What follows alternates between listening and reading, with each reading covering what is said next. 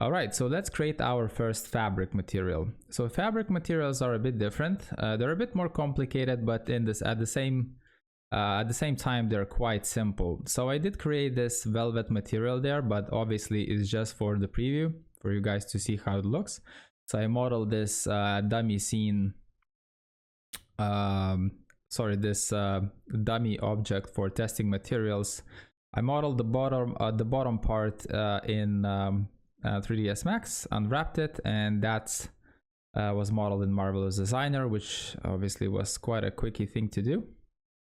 So I'm just gonna basically show you that my object is unwrapped. So I'm gonna pull the checker node, and I'm gonna put there 10 maybe here, and plug it into the diffuse channel, show it in the viewport, yeah, and apply that on my object.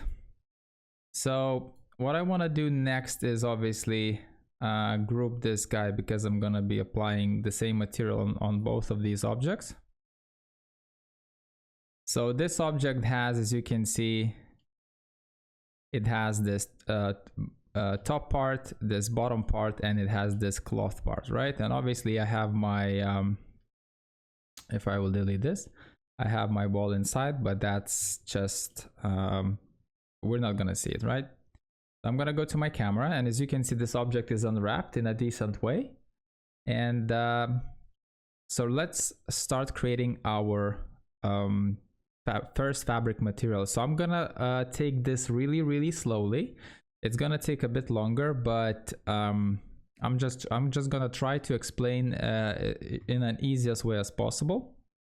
So first things to mention is that some people are creating fabric materials that look like rubber or something like that, and I've noticed that by quite a long time now. So to create a fabric material, especially for a beginner, I will try to keep this simple. So first things first, fabric materials don't have any reflections, okay? So the fabric material usually is not reflective by any means.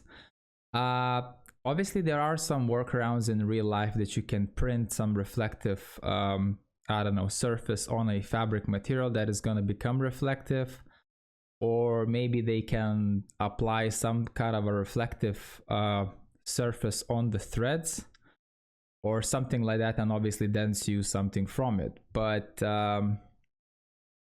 in general, natural fabric materials are not reflective at all. And I'm seeing people applying reflection on fabric materials in some areas, and basically just pulling the glossiness to 0.4 or something like that. So it's going to be really glossy, but at the same time it will carry some reflection attributes in it. So you kind of try to you want to try to avoid that as much as possible. What you would use is a fall off node, and a fall off node, that's going to be your main node in creating fabric materials. This node right here is basically really useful for fabric materials, and I've been creating fabric materials with these fall off node by quite a bit now. All right, so I'm gonna show you how it works, and I'm gonna try to explain this in a simple way. So look what's gonna happen now. By the way, I forgot to mention that if you're applying reflection and glossiness to 04 or whatever, keep in mind that that's gonna be way longer to render. So I'm gonna show you that in a second, right? So I'm gonna apply a black material, well, a blackish material, maybe a 5 here. And I'm gonna apply here on my object, dummy object, and I'm gonna press render here. So I'm rendering this with brute force because obviously it's a dummy scene, it's quite fast to render. There you go. So as you can see now, this material doesn't have any fall off, right? So you do see some fall off effects or whatever, but that's just the lighting playing around, right? But in general, this material doesn't look like a proper fabric material, right? So what you want to try to do is for example, I'm going to show you an example if you're going to apply a reflection, right? So I'm going to apply a reflection now. So as you can see, this is more reflective object. And now if I'm going to use if I'm going to render this region here, you can see that it's kind of becoming to look like a fabric, but at the same time, the highlights are kind of weird and it does start to look like a rubber material. And in general, that's how you would create a rubber material, which is obviously going to be, you know, applying some reflection and some glossiness to it, right? So obviously if I'm going to apply this to 08, that's going to be really reflective, right? That really looks like a rubber material almost. Okay, so this is not the approach that I always take on if I need to create fabric materials, unless there is a specific situation that I need to apply some reflection onto it, right? So for example, a lampshade or something like that, and I would use, you know, a glossiness value of 5 or 4 or something like that, right? So in some situations it will give you some different effects, but that's only if you really need to, right? So I'm gonna show you now how to create a fabric material with some fall off, right? So how fall off map is working is basically, usually I use two types, which is gonna be Fresnel and perpendicular. So I'm gonna show you a quick result how it's working, right? So I'm gonna copy this color here, and that's gonna be my main color, right? I'm gonna paste that gray color there, and I'm gonna keep this white color over here, right? So this is a 255 white color. Obviously it's really light, and this is your curve, which is gonna be really important. I'm gonna show you how it works in a sec. So look what's gonna happen now when I'm gonna plug this into diffuse. So you always have to plug this into diffuse, always, right? So now I'm gonna render this region like this, okay? So no fall off, no nothing, right? There you go. And now I'm gonna plug this guy in, okay? So I'm gonna call this fabric 1 because we're gonna obviously make this more complicated later on. So fabric 1. So now look what's gonna happen. So you can see that it starts getting that fall off effect, right? So it looks like it has, you know, even these like small hairs on the fabric, which in reality it does act like that, right? So look what's gonna happen now if I'm gonna change to Fresnel effect. So see, the result is getting better because the angle of the fall off is getting a lot more smaller, right? So there you go. So you're kind of getting this object right now. So look at this. There we go. All right. And now look what's going to happen if I'm going to switch to perpendicular, and I'm going to right click on this small dot there, and I'm going to choose Bezier corner, and I'm going to just drag it there. I'm going to right click on this point there, and I'm just going to pick that guy and just drag it somewhere there, right? And I'm using now perpendicular, right? So they kind of work the same, literally in the same way, but it's just the perpendicular has a wider angle of a fall off, and Fresnel has a more narrower, like, so I'm kind of replicating a Fresnel fall off model here. So look what's gonna happen now. So there you go. I even took it more further than the Fresnel reflection, right? So there we go. So you can see how the fall off is working here. So how it's working, so I'm gonna show you in a sec. I'm gonna try to obviously paint it out in Photoshop just to scribble for you guys. And so this is, you can easily use a perpendicular parallel model. It works really well. So for example, I'm gonna click that guy, and I'm just gonna decrease the fall off a bit, right? So I'm just gonna pull it like that, something. And I'm gonna press render somewhere there. There we go. So that's a bit too much of a fall off. It really depends what kind of material you're using. Sorry, material, but what I mean by material is a texture, right? So what kind of a texture are you using? Some textures, for some textures you need to apply a bit more. For some textures you need to apply a bit less of a fall off. I'm gonna do that. So there we go. So I'm kind of, you know, getting more happier with this approach. And obviously this white color is way too bright. So I'm gonna keep it to maybe 200 or maybe 140 or 100, right? So not too drastic, right? There you go. So if I switch to Fresnel now, I'm getting a more well, basically this is not working anymore because my curve is just way too strong. If I'm gonna click this button and reset the curve, it's gonna start working again, and I can right click again and just control it, the fall off again, right? So this is how this Fresnel effect is working. So I'm gonna basically create a new white window here, and I'm gonna show you how the Fresnel and the perpendicular is working, right? So fall off node in general, right?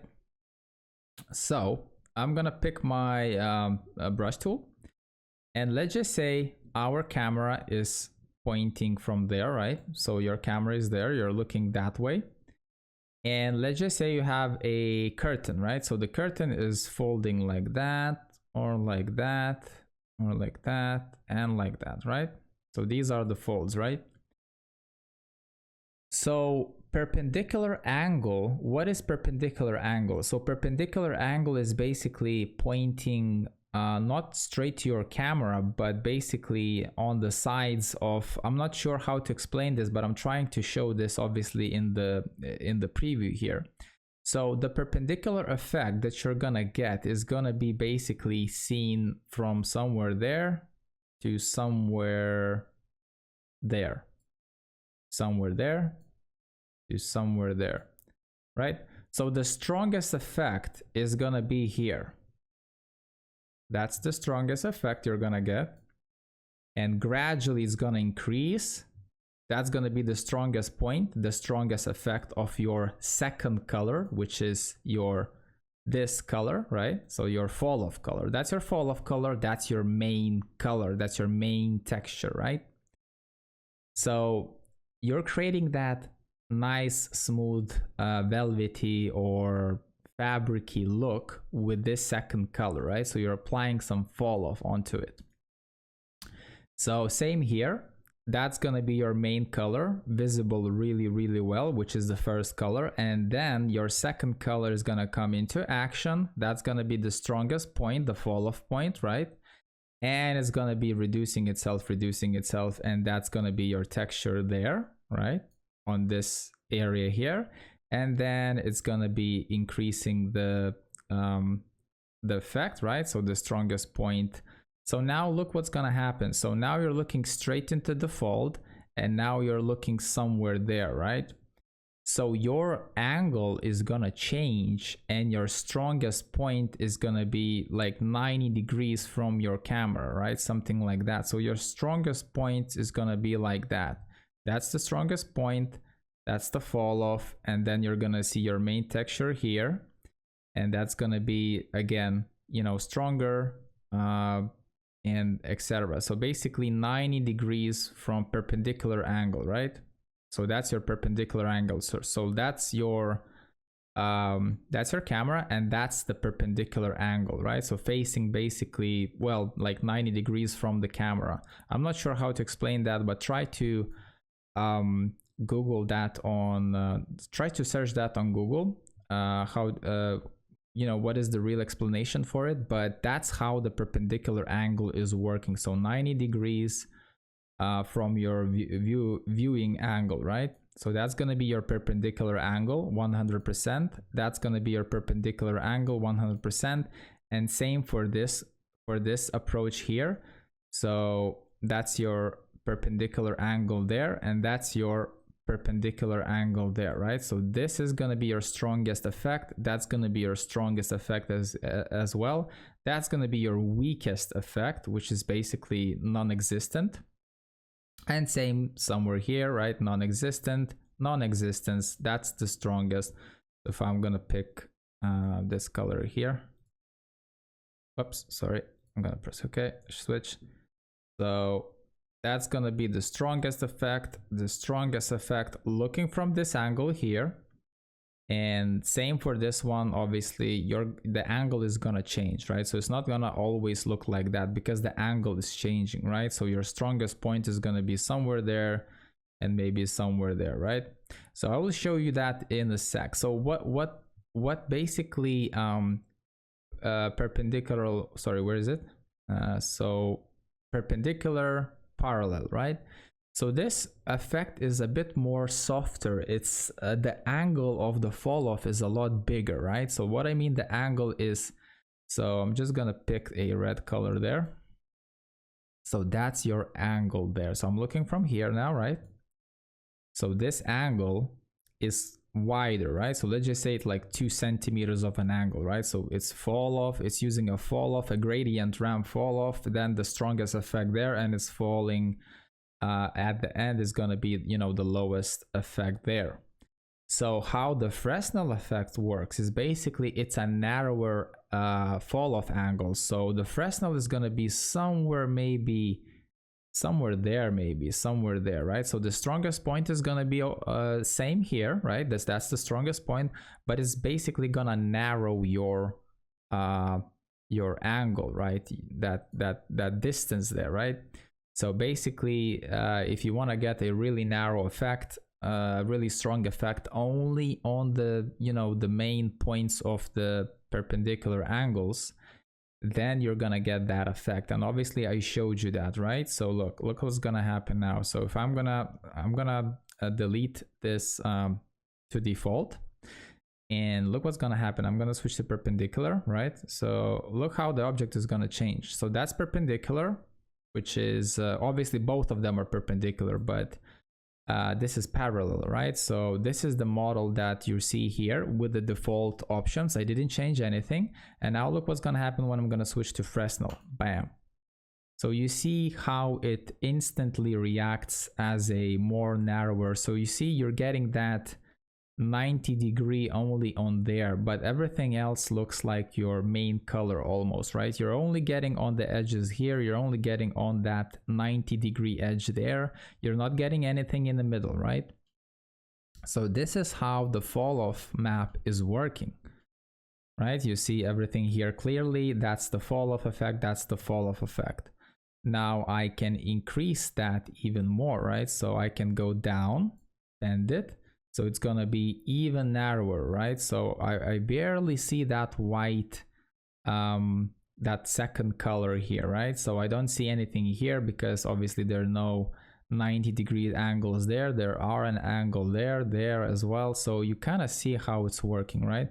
So if I'm gonna go there and increase the effect up, obviously the angle is gonna be a lot wider, right?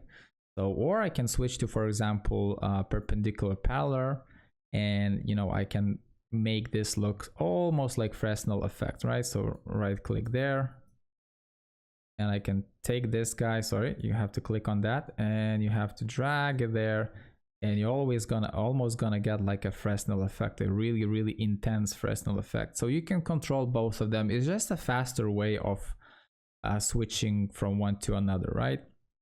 So I'm gonna delete that and I'm gonna quickly go towards away.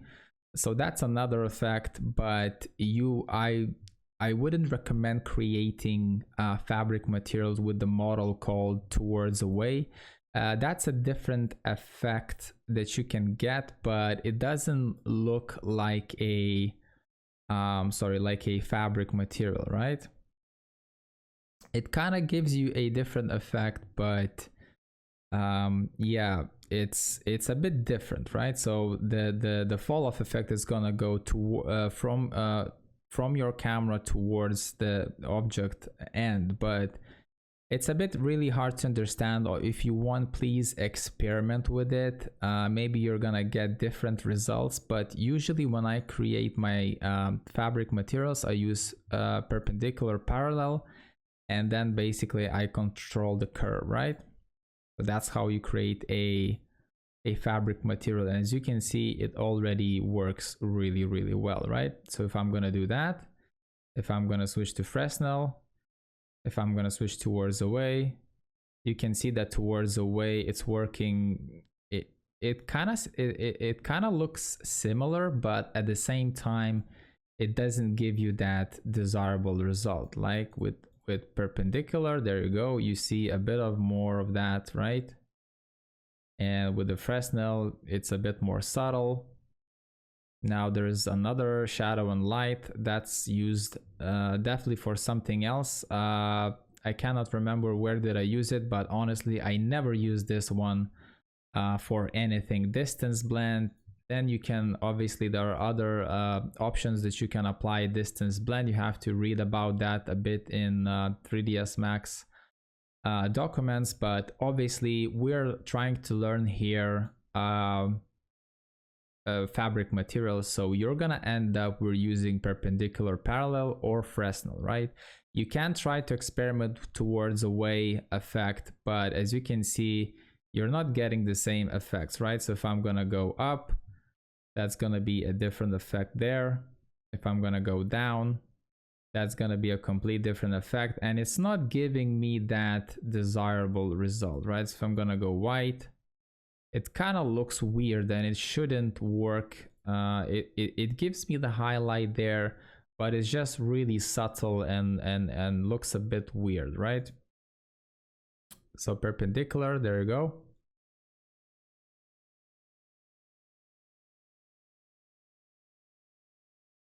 And that's how you usually will create fabric materials. So I will try to experiment with towards away. It might work in some scenarios, but usually in most times I am playing around with perpendicular and Fresnel effects, model. All right, so I hope you did understand how the fall of material is working. So basically that's gonna be your main color, and that's gonna be your second color, which is gonna create you that nice fall off effect, and it's gonna start looking like a fabric material, right? So all fabric materials has some kind of a fall off from there, right? So and the fall off type, I will recommend you using 90% of the time perpendicular, because you have a bigger control, because you have a wider range to control the curve. And Fresnel is more, it's a bit different effect. Obviously it's a narrower fall off effect, but like I said, use both of them and try to use the curve there, right? So obviously if you want to create a point, you create a point like that. If you want to control the point, you can control the point like that. If you want to right click it, Bezier smooth, you can make it Bezier smooth. You can make Bezier corner, so it's gonna work something like that. I never use Bezier corner, I use Bezier smooth all the time. And obviously on the edges you will use Bezier corner, because that line is not gonna extend, right? And if you want to delete the point, select the point and delete that, or reset the curve, right? Really easy setup here. And obviously then you have the output, but I wouldn't control this with the output. I would plug a color correction if you want to, if you really need to, right? All right, so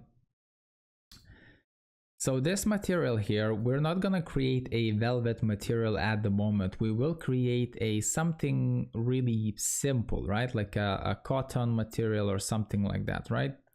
So I did prepare some, well, I didn't prepare any textures, but I'm just gonna show you how I usually execute my textures in a fast way, right? So in regards of a bump map, most of the times working with clients, and if your objects are quite far away, you will not see that bump map into action unless you're rendering something for, you know, for a commercial, or you're, you know, selling the model and you're rendering you know, that object maybe in the 4K, or that object is really close to your camera. In that way you could see that bump map working in, but most of the times the bump map has to be quite smooth, right?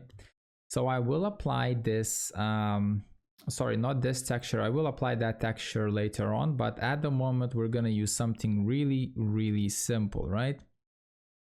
So let's just say I will apply a, what is that?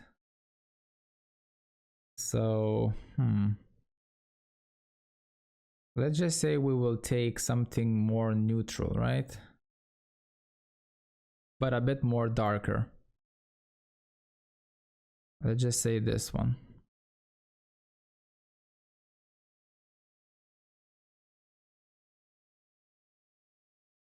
All right, let's just take this texture for now. It's a 2K texture, so that's more than enough. I wouldn't go with the lower resolution textures. And as I remember, this texture, all of these textures in that folder in my library are seamless, so I don't need to make them seamless. So what I want to do here now is obviously try to put this to some area and 0.5 there. So I want to make it a bit sharper. And another thing I want to do is plug this into color correction, right? Because I want to color correct this texture a bit, because I'm not a fan of the hue. Let's just say something like that, right? So I like that, like more of a forest green color. So what I'm gonna have to do is plug this texture into the first channel of the fall off, right? So you plug that, and obviously this 100 number, basically what it says is that this bitmap is going to be fully dominating, right? So this fall off map, this map here, is going to be using this texture 100%. It's not going to take into consideration this blackish color, okay? If you're going to reduce this number to 50, so it's going to use 50% of this texture and 50% of this color here. So it's gonna blend 50% between that texture, that bitmap here, which we plugged it through color correction and then into map 1, and it's gonna be blending with this gray color here.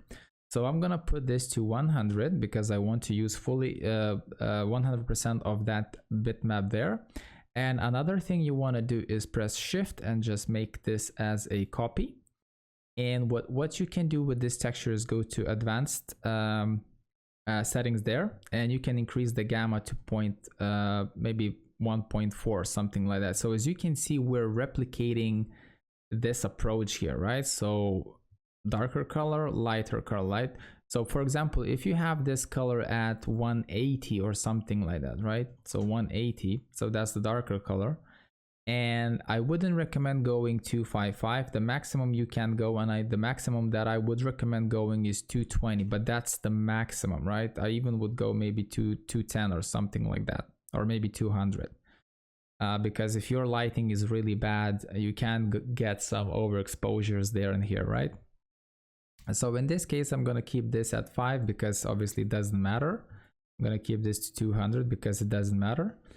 And what I can do is basically plug this texture in the second channel, and you already see that the highlight, well, not the highlight, but the fall off is getting lighter, right? So what I can do here is basically desaturate the texture a bit, right? So I'm desaturating the texture. If I want, I can make it completely whitish, right? So what we can try to experiment with, make it a bit more lighter, right? There we go. So this is quite light.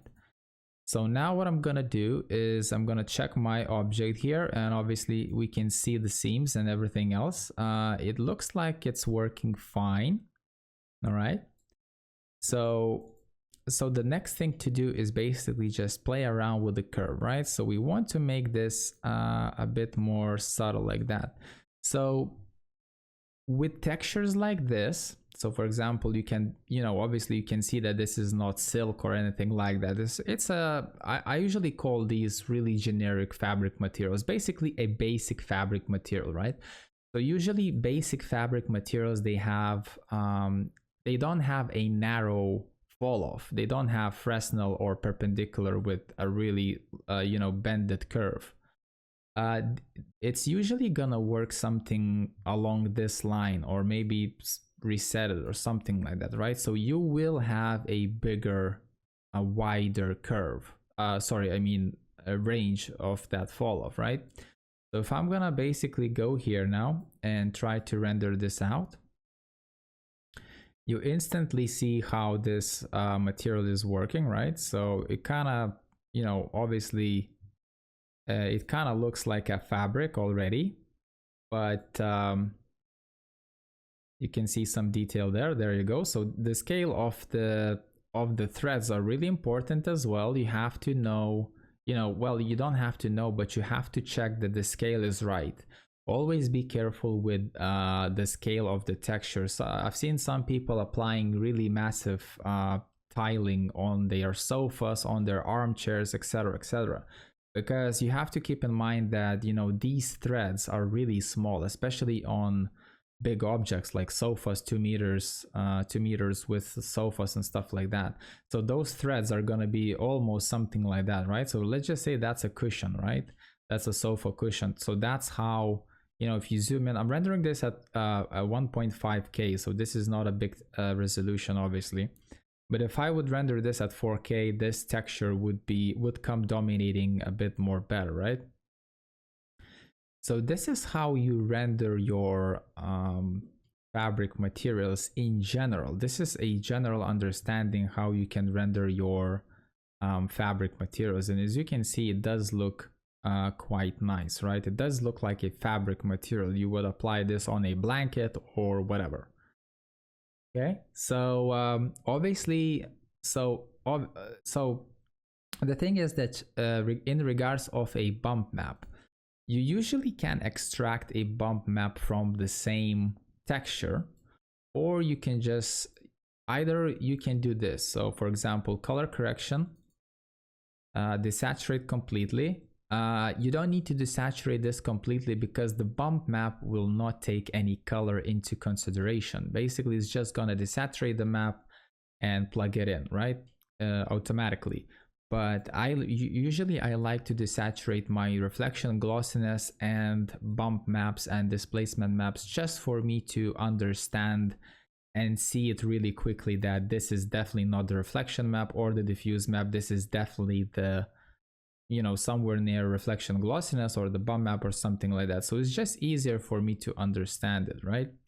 So with color correction, I would definitely recommend plugging this into Vray color to bump, or you can plug this texture directly to Vray color to bump and then plug it into the bump map, right? So basically how Vray color to bump works is basically it enhances this bump texture from the color map. So basically it's applying some desaturations, sorry, not desaturations, but some enhancements to a texture, right? So it's making more crispier and etc., right? So it's running this texture through some kind of a algorithm there just to bump up that effect and to make it work correctly into the bump slot, right?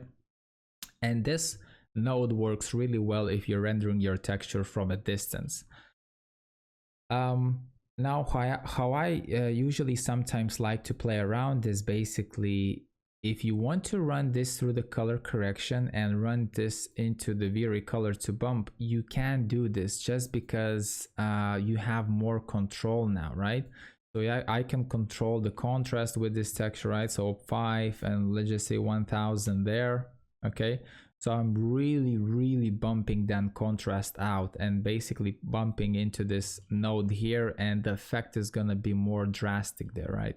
But keep in mind that this texture is really it has really low detail as in the threads, right? So for example, talking about this texture here, so you can see, well, maybe not that one, but maybe this one, right? So you can see that you have the really high contrast in between the light threads and the black gaps there, which is basically an air pocket, right? So you will get a lot of contrast from this one, but from a texture that I'm using here, you cannot see a lot of difference, right? So, and the bump map is not gonna be, you know, that massively different. So for example, I'm gonna render a region somewhere maybe there, so you would see a difference in between there and there. I'm gonna try to do that. So you start seeing some bump maps, right? So basically that's with the bump map, and that's without the bump map, right? So without the bump map, it looks quite smooth, and obviously it looks good. I'm not saying that it doesn't look good, but you have to be really careful with the bump map because sometimes it can look really weird and quite disgusting if you ask me.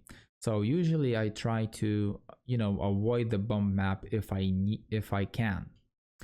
So let me just render that region there.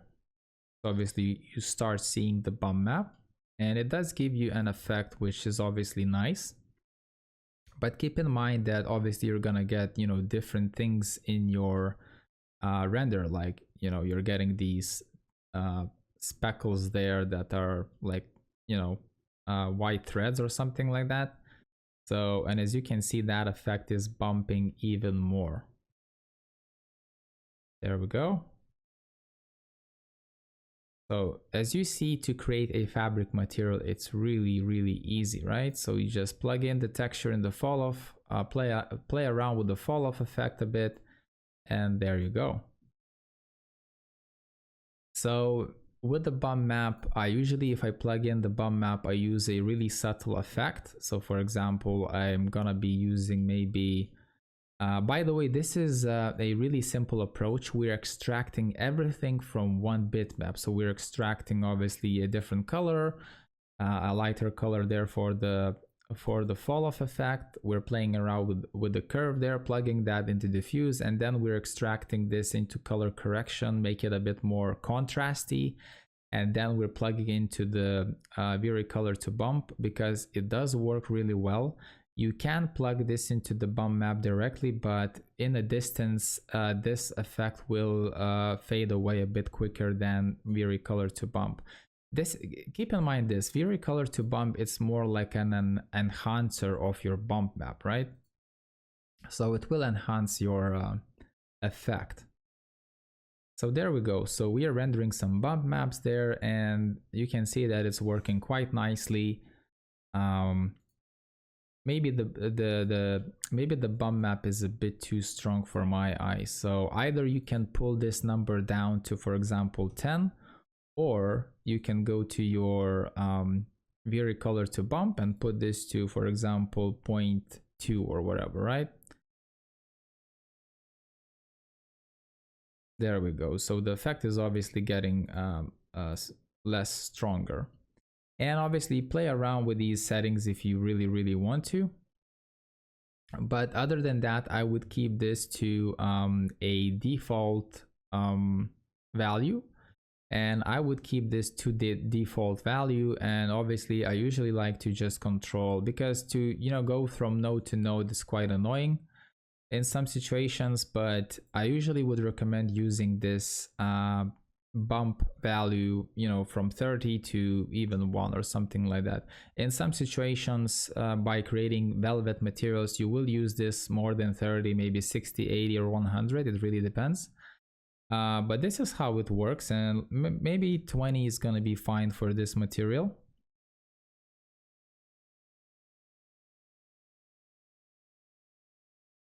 I think 20 is more than enough for this material, and I think the fall off effect works really nicely on this particular texture, right? So the bump map, you can see the bump map. If I would be rendering this in a smaller resolution, for example, 25%, yes, like I said, everything is depending on your resolution and your obviously distance from your camera, right? So let's just say now I don't even notice that bump map. So for example, but at the same time, Vray is still obviously taking that into consideration. So don't get me wrong, if you are rendering a bump map or whatever, Vray will take that into consideration. Doesn't matter what resolution you're rendering or how far away you are. Obviously, it can take less to render because obviously it's going to be rendering less pixels.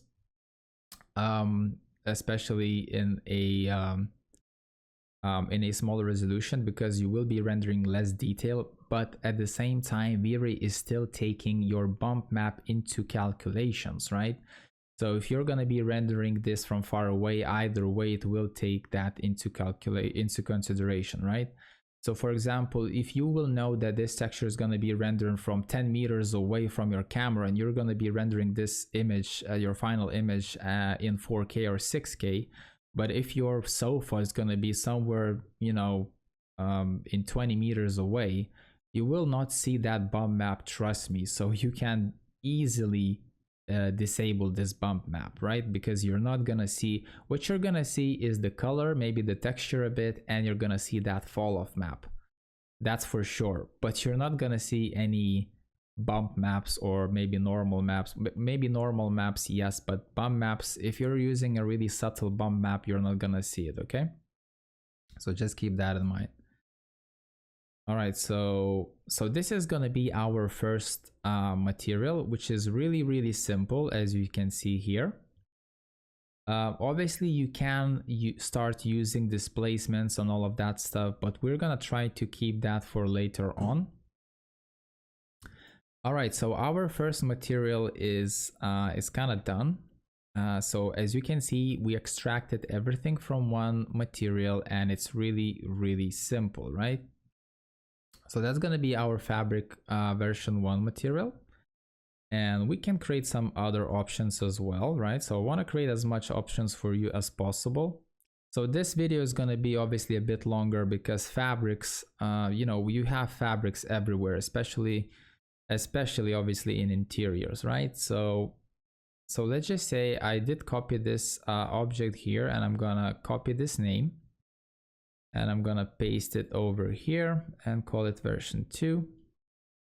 And we can try to use a different material. So this was a darker material. It looks like a more, you know, it looks like a texture with some kind of hairs on top, because I'm not sure about the name, maybe wool or something like that. But you know, you have to be aware, you know, how your material is looking, right?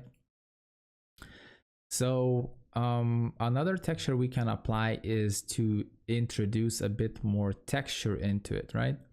By the way, one thing to notice is you don't necessarily need to apply the same bump map, right? So for example, if you're applying a bump map, you don't necessarily need to apply the same bump map, right? You can easily, and if you want to, apply a different bump map. So for example, let's just say you want to apply something like, obviously you have to be really careful, because if you're gonna apply a completely different bump map, it can look weird, right? So for example, let me choose, where is it? What is that? Nope, that's wrong. All right, so for example, this material here, right? So we can see the threads, and they're completely different, right? So let's just say I'm gonna run this through here, and I will make this as 1, make this as 150 maybe, something like that, right? So the map that we're using here is more like a jeans, I don't know, like a jeans effect, right? So there you go. So those are the threads, right? So there's nothing similar to that bump map over there. So now I'm gonna use a drastic bump map, so maybe 70, and I'm gonna apply on there, right? And I'm gonna render a region. By the way, we need to check first how our unwrapping is working. So you can see that the threading is going horizontally there and vertically there, right? So that's fine. So now I will render this region here, and obviously you will see a different result, right? Obviously the bump map is really big right now, and it does look really weird. But there you go, you're getting a completely different result, right? And you can use this for a curtain or whatever, right? But you can see that for fabric materials, you don't necessarily always need to apply the same bump map. you can avoid using bump map, or you can apply the same bump map extracting from the same diffuse channel, or you can apply a different bump map and play around with it if you want to. So for example, I'm going to render a couple of regions there. Sorry about that. So there you go.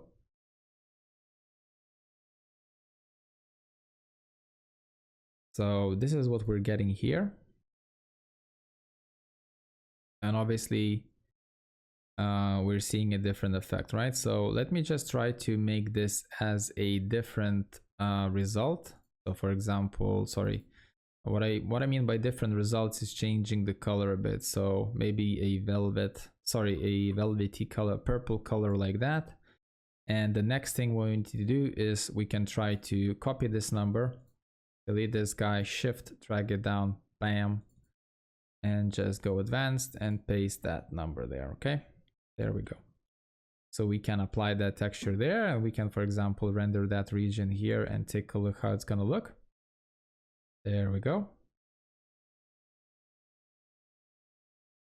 So we are getting a different effect. So now look, we're only changed the bump map, right? So we only changed the bump map, and you can already see a different fabric, right? So this fabric looks like, I don't know what it does look like, but I mean, it does look different, right? So we are using a different diffuse and we're using a different bump map, but at the same time, it's giving us a really nice effect there, right? And that bump map is kind of working because those threads are so thick.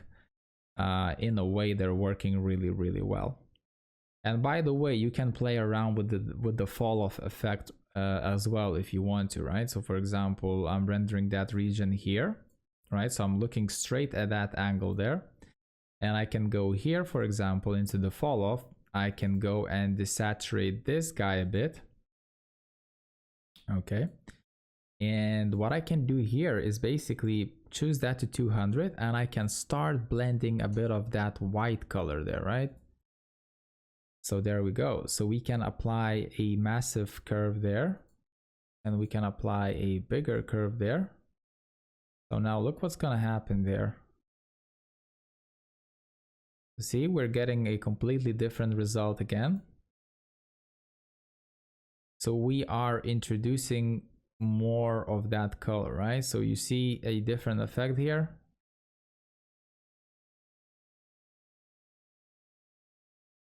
There we go. So we're applying more of that white color there, so we can apply less of that now, maybe 90.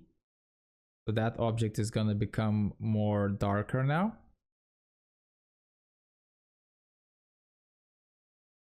And we can try to increase the the effect even more, something like that. There we go. So just look at on the sides now. So obviously our fall off is a much more narrower effect, and obviously you're gonna get darker shadows, etc., etc., right? And your material is gonna become obviously more contrasty. So if I'm gonna click that off, so you're seeing now that our material is getting more contrasty, right? So we're getting less of that fall off effect. So if we want to increase that fall off effect, like I said, you need to, try to go back with your fall off effect there. And obviously you can increase this to 100 again, and you will be using this color as your fall off color. So really there is no limits of what you can do with your materials. I prefer obviously making this color a lot lighter and maybe a bit more desaturated, and that's what you're gonna get. You're gonna get a more realistic result, right? But for velvety materials, usually I implement a bit more of that whitish color there, so I'm dragging this to 80 or 90 or something like that. It really depends. If your color if your texture is really light, you will use lower numbers, 50, 60, 40 or something like that, right? Because that's gonna be less dominating. So you're gonna have to crank this number down. If your texture is darker, more contrasty like this for example, you will need to use a higher number, so 80, 90, 95 or something like that, because that effect is going to be more visible, right? So there you go. This is our second material, which looks quite nice as well. All right, so so this is a really simple approach of how to ignore that material for now. We're gonna try to recreate something similar. So this is a really simple approach of how to create fabric materials, right? So now in general, you can have a different approach in materials. So for example, I'm gonna go to my library, right? And scan materials, for example, and leather, bricks. I'm not sure if I have fabrics. Maybe from Polygon I have some fabrics, I'm not sure, right? So some more expensive materials will have more maps, but it doesn't mean that it's gonna look better, right? So for example, this map right here, I'm not sure if that's the fabric material, but let's just say this one.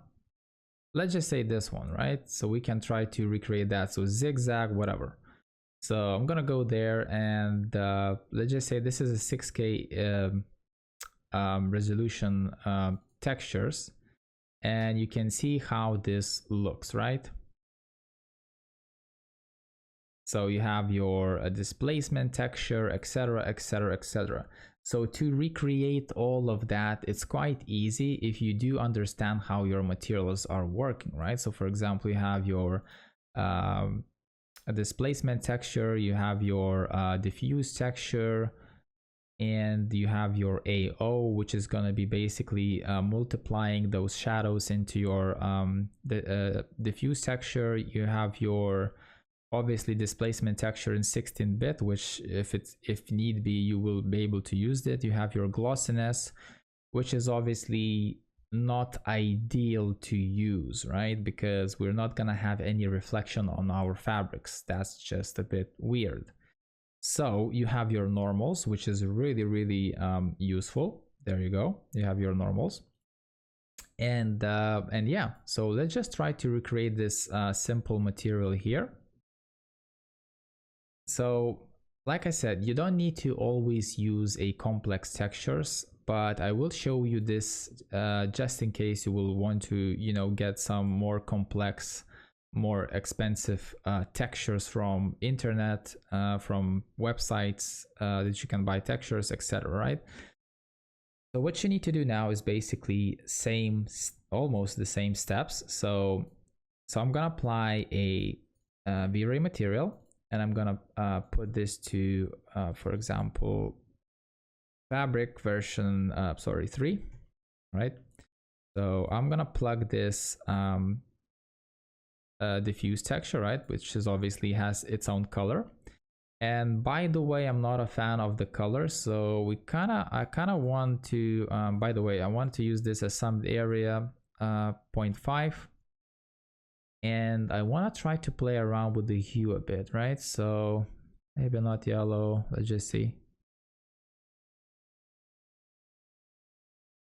That's pretty cool. Blue, you have something like that. I'm just trying to play around with the hue a bit, right?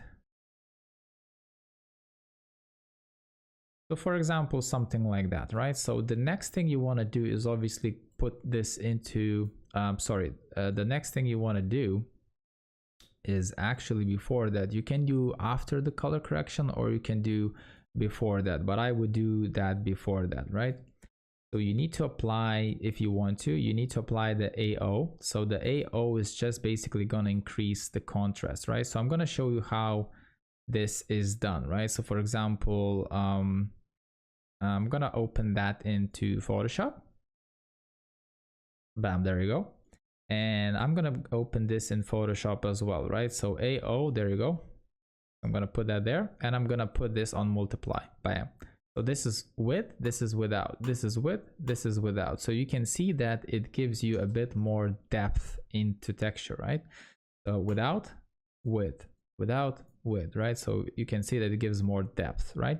So this is what you're gonna do in Max. So how we can do this is really easy. So you use composite, which is a really easy node to use. So for example, you drag that there, and then you create another layer, and you plug that AO into the second layer, and on that second layer you put multiply. Bam. This is literally the same thing. Or you can use a where is it? Let me just find that. Oh my god, I always forget about this. Bump. Sorry about that. Fast forward if you don't want to wait. It's the other one is composite A2. What was it now?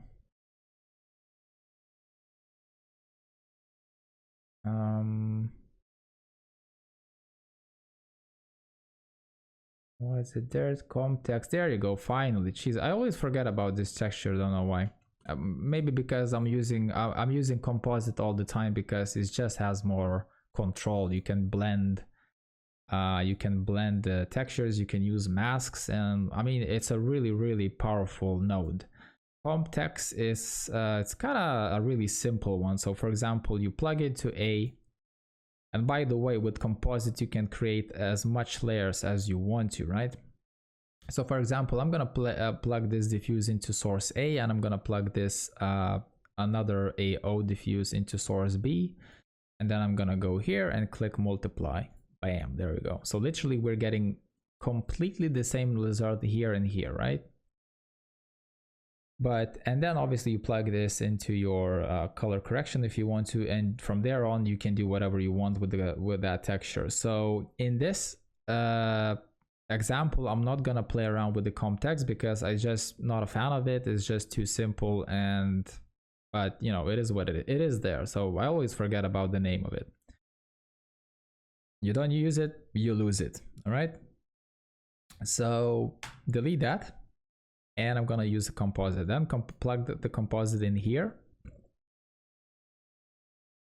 and then you plug your texture into the fall off, and then you plug this guy into the map 2, right? And then you can play around with the fall off a bit, and then you make this obviously lighter, right? So 0.5.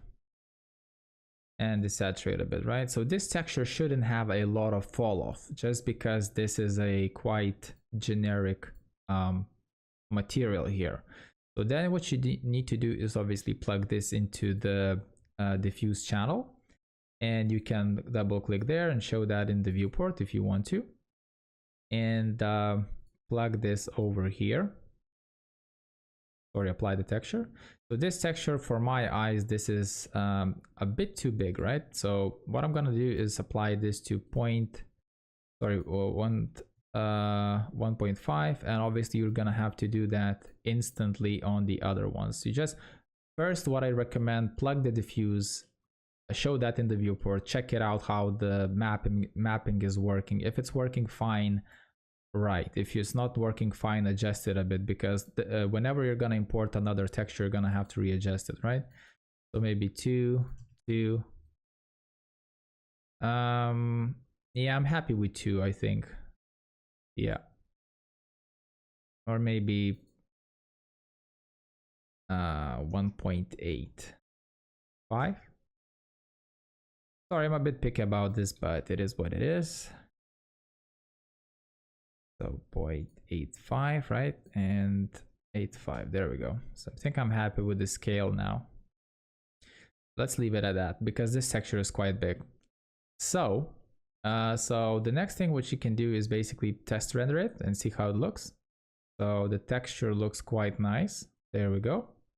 So it's a high quality texture, as you can see. So we're using a bit of that fall off. So with the fall off, we can play around with maybe 80. So we're using a bit of that white color there. Let's just check it out. There we go. So we're instantly getting some nice white color overlay, which looks quite nice. And by the way, I am using perpendicular, right? So this is the perpendicular parallel, right? So there we go. All right, so this already looks nice. By the way, I forgot to do one thing, is to show you another example with the, so for example, I will do this. So this is what you see in the light cache with the perpendicular, and this is what you're gonna see with towards away. I just want to show you obviously how it reacts. As you can see, it's a completely different result, right? So it's kind of a bit dead. If I'm gonna switch that to perpendicular, as you can see, you're getting a much more nicer, much more realistic fabric material, right? So like I said, perpendicular and Fresnel, that's the way to go. Towards away, experiment with it in other situations, but for fabrics, I would definitely would use perpendicular and Fresnel, right?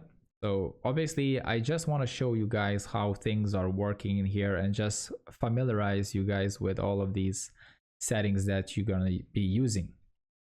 So I'm gonna apply the same texture here. We're working on this one. There we go. So another thing that you want to do is, obviously it's up to you, but you can use this for the displacement if you want to. So I'm gonna import a normal map, right? So a normal map usually is used most of the time in gaming, because that's the really fast way of calculating bump maps. But basically, it's kind of non-existent in the scene. It's just bending the light, and read about normals on Google. It's quite easy to understand, but literally it's kind of faking the light, bending the light, and it kind of looks, it's like an illusion of a bump map. So it's really fast to calculate. It's even faster to calculate than the bump map. And obviously then it's the displacement map, which is the slowest one to calculate, right? So another important thing for this normal maps in 3ds Max, right? You always have to go into the material and switch the normal map to override 1, always. Because if you're gonna leave that at 2.2, that's not gonna work correctly. So now look what's gonna happen in the preview there. So I'm gonna go to Vray normal map, and I'm gonna plug this to normal map, and I'm gonna plug this into, you always have to run a normal map through Vray normal map, right? Always, right? Don't plug a normal map into the bump map. So then you plug into the bump map, and you can see that it gives you a really, really weird result, right? So now look what's gonna happen when I'm gonna switch to, sorry about that, when I'm gonna switch to 1.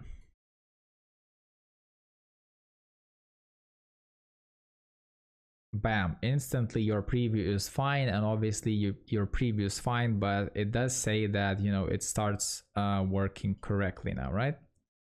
So now you will get some normal effects. So obviously it will depend how strong it is, right? So normal map, you can control the strength there if you want to.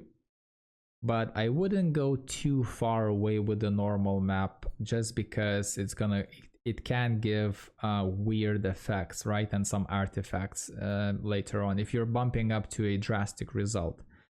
So for example, we use AO, we use the diffuse channel, we didn't use the displacement, by the way. So we have the glossiness, which we are not gonna be using, but from this glossiness map, we can easily use this as a bump map, right?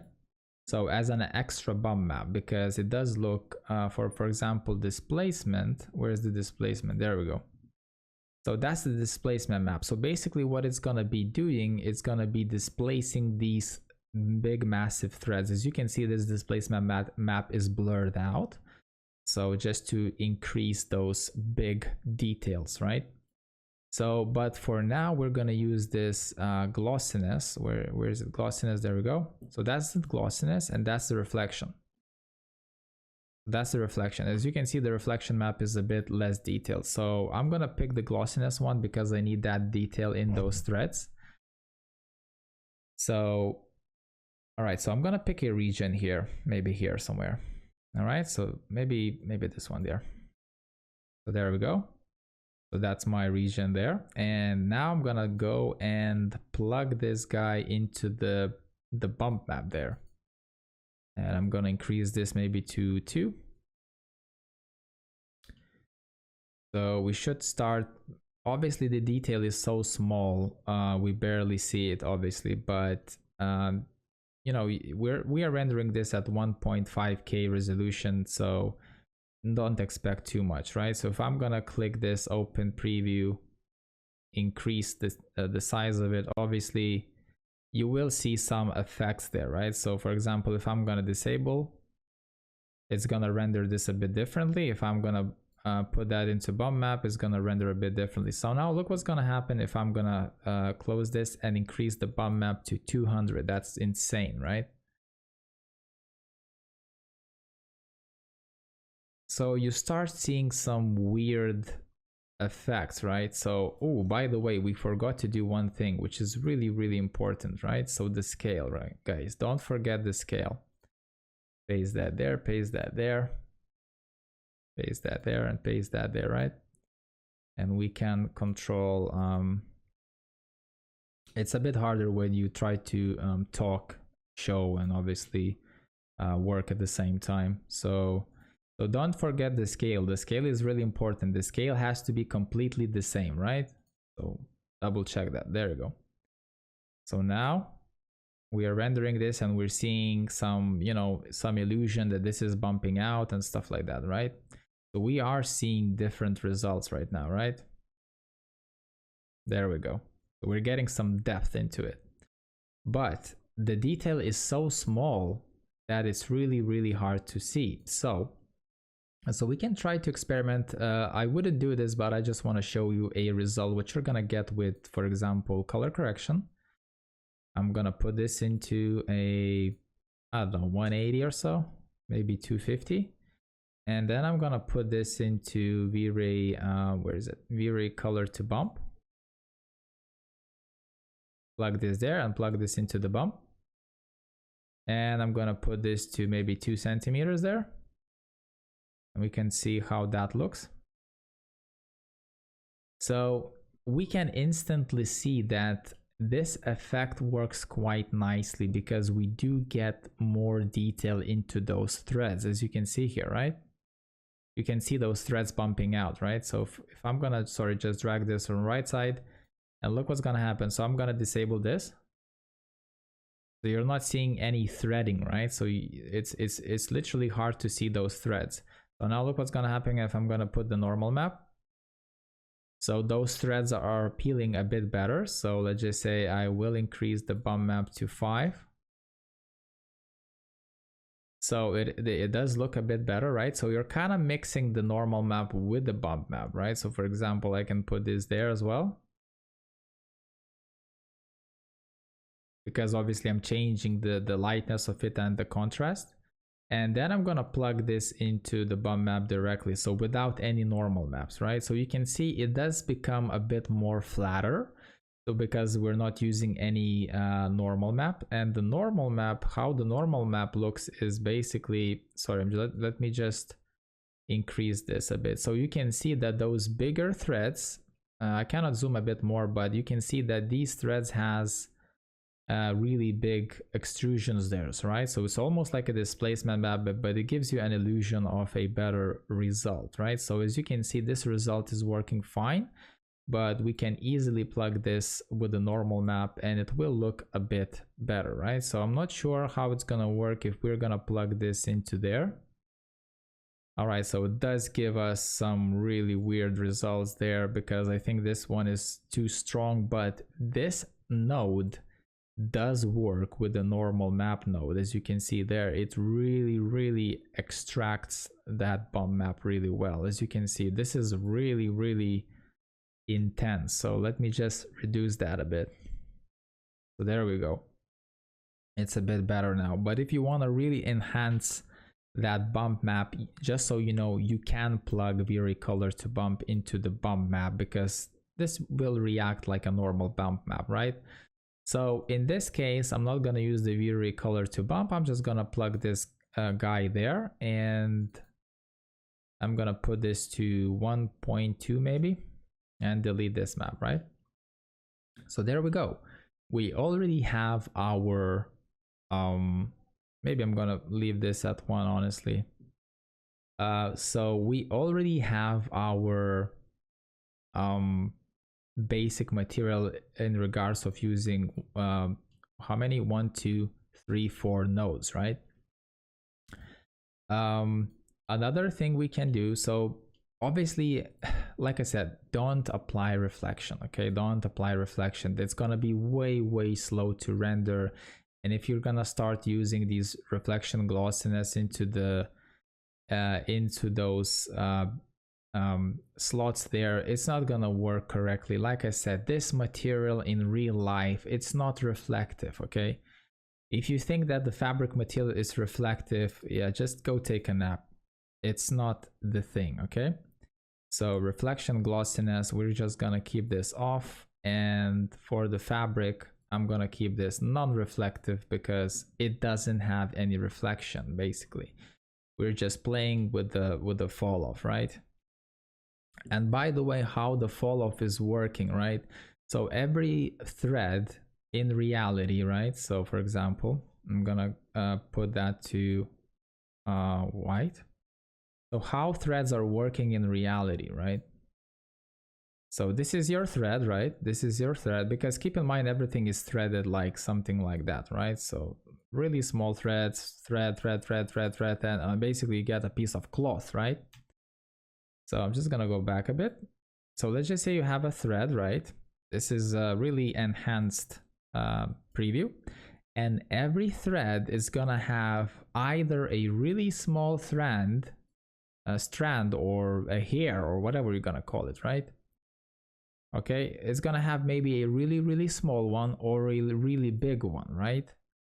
So the bigger this strand, the bigger this thread is, I mean, I'm talking about this one, the bigger fall off you're gonna get. That's how, because all of those strands are gonna be bended in that way or in that way or in that way, and how the light is gonna scatter through those threads, and it's gonna give you different results, right? So that's how it works. That's how it works in real life, right?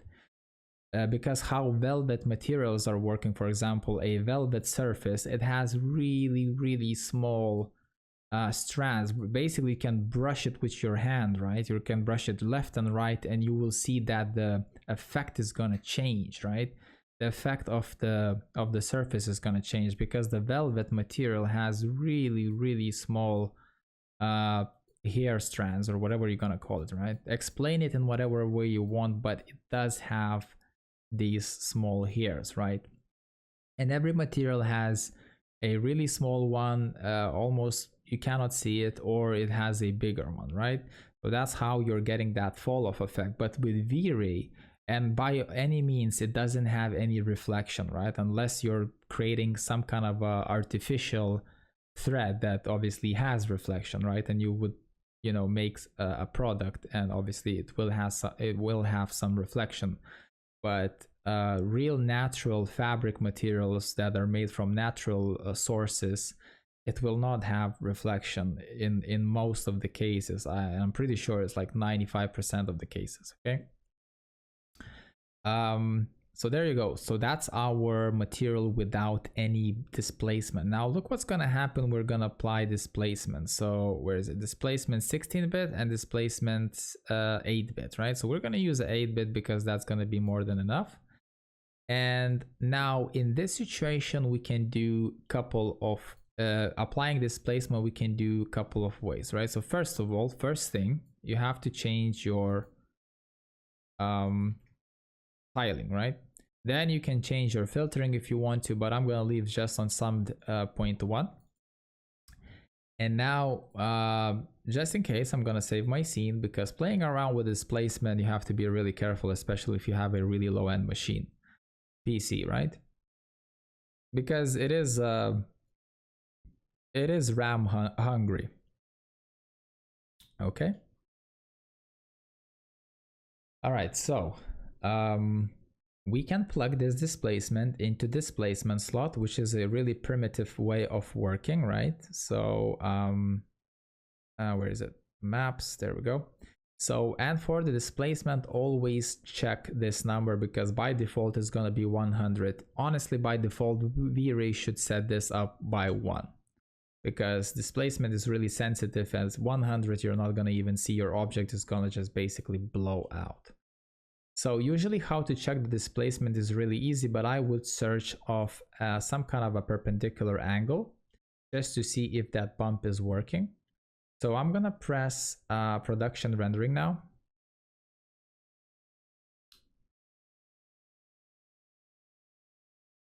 So that's how it looks now. All right, so I'm gonna try to render this with, by the way, first of all, one thing you need to check when you're working with V-Ray, right? Go to global switches. If the displacement has to be on, right? This button has to be on. You have another checkbox here, but V-Ray has its own global displacement, right? So if you uncheck this, any displacement in your scene is not going to be working, right? If you have any displacement in your scene, if you uncheck this, displacement is not going to be effective or active at all, right? I'm going to check this. With Corona, for example, you don't have this global switches, right? You have to go, if you want to uncheck displacement, you have to go into the common tab and you have to uncheck displacement. But that's for Corona. For V-Ray, it has its own displacement checkbox.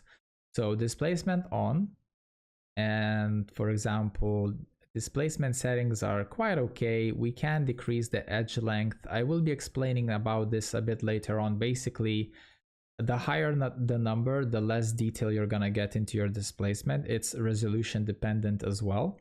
So the higher the number, the faster the rendering is gonna be, and the less detailed displacement is gonna get. Basically, it's gonna look more shittier. If you're gonna use a number of 1 or 2, it will be more detailed, but it will take more RAM and more rendering time at the same time. So be really, really careful with this number because I've crashed my scene so many times if you go 1 or 2, right? Because it's gonna displace your texture in a really fine detail. So at the moment, I'm gonna use 3 for the moment because we're rendering a 1.5K resolution image, so that should be okay-ish. And I will try to increase this to 5, right? So by quite a bit, right? So now you can seeing that the V-Ray is calculating the geometry, blah, blah, blah. And you instantly can see that it did apply a bit more of that effect, right? So I'm gonna press cancel now, and I'm gonna press IPR mode. I hope it's gonna work with the displacement. All right, so let us try to push this to its limits a bit. So 20. So you can see how fatter it gets, right? So it still works.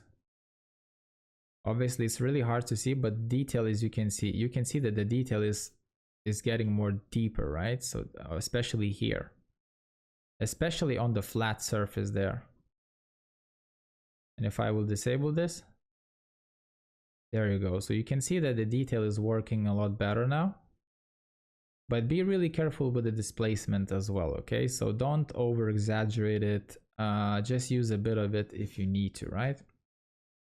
So I will cancel this for now, and I will use maybe 10 for now. That's more than enough unless you wanted to over exaggerate it even more. And the second approach would be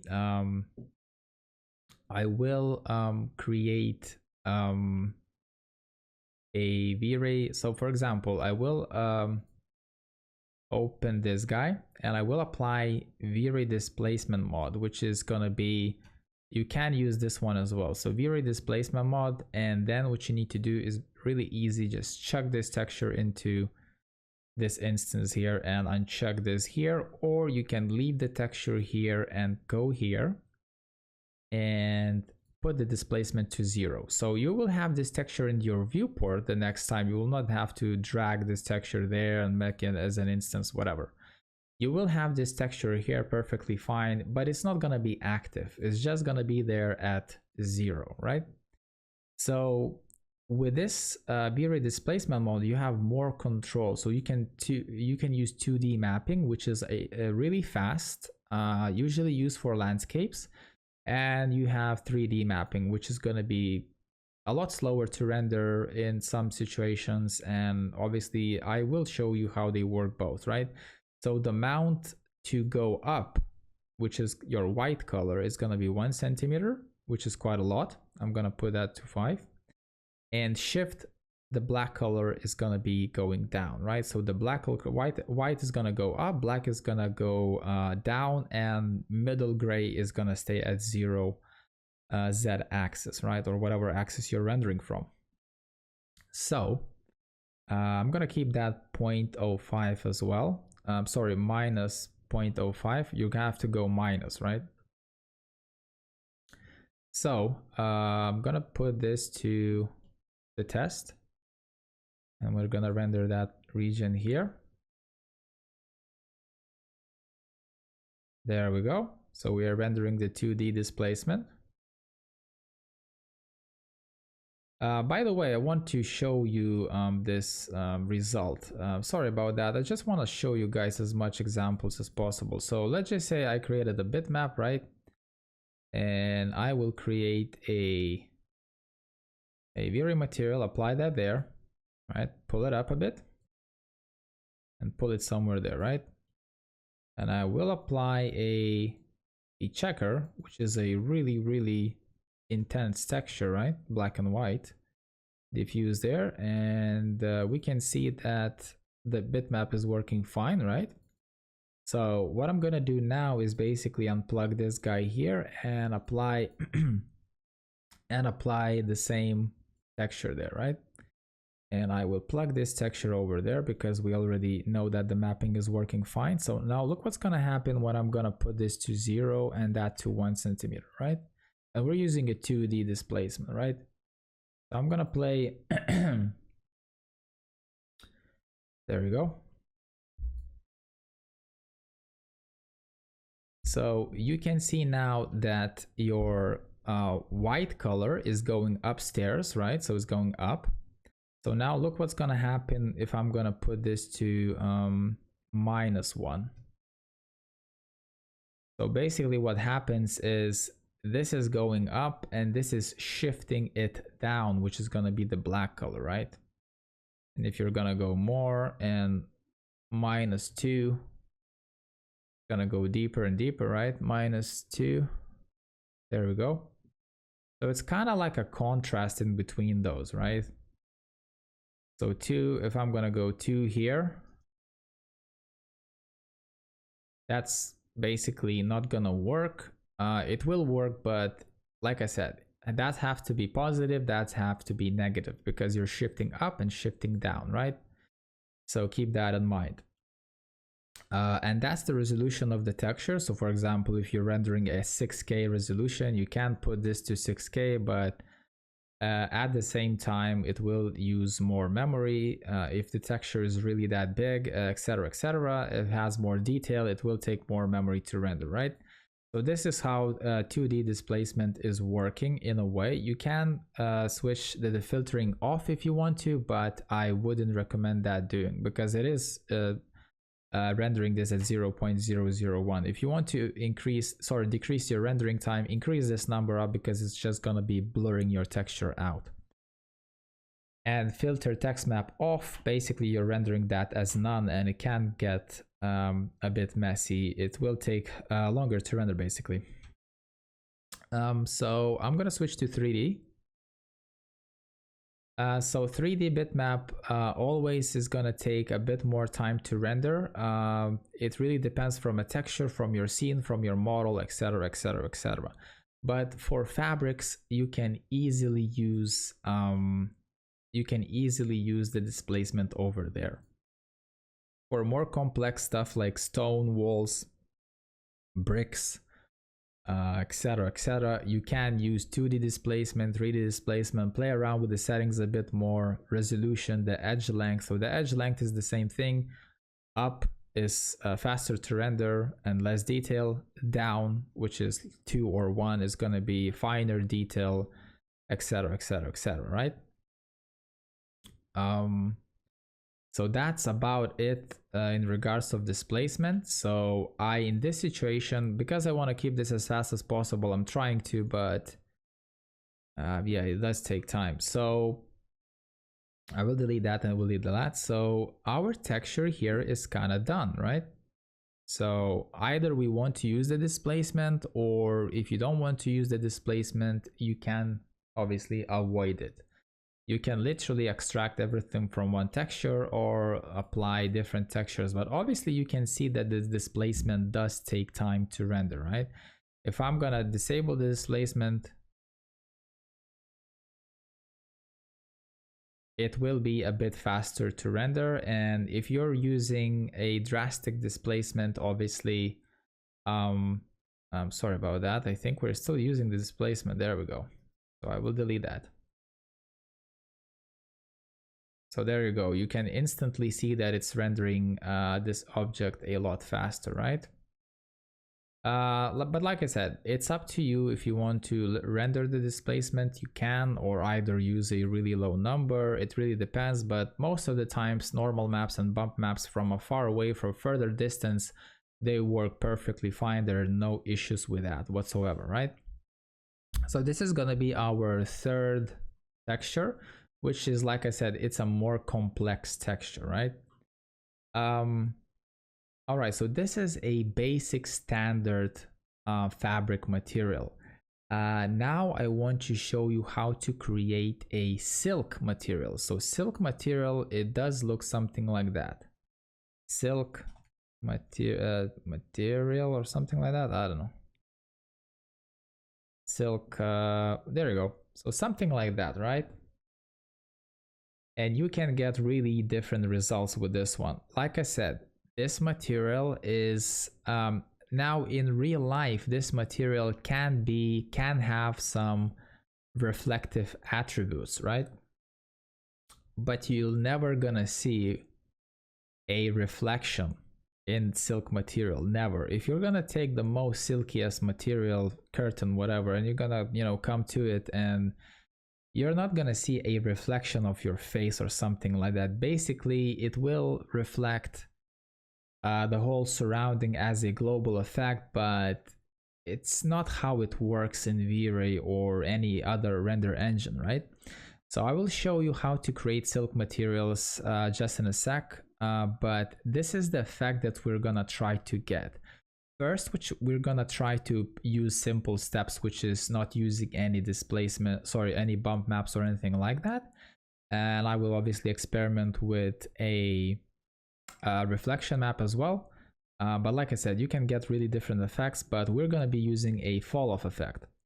Okay, so this is your silk material, and let's just try to create a silk material now. So I'm gonna drag a new material there and copy this guy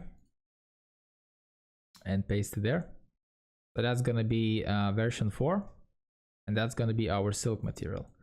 So for the color, we want to use something obviously darker because we're gonna get a better effect. So all right, so let's just see what silk material is gonna look good. Green, blue, red. I mean, we can try to play around with the red material. Honestly, I don't mind it. All right, let's just try to play around with this darker cherry color or whatever. So the next thing you want to do is obviously apply a fall off map and choose a red color, which is going to be quite dark and maybe a bit desaturated. Maybe 250. I'm not going to use 255. And maybe 110, something like that. And our next color is going to be this lighter reddish desaturated color. We will experiment with this a bit more, right? So now I'm going to apply there, and I'm going to apply on my object, which is obviously first we need to close the group and apply this material. And obviously we're going to get an not a silk material basically, right? So let me just put this here. And let me put this color into a darker color. There we go, something like that, a really, really deep red. All right, so now what we're getting here is that simple basic fabric material, right? So we don't want to do that, right? We need to get something more silky, right?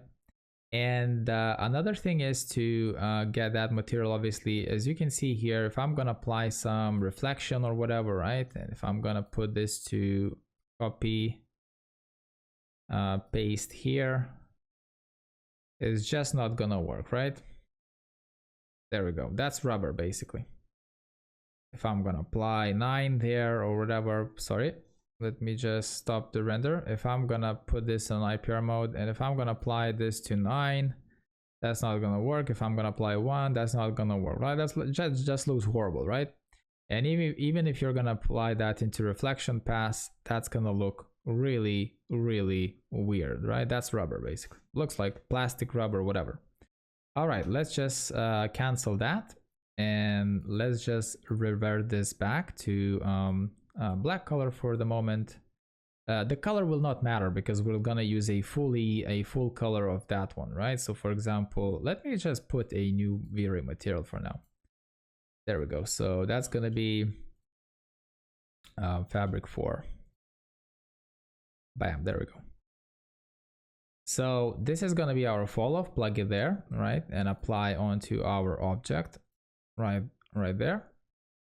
And let's just try to render this guy out. Ooh, I didn't apply it, sorry. Come on. I'm not gonna rename anything. So change that and change that again. There we go. All right, so sorry, just a sec. I'm getting that bug that I cannot delete the bitmap. There we go. So this is what we're getting now. So now look what's gonna happen. I'm gonna try to play around with some curves. You don't need to change that to Fresnel. By the way, these are like two the same ways. This is just a narrower fall off effect, right? So look what's gonna happen. I'm gonna try to play with some curves here, right? And you can apply really different, some wild. There's no right or wrong. Basically, you just have to make this fabric look like a silk material, right? So look what's gonna happen. I'm gonna apply, I don't know, maybe I'm gonna put this to there somewhere. Maybe I'm gonna apply one there, one there, one there. I'm not sure. And maybe I'm gonna put that there somewhere, somewhere there, somewhere there. All right, and I'm gonna click smooth out that. So now look what we're getting already, right? We're getting some weird effects, but it's kinda making it look like a velvety material, right? We're trying to get this effect already, right?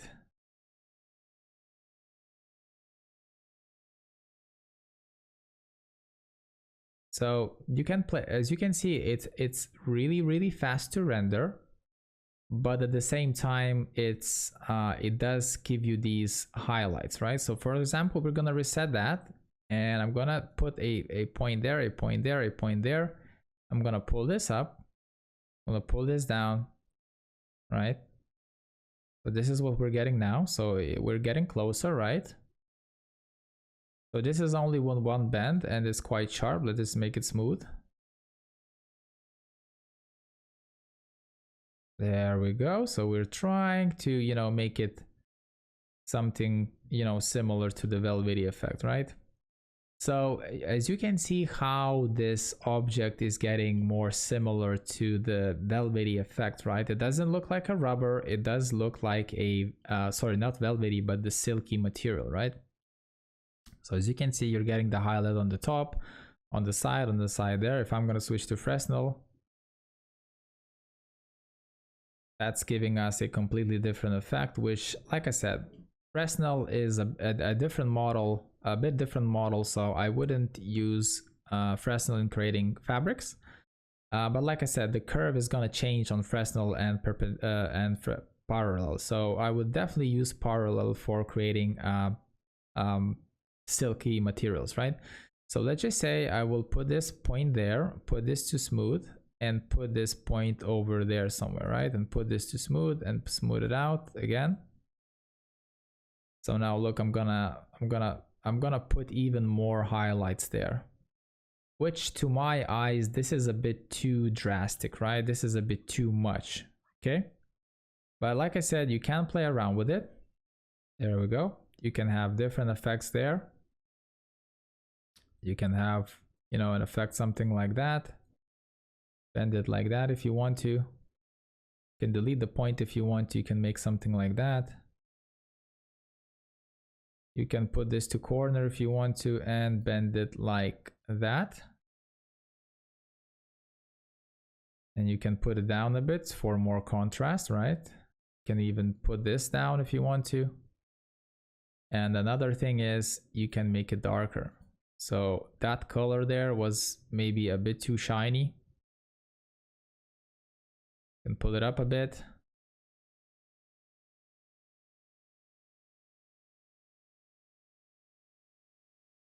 There we go.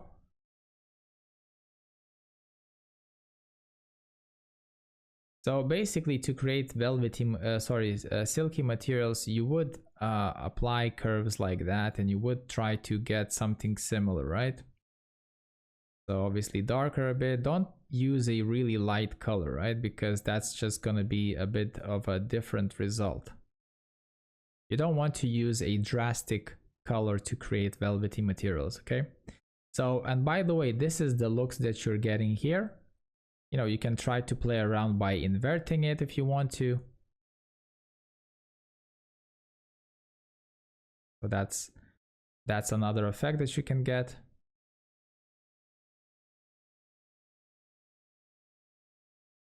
And basically you can copy the color, experiment with it a bit more. So for example, make it a bit lighter and desaturate it. There we go.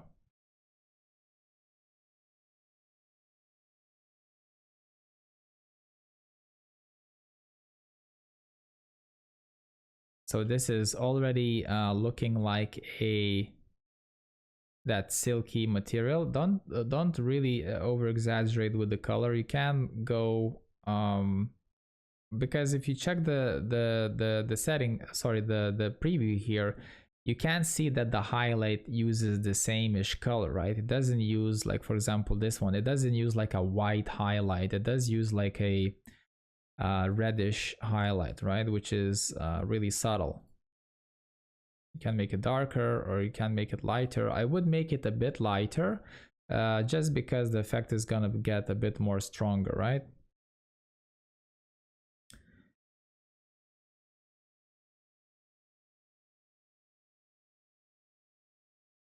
So this effect here, as you can see, it's really strong. So I'm just gonna play around with the settings and obviously show you what you can get with these different results, right? So I will make it darker.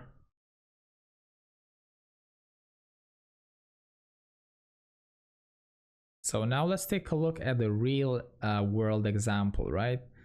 So for example, I don't know, maybe this one, right? So the highlight is on the top, everything else on the sides. So the highlight is on the top perpendicular is because I just wanted to talk about it because I was showing you examples, and now like I said, always try to investigate real life materials, but now you would have to, I'm showing you a lot of examples and you know how it works, just for you to get the understanding how it works. So now look at this wrinkle here, right? So you have one wrinkle and you have another wrinkle there. So look at this. So your dark color is in the middle, right? And your perpendicular angle, which is on the side 90 degrees, it's the lighter highlight, right? So now look, what are we getting here? So now let me just lift this up a bit. So now we can see that this is, sorry, let me check. So now we can see that this is wrong, right? So this is wrong. So either we can play around sorry, let me just try to experiment with this a bit more. So for example, I'm gonna put this to that side. So you can see that it's still wrong, right? We're gonna put that back. And let's just say we're gonna pull this up like that. So we are inverting basically the curve, right? So I'm showing you this how it's working, right? But in the same way, I hope that you're trying to starting to get a hang around this fall off node, which is really important, right? So what I did here is basically I don't have a button here to invert the curve, but I just did this manually, right? So that was pointing from there to there. So I literally inverted the curve, and look what happens. You have the dark color there, and you have the light color, the highlights on your 90 degrees perpendicular angle, right? And you instantly get this more realistic velvety material, right? And this is what you get here. As you can see, a dark color there and a highlight there. So if I'm gonna go back, so I usually like to I usually like to put this as a darker color, as a lighter color there, because it works for standard fabrics, velvet fabrics, etc. But for velvet materials, if you are doing a curve like that, for example, right? So you can go up and it will work fine, right? But for example, if you're doing something like that, right? So you're putting point there, pulling that up there, putting a point there. So basically I'm creating more, sorry about that. So basically I'm creating more highlights there, and I can apply one there, and I will do this, and I can apply this curve there, and I will adjust 3 of those curves over there.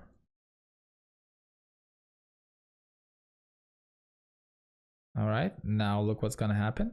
So that's wrong. Now look what's gonna happen. I'm gonna invert, well, actually I'm gonna invert these colors, right? But in general, I'm kind of inverting the curve, right? Bam. So now look what I'm getting now. So I'm getting a correct result, right? But I applied more curves, and these curves are quite, you know, simple, just basically going down, up and down, and basically everything is quite smooth, right? There we go. So in general, this is how you create a velvety material, and honestly there are no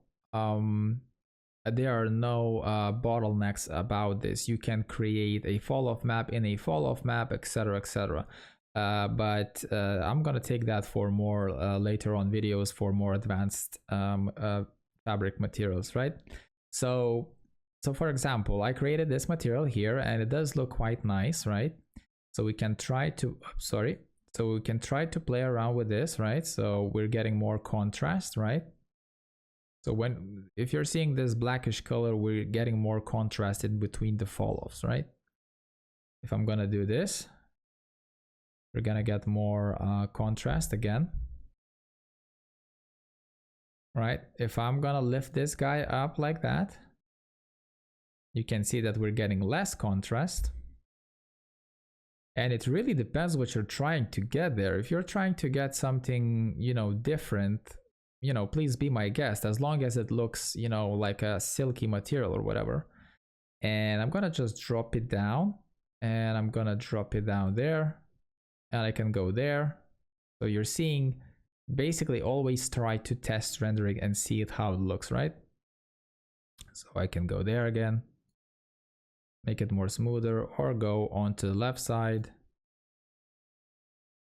And obviously you can see that we're getting really different effects, right? We're getting, bam, we can increase the contrast really drastically, if you can see there. So it really depends what you're trying to get there. So we make it smooth a bit. So we can make it sharper or smoother. It's really up to us how we want to control these guys, right? I can add a point there if I want to and make it smooth as well. So smooth and make it maybe do something like that, right? So I can put this somewhere there and maybe move it somewhere there. So that's the velvety material that you can get. And obviously I'm not gonna play around for another half an hour with this material, but I'm just trying to show you guys, you know, how can you play around with these materials. And same thing for, you know, these cushions are gonna work in the same way, right? So it looks like it's reflecting a surrounding or something like that, but in general it doesn't do that, right? So let me just, for example, make this darker or change the color. So change the color like that, copy, make it lighter,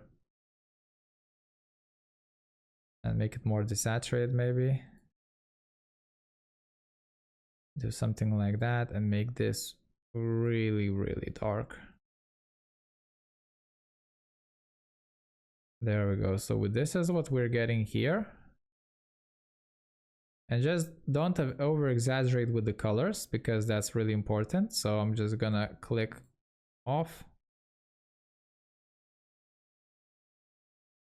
If you want to get a lot of contrast, obviously you can try to, you know, experiment with different colors, with different highlights. But as you can see, if I desaturate this, you're getting really weird results, right? So you want to keep, you know, if you can keep the same saturation color if you want to, but I would definitely reduce the saturation, sorry. So I would make it a bit lighter. Don't go too crazy, right? Don't go too crazy because it's not gonna look really nice, right? So that's the basic material here, as you can see.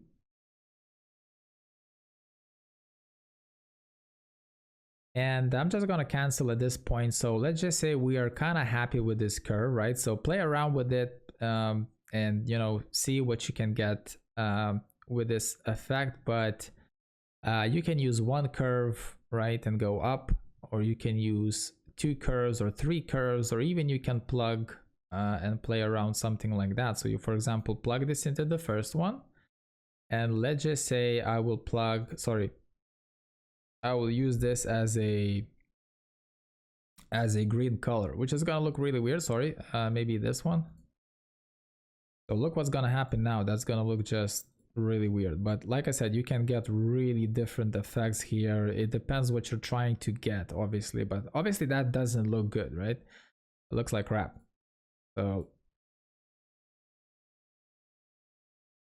there we go. But like I said, try to play around with it, right? So this is only the diffuse channel is playing around, and you can see how fast it renders your material, right?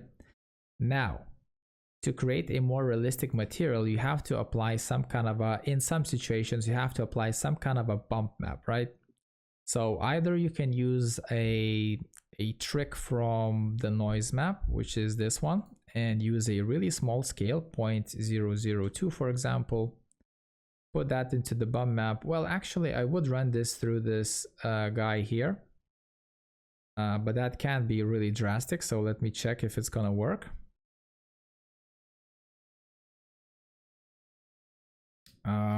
I think the bump map is too small, or it doesn't work with the noise map.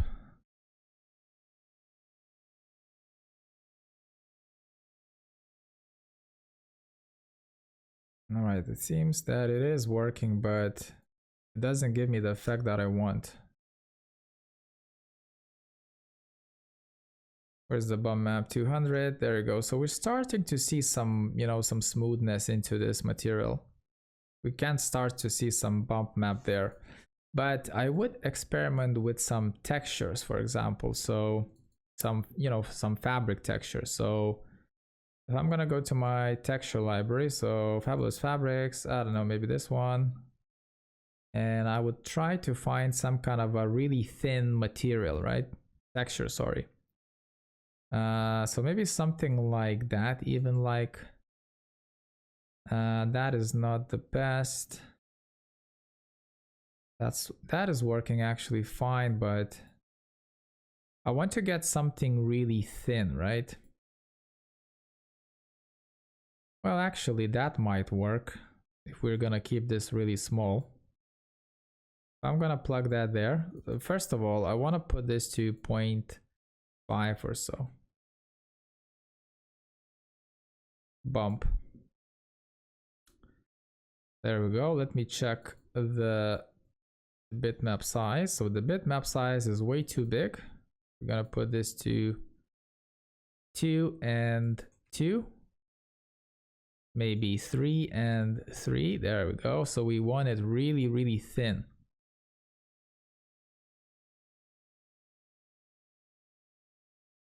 There we go. It's giving us this really nice bump effect, but at the same time, with a lot more bump, you will start losing that detail, right? So, oh my god, this is too big. So 50. All right, so we're trying to see how it's gonna behave with this highlight, and you can see the highlight is still there, but the bump map, it is working its way up. So let's just try 20. There we go. There we go. So we're getting the highlight and we're still getting the bump map. So in a way, it does look quite cool, right? So same for these cushions here. We're gonna get a really nice highlight. At the same time, we're gonna get this nice bump map there. So it kind of, you know, the texture becomes more complete.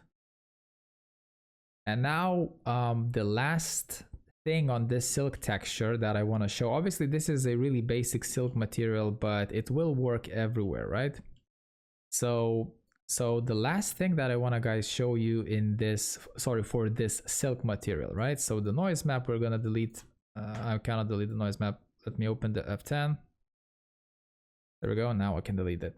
So sorry for this bug. So there you go. So we're getting this material here. It looks nice and dandy.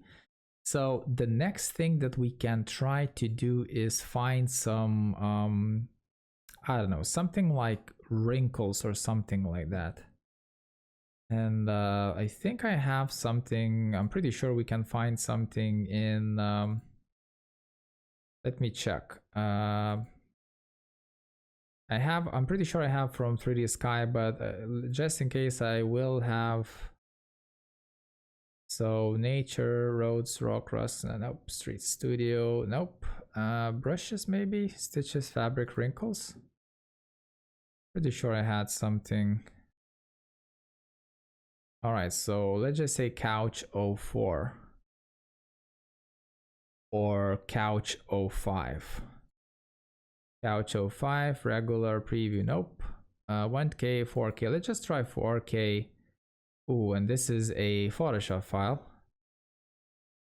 All right, let's just check the Photoshop file. So this is the Photoshop file, which is obviously fine, but we kind of want to make this seamless, right? So we either can create a our texture if we want to. So for example, or we can use this texture as is, because I don't want to spend too much time on it. So for example, I'm gonna call it JPEG. I just want to show how to work with wrinkles, okay? All right, so let's just say we're gonna import this texture here, and we will keep this into the mix map because we want to mix it up. So we still want to get that bump map from there, and we want to introduce this new texture there and put it into bump, right? So show that here. So this is what we're getting here now. So as you can see, this texture is not working very well, but I'm just want to put that to 5. There we go, and we can try to move it a bit, maybe move it down. There we go. So you see that wrinkle there. By the way, let me just rotate it a bit. I'm gonna show you with a different map, sorry. So rotate like this, move, pull it there somewhere, pull it there somewhere, so I see. and pull it there, pull it a bit to the left side maybe, there we go, and rotate, something like that. So let's just say you can see that wrinkle there, right? So we don't have that wrinkle on our object, but you will see it working, right? You should see it working. So it will change the highlight if it will. Let me check. So that's the wrinkle, and we should see a wrinkle somewhere there, right? So let me just increase this strength now. Bump 150. So first of all, sorry, let me just put this texture into the bump map.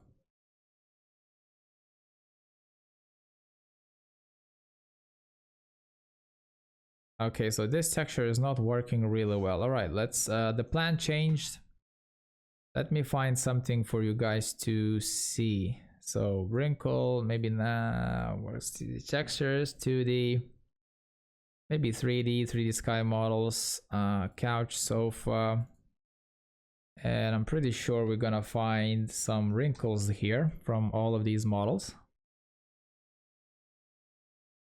I had it somewhere, I just cannot remember where is it. Velvet bump. Nope, I need something different. So where are those wrinkles now?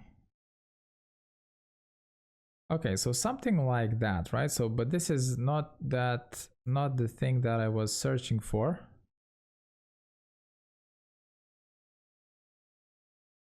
So yeah, it's really hard to find good wrinkle textures these days. What about, oh, that's too small. That's way too small.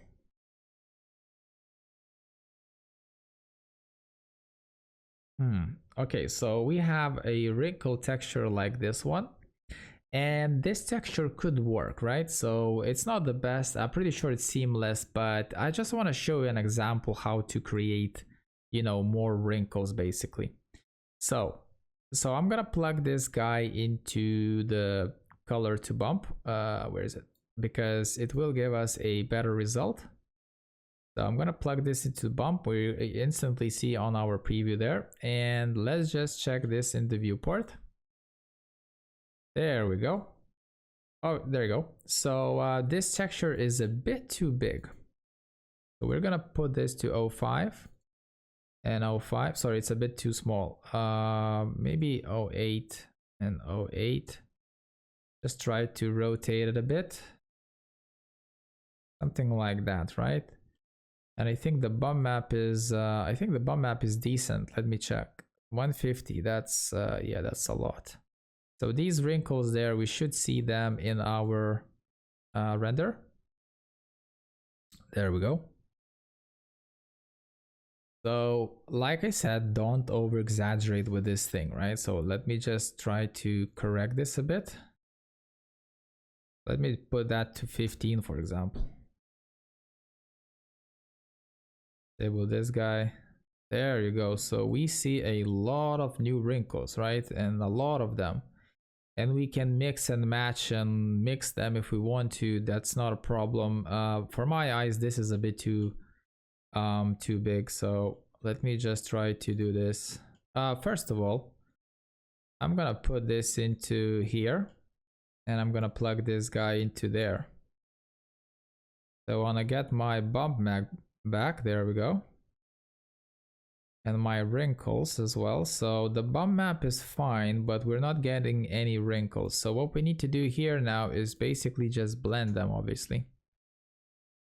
There we go. So the bump map is gonna be now 50% weaker, and we're gonna start getting 50% of these wrinkles there, right?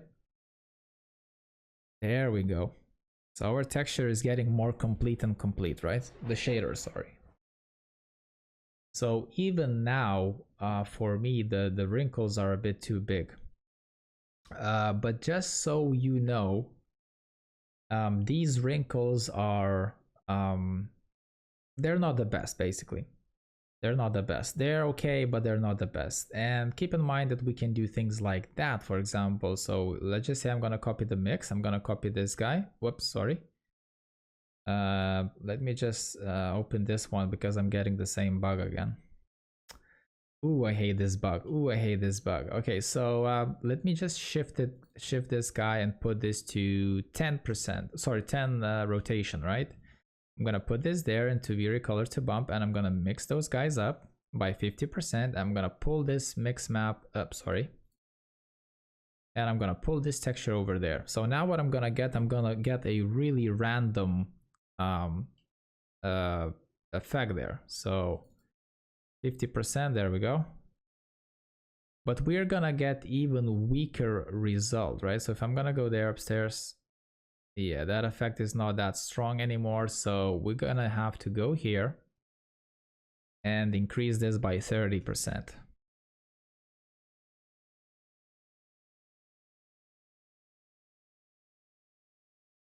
Okay, we're mixing this up, right? Oh, sorry, my bad. There we go. So we're mixing this wrinkle at 96 rotation, and we're mixing this up with what was it, 10% rotation, right? And we're mixing those with 50% and plugging that mix into another mix that it's mixing the fabric material and the wrinkles together in 50%, and then we're plugging into the fabric there, right? So if I'm gonna render this a bit, sorry, just a sec.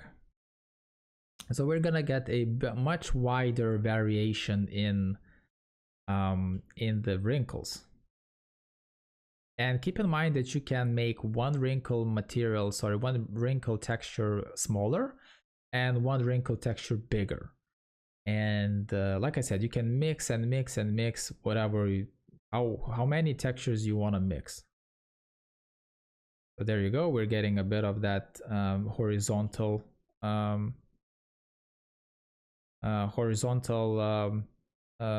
wrinkle. So like I said, you can create wrinkles on your own. You can mix in Photoshop and try to get different wrinkles as well. You can make really contrasty wrinkles as well in Photoshop if you want to. So basically a black background with some white wrinkles, so they're gonna be really strong. But if you want to get something really random, as you see here, you can do that.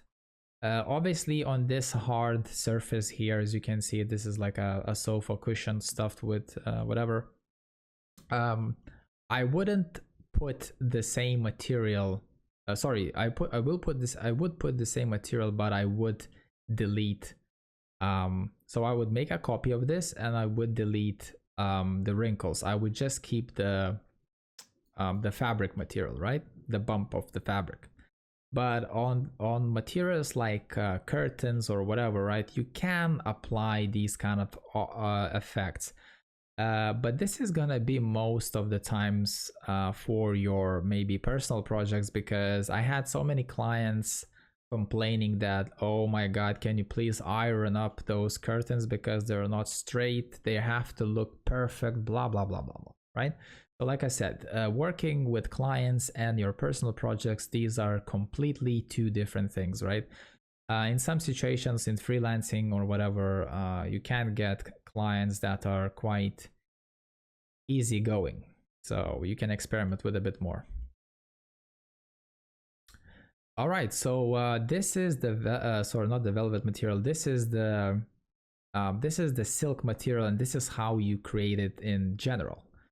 All right, so obviously we took it to a further destination. So we applied some bob map, we applied obviously different color, and we applied some wrinkles, right? There we go. So I'm gonna cancel this render here. It looks quite good. Obviously that would be using a different bump map, but yeah, that's how it should work, right?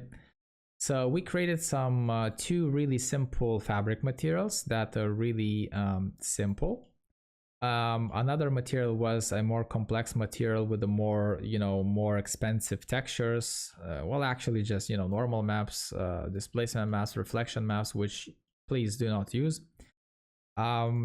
And we created some silk material there, and now I'm gonna show you how to create that velvety look. Well, obviously we did create almost a velvety look there, but I'm gonna show you how to create this effect in a bit different way, right? So I'm gonna obviously recreate this material here because it's a bit more complex. Obviously you can use a V-Ray blend material if you want to, but you know, you can get away with just a mix material quite easily, right? Because you're blending this with a texture. Okay, so this material here, I'm gonna apply that guy over here. There we go. And if I'm gonna press render, obviously you're gonna see a bit more different material. Obviously this is gonna be like a brushed velvet material, like, so you would like literally brush those hair strands with this material and you would see something like that, right? So there you go, you see some kind of a brushed different effect there. And it really depends what kind of so for example, if you take a look at this texture there, this dirt map there, it looks like it's, you know, it's brushed a bit, right? I have some other materials which are, for example, if I'm gonna go to my folders there, I'm pretty sure I have somewhere, I cannot remember where, but there we go. So this is, you know, this is a carpet that I created from a couple of textures, and I made this, you know, this stamping, cloning, and it kind of looks that this velvety carpet is like a brushed, you know, like you would brush a silky carpet on one end and on another end, and you would get this different effects, right? I was using this carpet, by the way, on my bedroom course, so please do check that out. I did create that there. And you know, you have textures like that and like that, for example. There you go. So this is the velvety material. And how to create this, it's quite simple. So you just need to basically, like I said, create a so how I did this material is a bit more complicated, but at the same time it's quite easy. So I will recreate this on the top, and I will show you how I did it. So obviously you need a V-Ray material, and another thing that I did is, I'm just gonna copy this guy, is I did import a texture, which was this one, right? And the texture looks like a generic fabric texture, basically. And this is that texture. Well, actually, I want to open it in the preview here. If I'm gonna open with photos, there we go. That's the texture. That's a really simple texture, nothing complicated, right? The better the texture, the better it's gonna be look. Another thing that I did is I want to apply a color on this texture. So how you do that? So basically it's really easy. Usually I run it through color correction just in case I want to make this lighter or darker. It really depends. Then how you get a color from a desaturated texture? Well, that's really easy. That's gonna work with composite. So you plug a composite in. You plug that into the first channel, which layer 1. Then you create another layer, right? And then you go down and find V-Ray color. So V-Ray color, so that's like a solid color. You don't need to apply, import any solid colors from Photoshop or something like that, right? You basically plug a V-Ray color, and you choose a color. That's it. You can pick a color if you want to. For example, you know, if you found a color there that you like or whatever, you can, for example, this peach color, right? You can use the snap tool, right? You can snap the tool, bam. You can save the image to your desktop to your desktop, for example, capture, whatever. Doesn't matter the name, you will delete it. And then you need to do is bitmap, drag the bitmap there, desktop, capture, bam, there you go.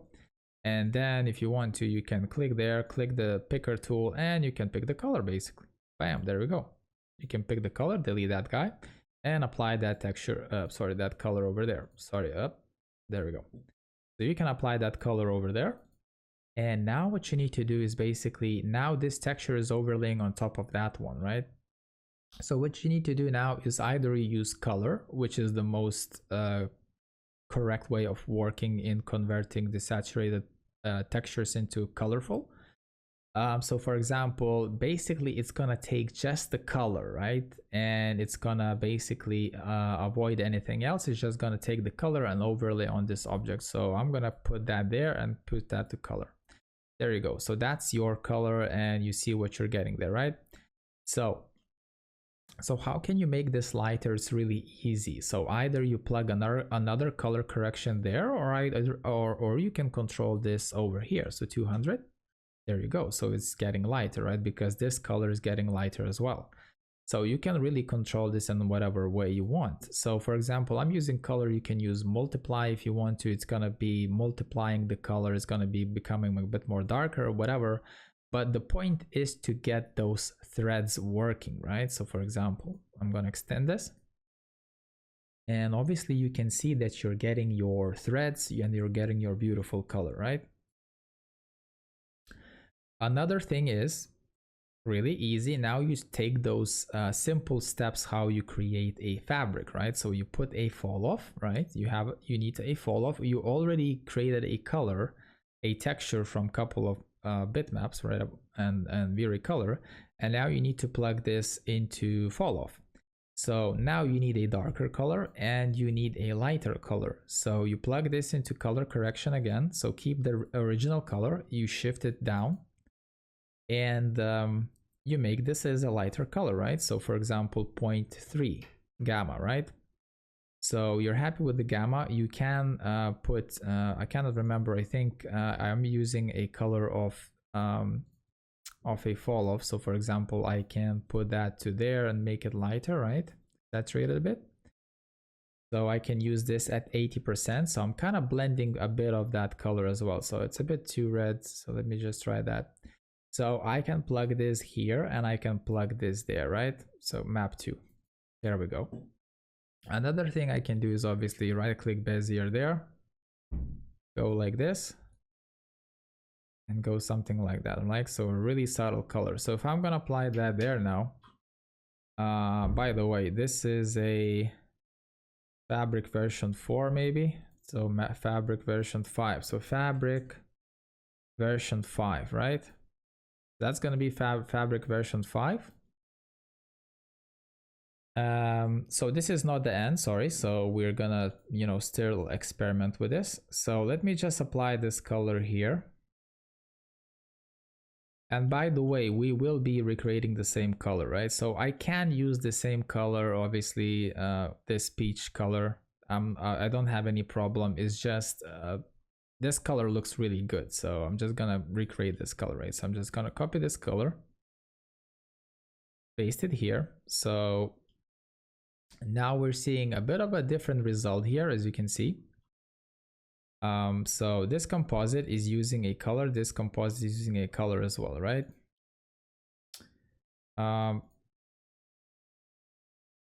Yeah, that looks completely different. Just a sec. Maybe we can try to composite color. That's fine. Multiply. I'm not sure why is it taking that ugly color there. So let me try to make this darker. 150. 100. There you go, something like that. So that's fine. So it was basically, this color was a bit too dark, right? Sorry, too light. So I plug this into color correction, then I'm plugging it here, desaturating a bit, right? And I'm using a bit of that, whitish color there. There we go. And now I'm gonna apply this on my object. Let's just see how that's gonna look. There we go. So now from here on, we need to get our color right, okay? So to get our color right, we need to experiment with these colors over here, right? So we need to kind of, we can make this a bit darker if we want to. There we go. So we need to we need a bit more contrast basically. So 5, there we go. So we're getting our color here. As you can see, it's getting closer and closer. So we're kind of happy with our velvet material, right? But we don't have Obviously we can see our texture a bit, as you can see. So if I'm going to show this texture in the viewport, you can see the texture threads, right? And you can see the threads here. Obviously this resolution is a bit too small, but you can see the threads, right? So let's just say I'm gonna try to speed up this material a bit, but you're starting to get your velvety material in a nice way, right? There we go. So your next step is gonna be either you can apply a bump map, or either you can start experimenting with another mixed material, right? But usually how I do is I apply a bump map. But in regards of the bump map, how the velvet material is working, it works really, really well with the noise map. So I'm gonna apply a noise map, and I'm gonna apply a bigger contrast. There we go. So maybe that's a bit too big. And I will put this to a really low number, maybe 0.5 or some 0.05. And I'm gonna plug that into the bump map. And I'm gonna plug this as a, let's just say 80. So basically what's gonna happen, it's gonna start giving us those really small hair strands. Well, it's gonna be like an optical illusion, obviously, but it will start working like that basically. So for example, you can see here that I'm using 0.02, right? So we can copy this number because I was experimenting with it. So that's the size. There we go. And the bump map that I'm using here, I cannot remember now, but it's 100. So at the moment we're using, so that's fine. We can put 120. So basically you're gonna start getting your bump map in order, right? And don't be afraid of going, further than that, and playing around obviously with the size as well. 5.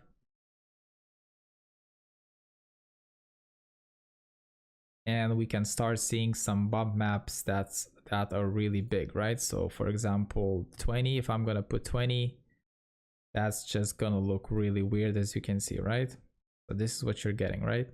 So you wanna keep this as a really, really low number, right? So 0.2 was 5 actually, it was fine.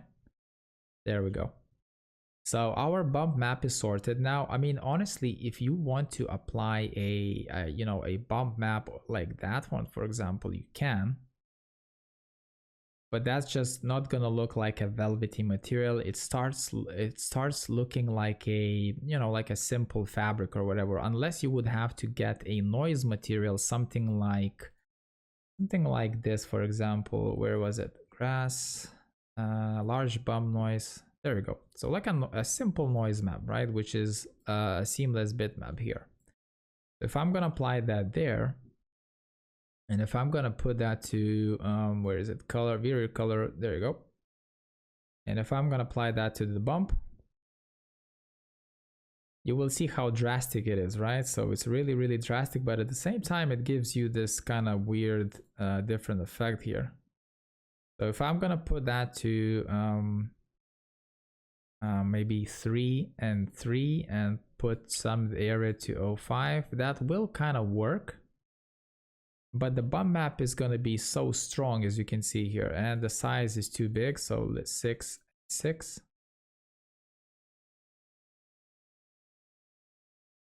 All right, so maybe 10 and 10 and reduce the size. So you can play around with it in whatever way you want, right? So 100, there we go. That's how it's working now. And we can preview this bitmap in the viewport. As you can see, it's really, really small. So as you can see, it's quite small, but at the same time, Vray cannot handle that much detail from this texture. And it's getting smaller, but still we're not getting that detail that I want to get, right? So usually the noise map works really well because it gives a really nice smooth bump map, right? And I would definitely use this number as a, where is it? Bump as a 150, for example, or something like that. Now the next thing obviously it's gonna be mixing these both textures. And so I'm using a color correction, obviously, right? So I'm color correcting. Well, the first one you can put the color correction on. It's just gonna be easier to control both of them, right? So color correction, plug that there, shift it down, and make this lighter, right? So for like, you need to make a difference, right? 2, and then you're plugging a mix. You're plugging that to the first, plugging that into the second, and forget about the mix amount. You need to find a decent looking bitmap, which is going to be black and white. And you need to do maybe, I don't know, sum of the area if you want to. 0.5 maybe, just to make it a bit more sharper. And what you need to do now is just chuck it into the mix amount. Whoops, sorry. I just want to plug it there. Come on, man. Doesn't want to plug it there. So let me just cancel this for a moment. All right, guys. Why you're not working mix? So this mix decides to work with the bitmap, and another one doesn't wants to work with the bitmap. Nice. Okay, so dirt, whatever. There we go. Okay, so now it plugged it in. Cool. So now the last thing we need to do is plug this into the diffuse and check out the bitmap in the viewport. There we go. And yeah, that's about it. And now we should start seeing different different patches of that material. So for example, we're seeing a different patch there.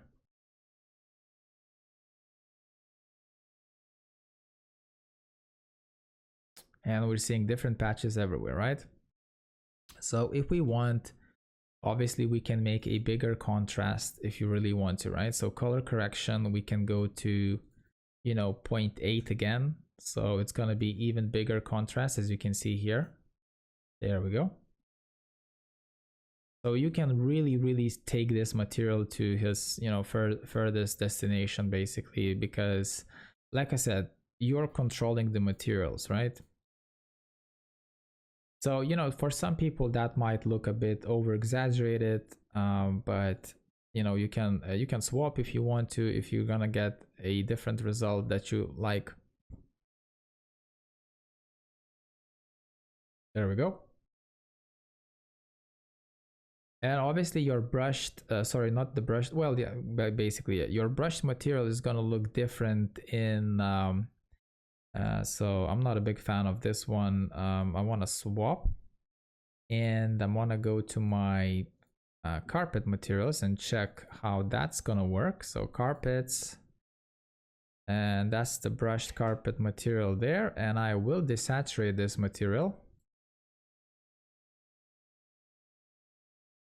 because I want black and white, obviously, and I want to increase the contrast a bit, 0.5, maybe 300. Whoops, that's too big. 150, yeah, should be fine. Let's try that. Show that in the viewport if it's possible. There we go. So yeah, this bitmap is a bit too small. So 0.5 in half, right? Something like that. There we go. So let's just see how that's gonna work out. So obviously we're getting different effects there. And like I said, we can increase the contrast again. So for example, 150. 250. So I'm taking this a bit too far, obviously. But obviously you can see, you know, how it reacts to your materials, right?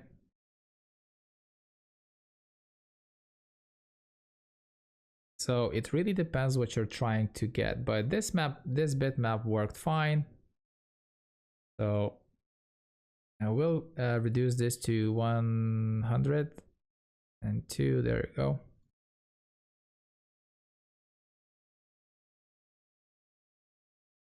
So this material is obviously way too bright.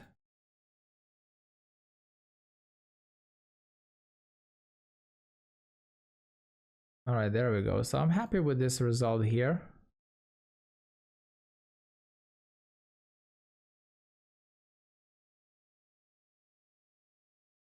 Yeah, and this is how you get a velvet material, and you can experiment with colors in whatever way you want. Obviously, this is a really simple approach, nothing complicated here. By the way, if you want to add some decals on your geometry, you can do that. That's not a really hard thing to do.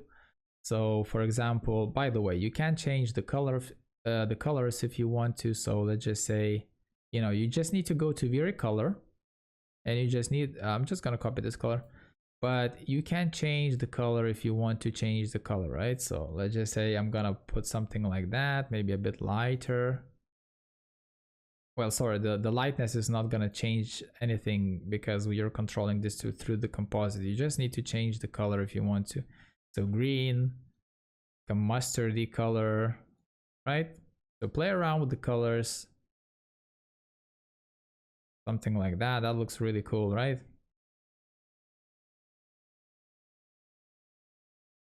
So I'm gonna cancel this for now.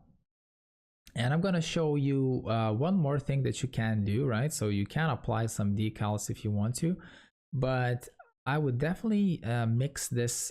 So I'm gonna shift and drag it, and I'm gonna delete this texture from there if I will be able to. Let me just close that.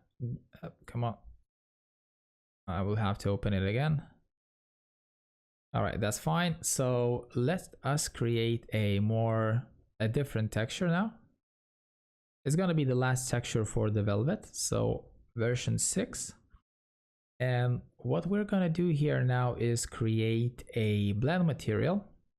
So blend material. There we go. And what we're gonna do here now is create actually whatever material you want to blend, right? But what I'm gonna do here is I'm gonna shift it down. I'm gonna shift the material down, and I'm gonna drop it to the slot 2, right? And the next thing I want to try to do is obviously fall off, just plug it there. I don't want to mix anything else, right? I just wanna make this really neutral, right? And the next thing what I can try to do is put the color correction there, and maybe put this to a really dark color, maybe 20, and maybe desaturate a bit, or we can make it white. I don't know, we can try to make it whiter too, something like that, right? So we mixed it up in the blend slot code number 1, and now what we need to do is we need to find some kind of I don't know, texture. So let me check textures, maybe personal work. Okay, bathroom textures. Maybe I'm gonna have something there, something similar, just to show you guys how you can manipulate with textures, right? Or maybe black and white pattern. All right, so but that's the thing, I need something seamless. That's seamless, I think. That's, I don't know.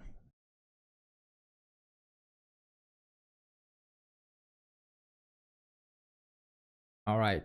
Okay, we're gonna keep this really simple, okay? So I'm gonna create that myself. So all right, so let's just say I have a texture like this, but this is not gonna match really well, so just bear with me.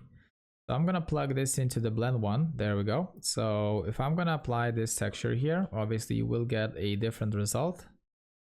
So fabric is gonna be number 6. There we go. We can plug that there and press render. There we go. So this is what you're getting now here. Bam. Right, so as you can see, you can mix a lot of things and create different approaches and different effects, right?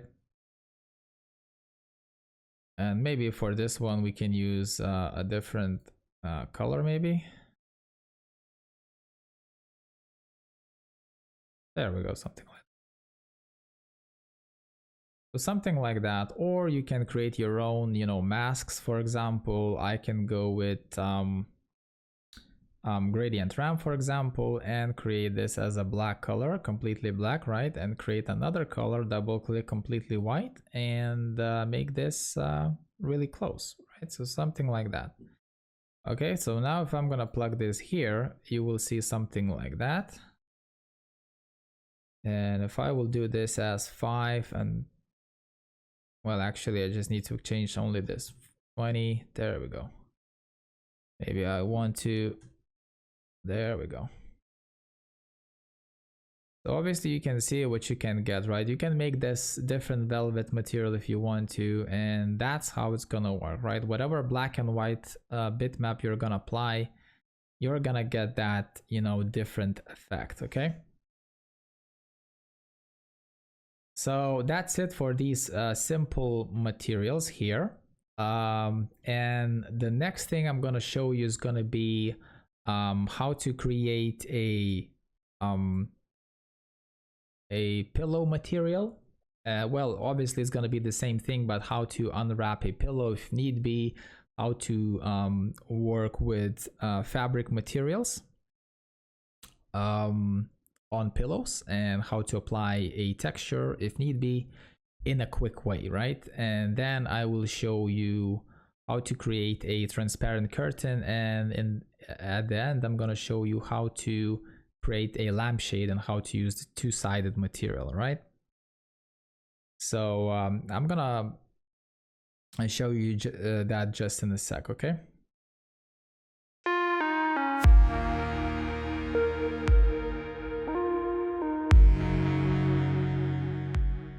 All right, so now I'm gonna show you guys how to work with pillows, right? So pillows or cushions, whatever you want to call them. So usually pillows, word pillows, usually use them on your bed, in your bedroom, right? So where you literally put your head on and sleep through the night, right? So cushions are like a soft cushion that you put your back to it, or on the sofas, on armchairs. You know, you can even have those on as a decoration on your bed. So let's just call it cushion for the moment, okay? All right, so I do have to import an object that I prepared, which is fabric material cushion example. There you go. So I have two examples, cushion example version 2 and cushion example version 1, right? So I'm gonna import this guy in, and I didn't model this cushion, but it was modeled by someone else, but that's not the case. You will be using bot models quite often, so I'm just gonna show you guys how to obviously unwrap and work with pillows, and how can you work with pillows in general. So for example, I'm gonna do this, and I'm gonna lift it up a bit and move it up, something like that, right? So really simple model. It's just a cushion, right? So obviously it's using turbo smooth number on number 1, and so this cushion was it looks like that it was modeled in 3ds Max, and it was simulated in 3ds Max as well, probably with the Mass Effects tool. But usually I create my fabrics, my cushions, my duvets and curtains and whatnot with Marvelous Designer, because it's just more interactive and faster to work, especially nowadays with the GPU simulation mode. So this is your cushion, and obviously this cushion should be unwrapped. So I'm gonna go outside of our materials here somewhere, and I will switch to Vray material here. Okay, and I will put this as a checker. Okay, I will put this as a checker 10 and 10. And I will show you that this object should be unwrapped in my understanding. There you go. All right, so this object, as you can see here, I'm gonna go to perspective. This object is already unwrapped, right? So unwrapping is a bit different from this tubing here, but the unwrap here is perfectly fine, right? So this tubing here, so I'm just gonna basically ungroup this object completely. So I'm just gonna isolate this object, and as you can see how it was simulated. And this is the tubing that I'm pretty sure it was made with the sweep modifier, right? So in this case, I'm just gonna show you how to use obviously, if I'm gonna apply this texture here, so for example, this texture here, right, and check the material there you go, everything is working fine. I will apply that there again. So if I'm gonna go to version 2 camera, right, and I'm gonna press the IPR mode, there we go. So you can see that our fabric is working fine because our cushion is unwrapped. And I can even put a turbo smooth on it, right? Because that's how it should work. So this cushion is quite simple and quite boring at the same time, right? So this model is not the best, right? So in this case, I will apply a texture that usually clients sometimes want. So for example, so let's just say you're working with a client and the client sends you a mood board. And in that mood board, there are, for example, 4 or 5 different cushions, right? Specific cushion textures or cushions in general. In general, you should either read the name and try to find it, or communicate with your client. That's the most important thing. Communicate with your client. Don't forget that. And ask the link or the website where can you find that pillow on the internet, basically, because that's how you're gonna find that texture and apply it, because you're not gonna spend half an hour or 1 hour or more recreating that same pattern. And I'm gonna show you just in a sec what I'm talking about. So I'm not gonna unwrap anything now because it's already unwrapped, right? So we're gonna go with this flow right now, but I'm gonna show you how to unwrap just in a sec. If, for example, if it wouldn't be unwrapped, right? So I'm gonna go to my material editor, right, and forget about that texture now. So let's just say the client sends you a link and there's the pillow, blah blah blah blah blah blah, right? I'm gonna show you how to extract a texture. So you're going online, for example, you're going to this website rowmod.com, and let's just say we're gonna find another brand, right? So you have, for example, you can shop cushions, right? For example, that's a cushion, right? So honestly, you're not gonna recreate a cushion like that in 1 hour, trust me.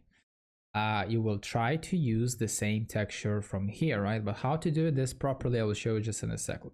Not every website will provide you this, but most of the nice looking, good quality websites will.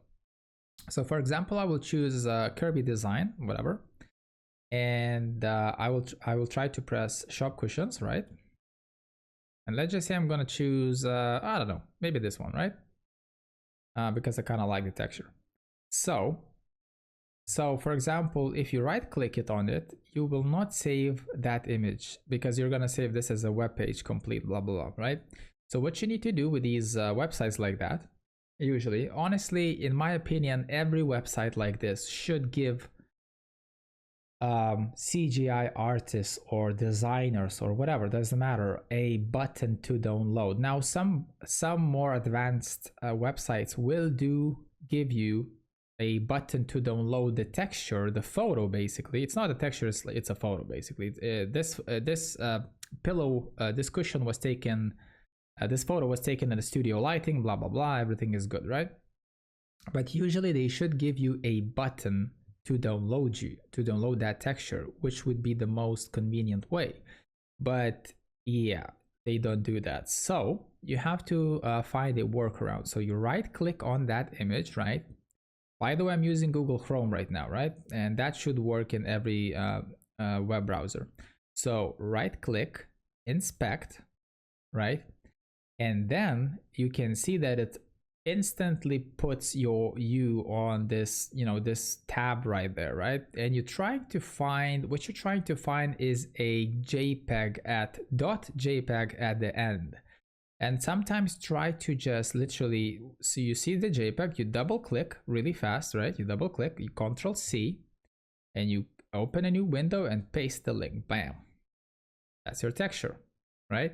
Now, let me just close this. Now, some links, so for example, that was the first link. Now, let me click on the second link, double click.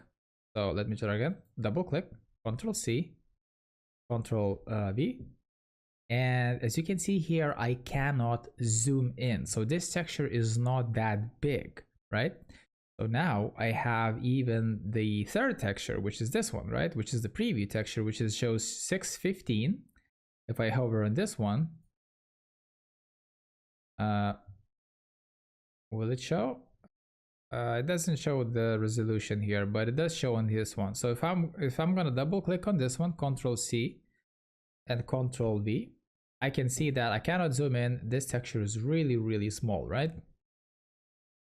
So always try to, find that texture is going to be in the same location somewhere. So let's just try. So this texture, as you can see, is 3,300. This texture here is 3,300. This is perfect. This is just perfect. And I have a bunch of these textures already. So you can collect them, copy them, and use them for your interiors or whatever.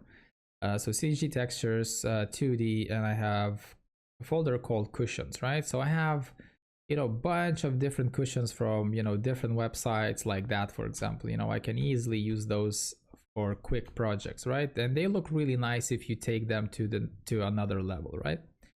So I'm going to show you a level 1 and I will explain about other levels, but I'm not going to show you how to do that because it's just going to take way too long. And this video is already taking way too long, but I'm just gonna, I'm trying to teach you guys something here. So let's just say you're happy with this texture, you press plus, whatever. You're not happy. I mean, this quality, this size texture is perfectly fine, but if you can get the biggest one, please do, right? So I'm gonna right click, save image as. By the way, I'm just gonna copy this link over here. So I'm gonna right click, save as image, gonna paste the link there, save, and just KD, just almost remember that name, save that image there. I'm gonna go here and locate that texture into my folder, right? So that's it. So then I have to go to max. I'm gonna have to drag that texture in. Bam, there you go, just like that. And I'm gonna have to do this. So I need to crop this texture off because I don't want any white areas, right? So you have to go to the texture. Obviously I usually go to some area 0.4 because I want the crispy looking texture. That's the word, the crispy one. Okay, you have to press view image and you have to drag these red borders here. So just drag, so you can zoom in, just drag, you zoom in with the middle mouse button, you can drag just somewhere there to the edge, right? But don't try to show the white spots, right?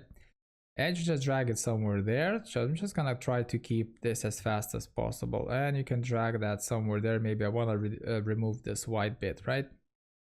And I can drag this over somewhere there, right?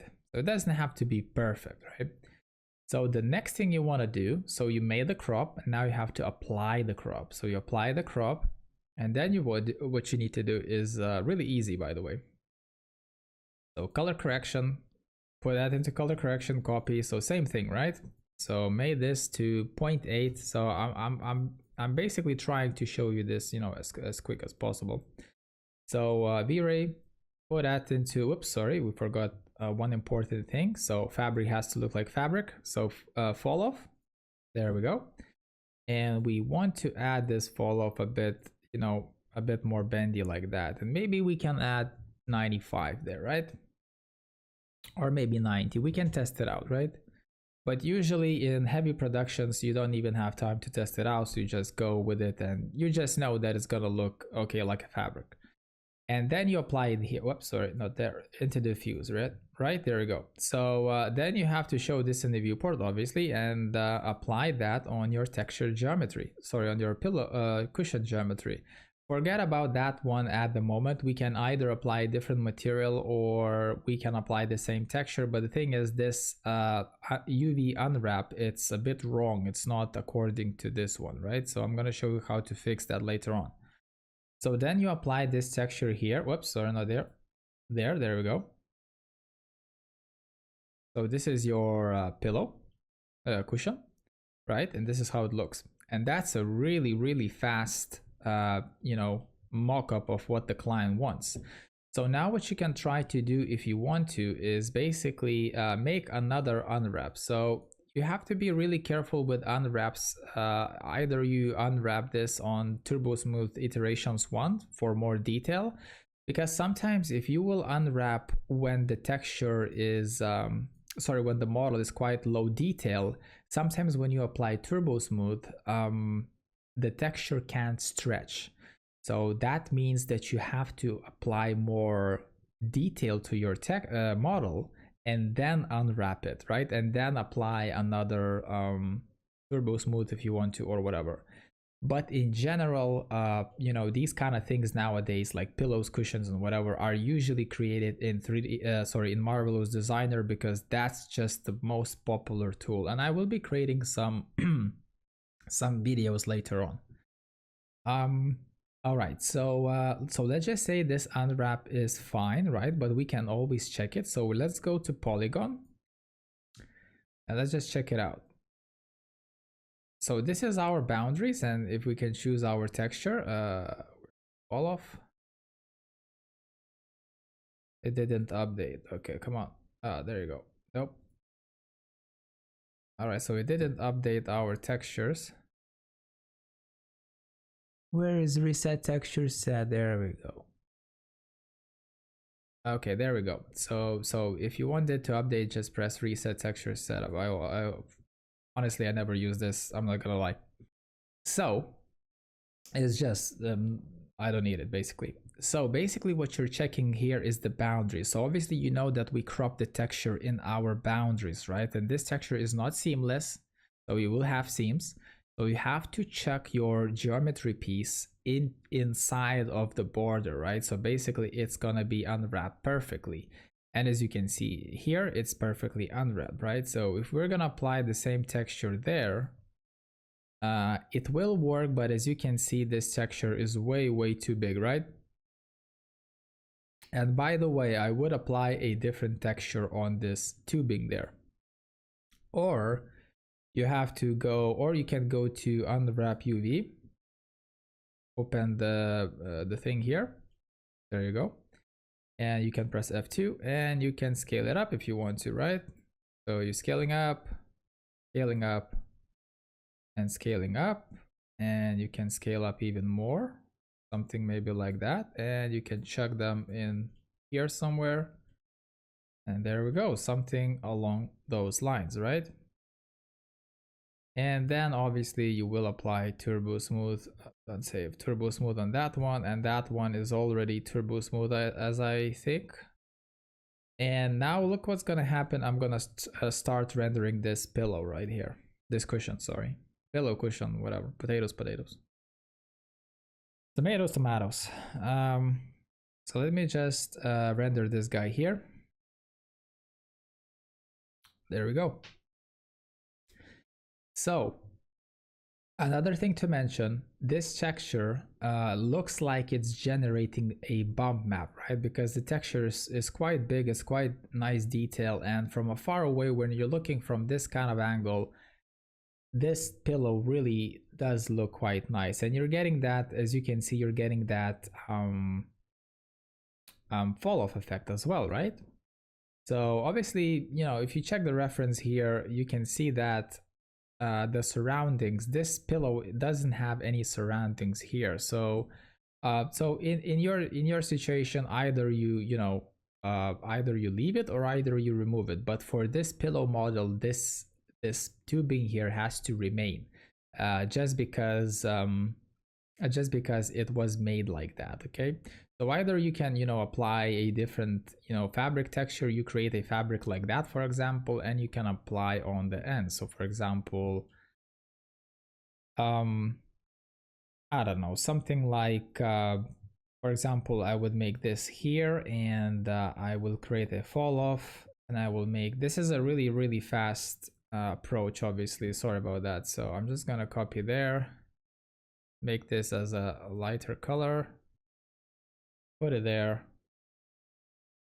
plug, unplug, right? So maybe a lighter color, and I can easily apply that on the tubing, right? So on the tubing there. So if I'm gonna render this thing there, obviously you can see that you're getting a different effect, but at the same time it looks a bit more neutral, right? There we go. And you can change colors and all of that kind of stuff, right? There we go. So this is how you render your clients pillows, cushions, whatever, in a fast way and in a precise way, because this is the cushion that the client sends you on the link or whatever. So you didn't spend time creating all of these masks, seams. I mean, if you would be want to create this kind of pillow in procedural way, that's gonna take from 1 hour to a couple of hours just to make it look right, because you would have to run a mask horizontally, vertically, and then another mask for changing these squares there, use different textures. You would have to use one textures, 2, 3, 4 different textures, 5 different textures, 6 different textures plus, so 6 different textures, maybe plus more than that. And then you have to use a lot of masks, a lot of different IDs and all of that kind of stuff, and you don't want to get there, trust me. So you would go to the website, find that texture, even if it's a small texture, don't worry about it. Even if it's a 800 pixels texture, use it, trust me. The client is going to be more happier to use a lower res texture, but the pillow is going to look right, rather than just it's going to be half, 50% similar or less than that to the client's specific pillow or cushion. So the client is going to be more happier with this rather than just 50% more accurate, less accurate, or whatever. So that's the case how you apply a the client's texture there. So for example, I can go here somewhere and I don't know, let's just say the client changed its mind and wants to apply a different texture. By the way, you can always take this to a further level, which is gonna be either you're gonna create a bump map from this one, right? So let's just say which is really weird, by the way. So for example, color to bump, right? Plug it there and plug it into the bump. And if you're gonna start rendering this guy, it will give you some effects, right? So it is giving you some effects here and there, as you can see, right? It does become more fabricy looking or whatever. But I would definitely recommend you to experiment with different textures. So for example, 2D, where is it? Random textures. I'm getting tired, guys. Okay, so what about this one? Nope. For example, maybe that could work.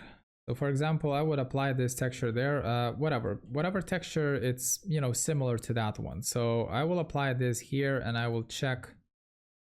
Okay, wrong orientation. I want it to go vertically. There we go. So this is the texture that I am applying right now. And as you can see, this texture is a bit too big. So let me keep this smaller. And as you can see in the far distance, it does give you different effects. So maybe we can try to keep this as a lower number. There we go.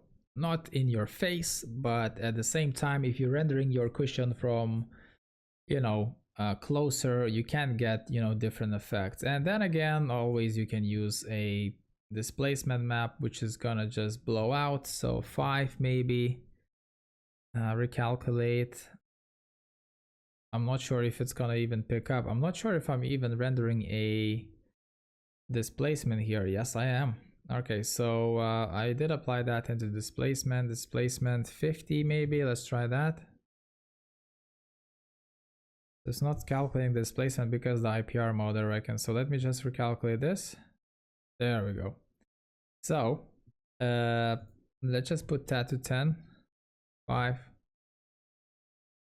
maybe 1.2. All right, so always have to recalculate this, which is a bit annoying. Sorry. Displace 5, maybe 1. Recalculate that. So stop that guy, and I'm just sort of curious how it's gonna act up, right? So render. There you go. So you're seeing that it's bumping your, obviously this texture is bad, right? So you would need to match something like, drag this texture into Photoshop maybe and make a black line there, a black line there, a black line there, and black there, and white there, and overlay with the black lines. And you would basically would give your cushion depth, and basically you would make that from the same texture, right? So for the displacement, what you would really need is black and white stripes here with some fall off effect maybe, right? Maybe apply a bit of a Gaussian blur on the edges just to smooth it out. But other than that, don't apply displacement, right? So if you want to keep this as fast as possible, I don't even apply bump maps in some situations, right? So this is the texture that you're getting from a internet, right? And that took what, like 1 minute, half a minute. So basically you find a texture, copy paste, apply it, use a preset of the fall off, lighter and darker color, and that's it, and you render it out. So that's how you apply texture from the internet, right? And I can choose whatever texture I want. So for example, if I go here, let's just say I want to choose another texture that I like. So for example, let's just say I like this one, right? So obviously I need to go again to my props and adjust them a bit. Do it like that, bam, there we go. And now what I need to do is basically I can go here and choose that. Where is it? Come on. Did I apply the texture? Oh yeah, I did, but it didn't update. Sorry about that. So let's just say I can go here and choose a darker color there and copy that color there and apply something like that, right? So now if I will delete that region there, now you can see that this is working as well, right? Maybe the bump map now is not really, correct, but you just saw in how much time did I create this texture, right? So for example, client wants, oh no, can you please change this? And the client keeps sending you links, link after link after link after link, like 30 different cushions, and he just trying to make his mind up which one it's gonna look better, right? So this is how you work with your clients, or in your personal projects if you want to. But with personal projects, I would obviously take a step further by finding a proper bump map, maybe creating a proper displacement map, and just playing around with the cushion, right? All right, so I just showed you how to apply a texture from the internet, right? Obviously all of these textures here will work perfectly fine, right? As long as your pillow is your cushion is unwrapped. But to work with really quick solutions as to how to apply a cushion texture from the internet, that's how you do it, and that is the fastest way to do it, right? All right, so now another thing I want to show you guys is let's just say you get this pillow, right, and it's not unwrapped, right? So I'm gonna try to show you as quick as possible. So so I will delete this guy right there, and I will I can delete this guy, don't worry about it. So okay, I will apply turbo smooth now because I think it's gonna just be easier to use. So I'm gonna collapse it just in case, right? So this is my cushion, and let's just say I don't have any UVs there, right? So I just UV mapping clear, that's it. I don't have any UVs, I need to do it myself, right? So how do you do that on the cushion, right? So usually you can have cushions like that and you would have a seam somewhere in the middle, right? So for example, like that, especially if the cushion is modeled correctly. So the next thing you want to do is unwrap UV, select the edge, double click on that middle edge, apply this as a seam, right? And then select a poly, select one poly on one side, F2 to preview that, and press expand, right? And then press pelt map, press start pelt. There we go. And then we can press quick peel, bam. All right, so I'll move it there. And then I can do on another end, so press that, expand, peel, start, commit, quick peel, Control A, and pack custom, right? Now, in regards of pack custom, so this is a really quick, easy unwrap if the geometry is simple, right? But that's more than enough. So then you have to select the whole thing, which is you need to do is select this guy here, that guy, and this guy, right? So poly mode and the whole object, right? So select that guy there, move it there, right? And you can try to, sorry, wrong button. You can try to play around with the relax tool. So you can start to relax. If need be, keep the boundary, start to relax again if you want to. It does fix up some errors if, you know, for whatever reason it wasn't, you know, relaxed too much. So I can relax this one. And now you will see that it's going to change a bit, right? Stop, relax, bam. You see that it's, you know, now it gave me an error there, right? So I'm just going to go back because this unwrapping is quite good, right? I'm going to go back and see if I don't have any issues with this. Okay. So that looks fine. Okay, but the best thing it would be to when you're unwrapping things, please always try to apply, you know, a checker bitmap. So as you can see, this cushion here is unwrapped quite perfectly fine, right? We just need to do one more thing, is basically select this guy, select that guy, and maybe rotate a bit, so something like that. And you need to custom pack it. There we go. Now you can deform it if you want a bit, right? You can make it smaller, you can squish it down if you want, and etc, right? So if you place it somewhere in the middle, right?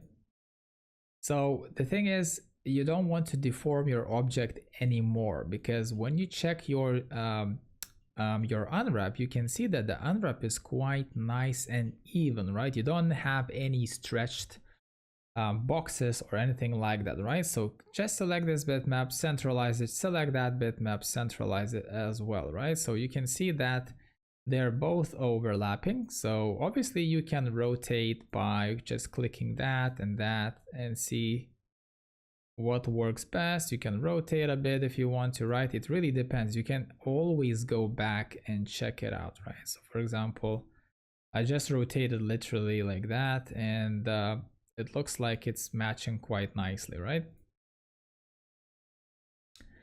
All right, so as you can see, it's unwrapped perfectly, right? It's in the middle. So now if I'm gonna apply the same texture, and if I'm going to show you that in the viewport, as you can see, this texture works perfectly fine, right? And always you can go to that open UV editor, you can click on the poly, you can rotate and do, you know, for example, if I'm going to rotate, that's going to be 9 degrees there. If I will rotate back, that's gonna be, you know, correct as well again, right? So literally just play around with it. It's quite easy. So let's just say you unwrapped your pillow and everything is fine now, right? And let's just say you want to create that tubing there. So really easy, you can apply editable poly, you can apply, double click, create shape, right? Then go outside of the poly and select the shape. So the shape is gonna look like that, right? And then you put sweep, cylinder, and just please don't over exaggerate with the with this tube here, right? So don't make it really big, right? Just make it something along those lines, for example, right? It really depends. This gap is way too big, honestly. So like I said, this pillow is not the best, right? And the next thing you want to try to do is press generate mapping coordinates, right? So as you can see now, because it's a spline, it has its own mapping coordinates. But as you can see now, the texture is way too stretched, right? So what we can do, because it's already unwrapped and it has its own coordinates, what you can do is go to unwrap UV, right? Go to open UV editor and go to select all, select by element. You make it bigger, you select it, the whole thing, you press R for scale and you press shift, you hold it, and with the mouse button, left mouse button, you drag it up, you drag it up, you drag it up, and you drag it up, and that's the wrong location. So go back, sorry about that, and you drag it left and right.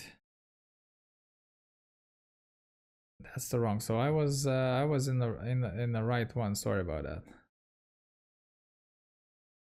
It's really hard to preview there.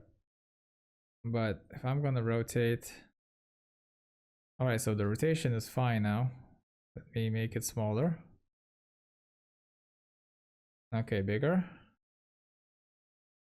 It's really hard to see because the detail is so small. There we go. We're getting more of those. Less. I need less.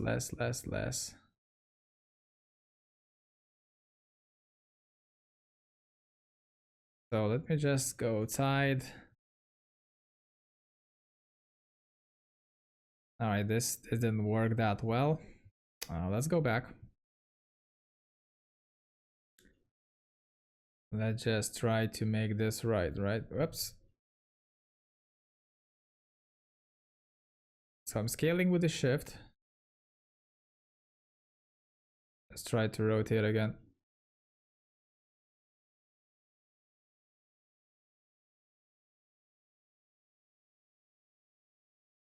All right, I need to try this again. Sorry about that. UV unwrap, open UV editor. Come on. So I'm scaling it up into the, there we go. So I'm seeing that in the correct way. All right, so I'm gonna flip it now because I need another orientation. Yep, there we go. So now I'm gonna make it smaller in global, right? Globally. There we go. So something like that, basically. Just try to keep it as, you know, as small as possible. But the thing is, I would never recommend you guys to apply the same texture unless this is unwrapped really well, like from Marvelous Designer or whatever. But this is not, you know, the most perfect way of working it. This pillow is a bit this cushion is a bit low end, so I say. I'm a perfectionist, so for me, I wouldn't use this cushion, you know, for textured objects unless I would have a solid material, something like, you know, this one or that one or that one or something like that. But something with a lot of texture into it, like this one, for example, this might look a bit weird, but from a far away, you are not going to notice it, right? So for example, if I'm gonna render that now, and by the way, like I said, I would apply a solid texture there. There you go. So you see that tube there, and obviously the bump map is a bit too big there. But this is how you usually apply and by the way, you can always go here and try to, you know, make it bigger, but I wouldn't recommend doing that because your UVs are gonna be, you know, screwed or whatever. So yeah, you could get into issues. So basically that's about it on this first cushion. So I'm gonna show you quickly how to do that with a more different cushion. So for example, I'm gonna import merge cushion version 2, and I'm gonna, there you go, that's our second cushion. So I'm gonna go to my view there. So literally the same thing. This cushion should be unwrapped perfectly fine, and this cushion was modeled in Marvelous Designer. There you go. So as you can see, your UVs are quite bad here, but we can fix them really easily. Even this one is really bad, and I'm pretty sure this was created in 3ds Max, or maybe, yeah, that's 3ds Max, definitely. That was definitely created in Marvelous Designer, because you can see that this person was obviously simulating its objects into triangles and then importing into 3ds Max and then running the Pro Optimizer. When you run the so for example, I'm gonna select this piece, and I'm gonna select that piece, and I'm gonna detach. So with Pro Optimizer, basically when you export from Marvelous Designer, what you can do is keep material boundaries, keep textures, keep UVs, and then press calculate, and then drop the, for example, the iterations from 100% to 50, 20, etc. But as long as you don't see any weird results in shading, that's fine. So delete that for now. So let's just say this person exported this pillow, cushion pillow, whatever, from Marvelous Designer, which was unwelded. So as you can see, I can select one object because these are not welded together, right? So these that seam there, it's not welded, right? Which is kind of good because I have more control over it. So for example, I can easily go here and use UV unwrap, right? So I can go here, select the poly and expand, and there we go, pelt, start pelt. There we go, right? So we can make it start pelt, right? There we go. And that's kind of wrong, right? Unless he did screw up these UVs. Now, every model from Marvelous Designer comes unwrapped already, and the unwrapping is quite good, right? So let's just say I will detach this guy, right? Detach this guy for now. And I will use UV unwrap. Whoops, sorry, not that one. I'm gonna use UV unwrap for this one. I'm gonna open it. And I will basically find this model,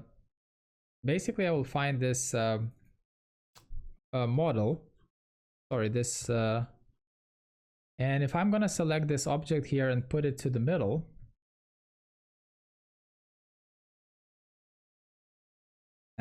yeah, you press W, sorry about that, it was lagging a bit. So if I'm gonna press this object and press it, put it in the middle somewhere, or you don't even need to put this in the middle, you can go back, for example, and you can select this object, just select the polygon and select the element. You can select this guy and press to put it into the middle of your boundaries, right? So that's gonna be centralized, right? And then you have to do the same thing. You can press on that one, press UV unwrap if you want to. I mean, you can do in a lot of different ways here, but I'm just showing you obviously the quickest one. You don't need to use any unwrap or any pelt. You just basically open that and you should see your object somewhere there. There you go. So when you press the the pack button there, and basically it's gonna insert itself in the middle, right? And the next thing you can do is really simple. You can just basically select these two objects, convert to poly, right? And you can literally just add collapse, right? Simple. So there you go. Your object is perfectly unwrapped. Well, it was already unwrapped, but I just showed you how to edit a bit those UVs there, right? So now everything is in zero plane. And now for this guy, I'm not sure if this guy is unwrapped. Let me check. I'm not sure now. Okay, so I think we're gonna recreate this guy because it's just not working really well. So for example, what I can do here is, sorry about that, I can detach this again because I didn't think about it earlier. So convert this to poly, take the border, select the border, press Ctrl, hold the Ctrl and press the edge. There we go. And then press, where is it? Create shape from selection, linear, there we go. And we can basically collapse those guys together again, that doesn't matter, centralize it, there you go. And now you can select the spline, and you can use the sweep modifier there with the cylinder, and just use a really subtle effect, something like that, generate mapping coordinates. And now we're gonna have to do, well, actually we're gonna have to do the same thing, but I just want to apply the checker because it's just easier to see how it works. There we go. So we have the checker now. We need to open the UV editor, go to open UV editor, select the element and the poly. We can press Ctrl if we want to. And now we need to shrink these boxes, right? So we press letter R for scale, and we press shift and hold it and just drag it up, right? Drag it up, drag it up, drag it up, drag it up. There we go. We're trying to make these squares as even as possible. There you go. So we can see a square there. And now we release the shift button and we just drag down with the mouse button and make it bigger, right? So not too big, but something along these lines, right? Something similar to those squares there. There we go. So now our cushion, pillow, whatever you want to call it, it's unwrapped, and well, the UVs were there, they were just offsetted a bit. And we did create a new cylinder and made it obviously unwrapped, right? And that's how you work with your pillows and cushions. So I'm gonna cancel that for a sec. So now if I'm gonna apply this guy here, obviously that texture is gonna look perfect, and that texture is not gonna look, you know, as perfect as possible, but it really depends what texture you're using. But most of the times I just apply something like a fall off map with the same color scheme, right? Or you can apply some black trim or whatever you want to apply there, right?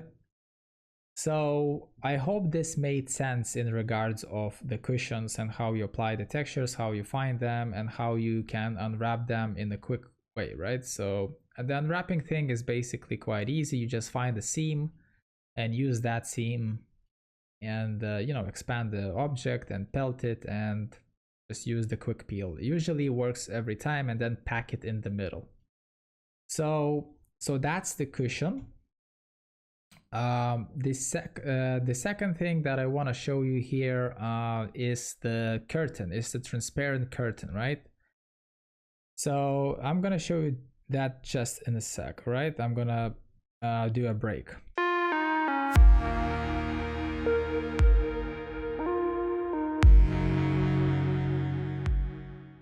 All right, so curtain material, transparent curtain material. So I'm just gonna go outside of my perspective view, and I'm gonna import a curtain, right?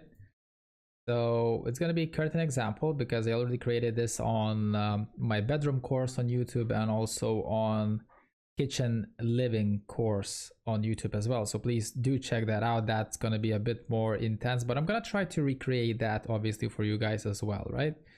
So so I imported my curtain there. So keep in mind, this is a transparent curtain, a sheer curtain, whatever you want to call it. So please obviously check the normals. So the normals are facing this way, which is fine. So I'm gonna rotate this curtain there. And the material is basically quite easy. So I'm gonna show you in a quick way of how to create a quick curtain without any textures in it, right?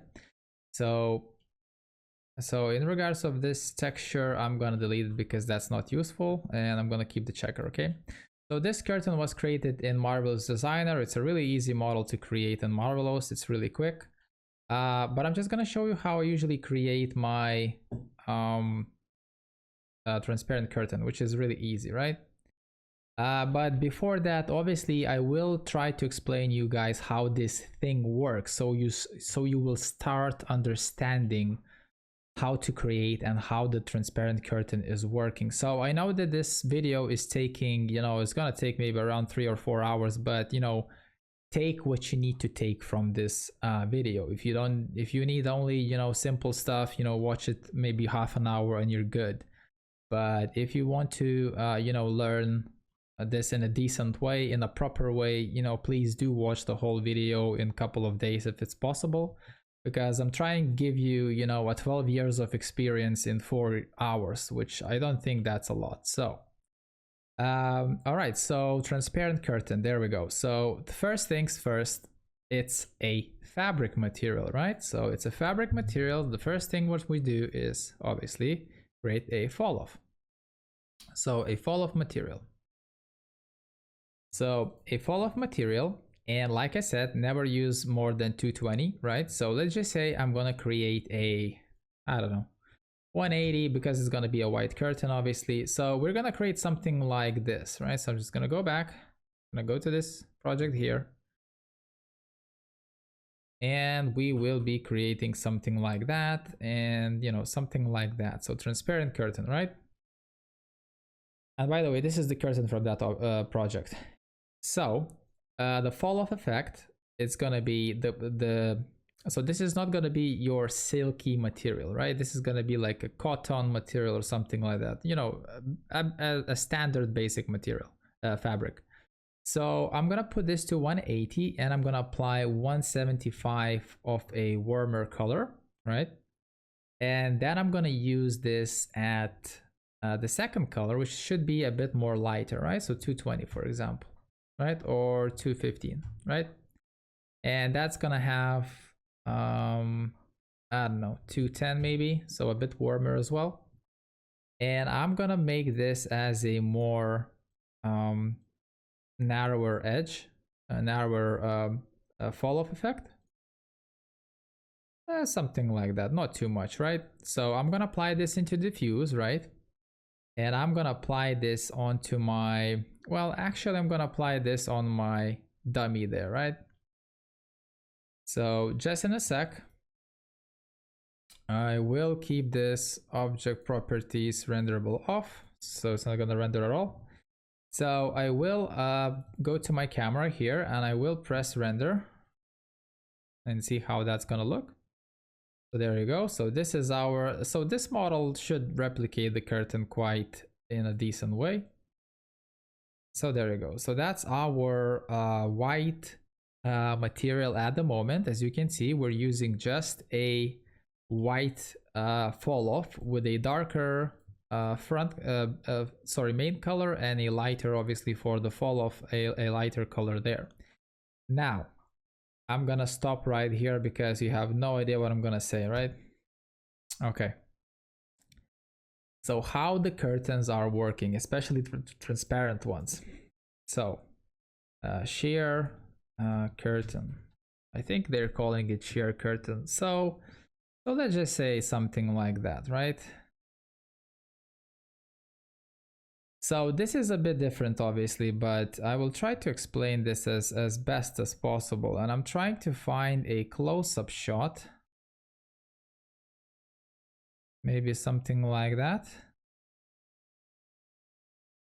which is really annoying because this is a really low preview. All right, so something maybe this one.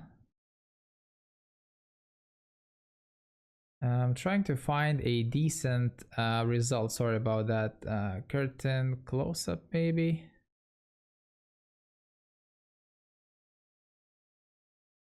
Falls close up, something like that.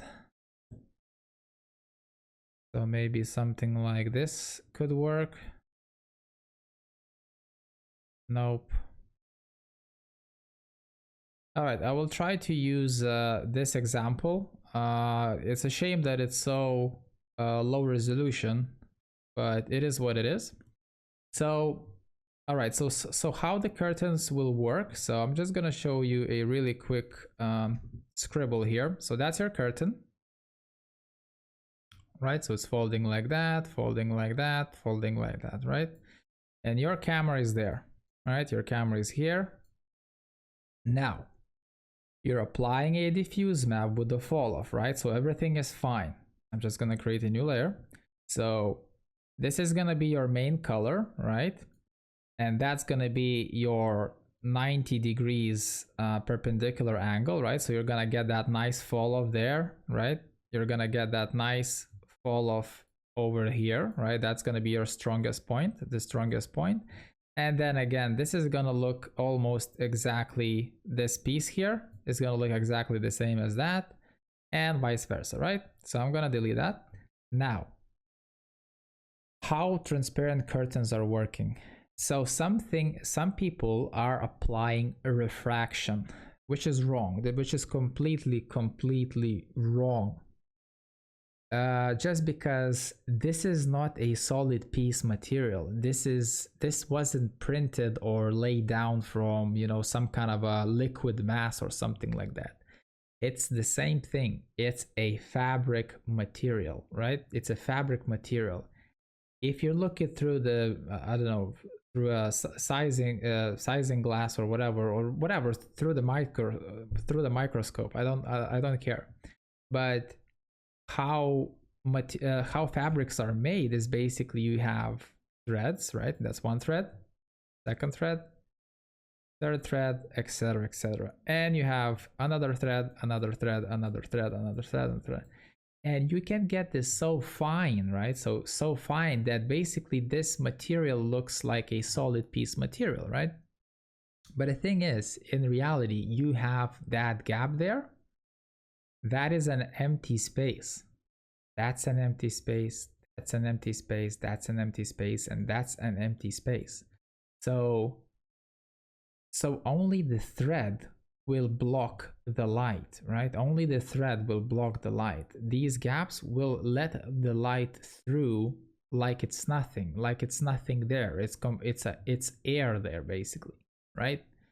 So to apply a refraction, that's the wrong idea. So some people is doing like this. So refraction, bam. And I've seen that a couple of times. And like I said, this is a one-sided piece object, right? So there, some of them are applying the same rule. So 01. And by the way, not the reflection, the refraction, sorry. There you go. So that's how they're creating the transparent curtain, which is wrong. Don't do that. It's gonna take a lot of time to render it, and I'm not even talking about if you're gonna apply two-sided material on top of it just to scatter the light. So this is not how you would create a transparent curtain. Transparent curtain doesn't have a refraction value, so it's nothing, it has nothing to do with the refraction. All right, so please marinate that into your brain and remember this. All right, so no refraction. This is not a solid piece material. This is not glass, this is not plastic, this is fabric, and that's how the fabrics are made. Okay, now when you check the realistic curtain, you can see that in the middle of the fold right there, as you can see there, you can see that you can see quite clearly through the fold. So if I'm gonna go to my amazing drawing here, you will see that so that's the window, right? That's the window. That's the window. Whatever, window. And you have a background, right? Trees, people walking around, you know, kids playing with balloons and all of that. That doesn't matter. And this is your interior and this is your camera. So what you're gonna be using for this opacity map, well, basically I just said it, you're gonna be using an opacity map. And how opacity map is working, so black is invisible, right? So black is invisible and white is visible. Whatever is gonna be white on that bitmap is gonna be visible. Whatever is black is gonna be invisible. It's just gonna be thin air, okay? So how the curtains are working basically, so everything in the middle of the fold, you will see it clear or clear, right? So in this area here, you will see less through it, right? So it's gonna be generating you some kind of like a fall off effect in the opacity map. And then again, from there on, from here, you will see everything clearly. So that's how you see it here. So you see everything clearly in the middle. Jesus, this bitmap is just ridiculous. I need to find a larger one, honestly. What about that one? It's not that bad. Oh my god. Jeez, this is horrible. Can I zoom in? Yay, I can zoom in. I think. Alright, these websites are a joke. Come on, guys, you can do better than this. Share curtains, folds. Trying to fast forward this if you don't want to wait. I'm trying to find something for you guys to show. So large, there you go, large. And I need that straight, basically looking that straight. What about this one? Yeah, that window there is kind of dead as well. All right, maybe they're naming this transparent curtain window. All right, so we're getting closer, guys. Those folds are really small. All right, that's kind of decent result, but it doesn't have any translucency in it, which is annoying. So no sunlight scattering through the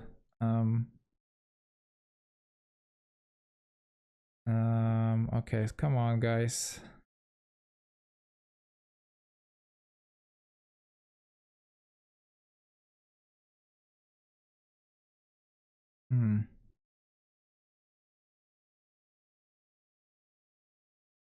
Sheer.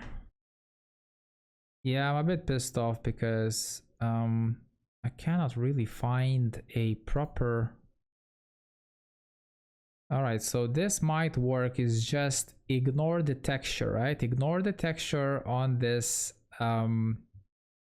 curtain. So whatever you see there, those scratches there, those fabric details there, just please try to ignore them. Imagine this is a solid, well, not a solid, a one fabric piece with a really nice fine texture to it, right?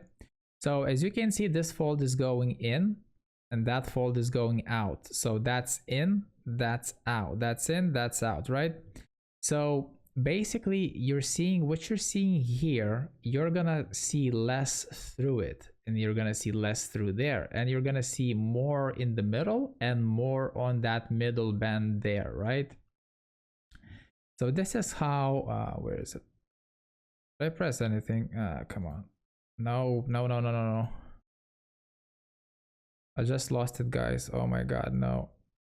All right, there we go. So basically we will gonna try to recreate something really similar, right? So I cannot find now a perfect example because all the examples are just horrible. Honestly, they were using Paint Pro or something like that. All right, but just let's try to recreate that realistic effect, right? So there you go. You have a fold, you see through there more, you see through the middle of the fold more, and on the edges you see less, right? So now we're gonna try to recreate that, right? So you see more here, you see more here, you see less on the sides, right? So basically that effect will be kinda inverted, right? So we're gonna try to shift, copy the fall off, and that's gonna be a darker color, something like that, right? Desaturated completely. We don't need any color into it, and it shouldn't take any color into consideration, right? So we're gonna kill the curve, and first of all we're gonna do this. We're gonna drag this into opacity, right? There we go. So now we're getting some opacity, right? So that's what you should get into real transparent curtain, because remember it has holes inside of that material, right? So what we need to do now, so we need to increase the transparency in the middle and decrease the transparency outside of the borders, right? So literally an invert of this effect there, right? So now if I'm gonna do this, look what's gonna happen. Do this, and you cannot see anything through it, right? So I'm gonna show you now. Obviously you can invert this, but I'm just gonna show you a more convenient way of how to create this effect, right? So I'm gonna kill this, and I'm gonna drag this guy here. Sorry, I'm gonna select this point there, right click, Bezier corner. I'm gonna do something like that, right? And I will take this guy as well, Bezier corner. I'm gonna do something like that, right? So now you're starting to see how this effect is starting to work, right? So you can see that you see more in the middle, right? That's what you want to get, and you see less outside, right? So that wrinkle there, this wrinkle is perfect. So you're gonna see more through it, unless we have some overlapping geometry over there, but it doesn't look like it. It looks like after that it's that sphere there. So I'm gonna try to render this for you now, right? And you will see the effect it's kind of, obviously we can make this stronger, right? And keep in mind now that this is gonna, be a bit slower because it's calculating the transparency, the fall off map into it, etc, etc. So now you're seeing more in the middle, less on the sides, right? Because that fall off effect is taking into hand, right? And same here, you're gonna see a different effect now as well, which obviously the best effect would be to test out with other objects. Let me just try to use the IPR mode. All right, so there you go. So this fold is really small, but I'm trying to find you a bit better fold there. There we go.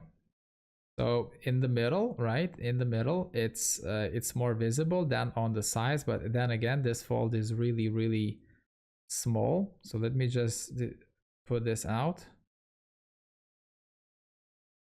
And I'm gonna try to find a fold, maybe this one. There we go. So we're seeing, like, we're facing 90 degrees into that area there, and we're seeing more of that, right?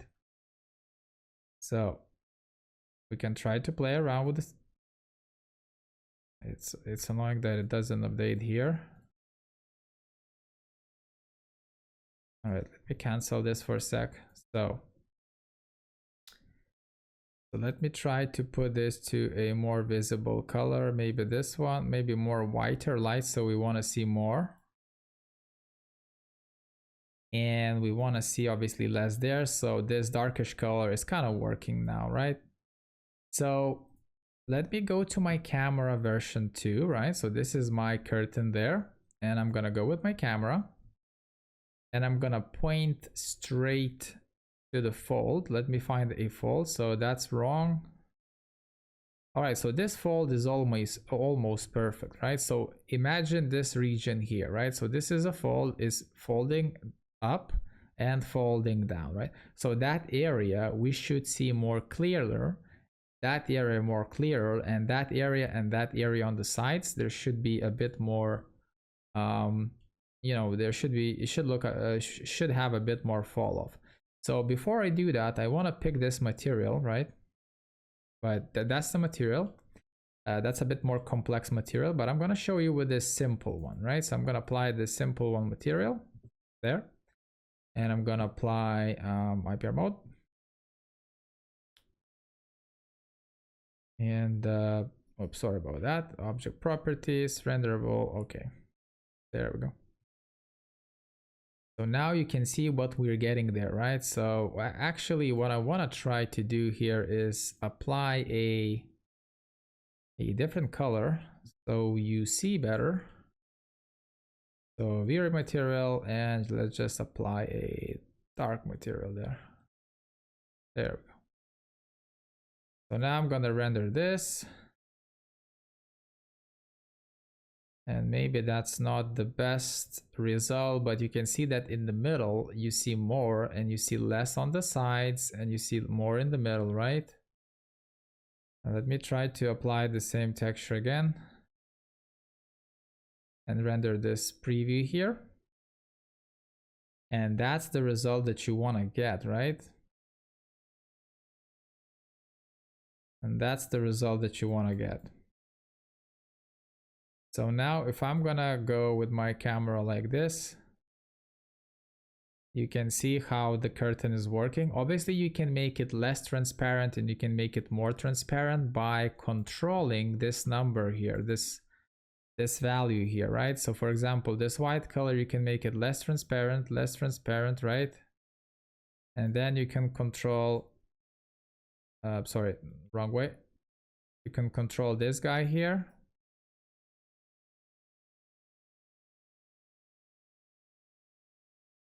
So play around a bit. There you go. So this is what you're getting now. Sorry, this preview is not updating correctly. So there we go. And obviously we can always control this color here, so make it less transparent. So it really depends how thick the fabric is, right? So you can create it more, sorry, less. So you can see the preview here, right? Because obviously we swapped the colors, right? So this is your preview that you're gonna have to, you know, take a look at first. So if I'm going down, you can see that I'm revealing more and more. If I'm going up with this color, we can see that I'm going, you know, less and less, right? I'm trying to reduce that effect there. Now, so this is your basic, the most fastest way of creating a transparent curtain. And like I said, 90% of the time it's gonna look really well. It's gonna work perfectly fine. What you need to play around is not the fall off in the diffuse, because that's a really simple setup. Just the fall off with the whitish material, and that's it. What you will need to play around with is gonna be this right here, right? So so this material here, you're gonna have to obviously select and flip the colors, right? So that's gonna, well, not flip the colors, but basically you want to make them not in this order. That's wrong. You want to add more visibility in the middle. So you flip the colors, so black and light and basic. Well, you don't need to flip, you just basically make the first darker and the second one lighter, and you basically make this kind of curve. So you can obviously flip the colors and invert the curve. It's gonna work literally in the same way, but to me, just to add colors and adjust the curve is a lot easier, right? Or vice versa, doesn't matter. So this is your main curtain material, transparent curtain material. Now, the more complex material, so this curtain here, as you can see, it doesn't have any translucency. And I will be obviously speaking about translucency with these curtains. I was speaking with translucency with plastic materials and glass materials, but this translucency works a bit differently just because this object doesn't have any thickness. It's just one plane wrapped around, right? So in this situation, you would use, because keep in mind this curtain is gonna look really flat, right? I'm gonna press render again. This curtain looks really flat. Now look what's gonna happen when I'm gonna apply two-sided material into the front face.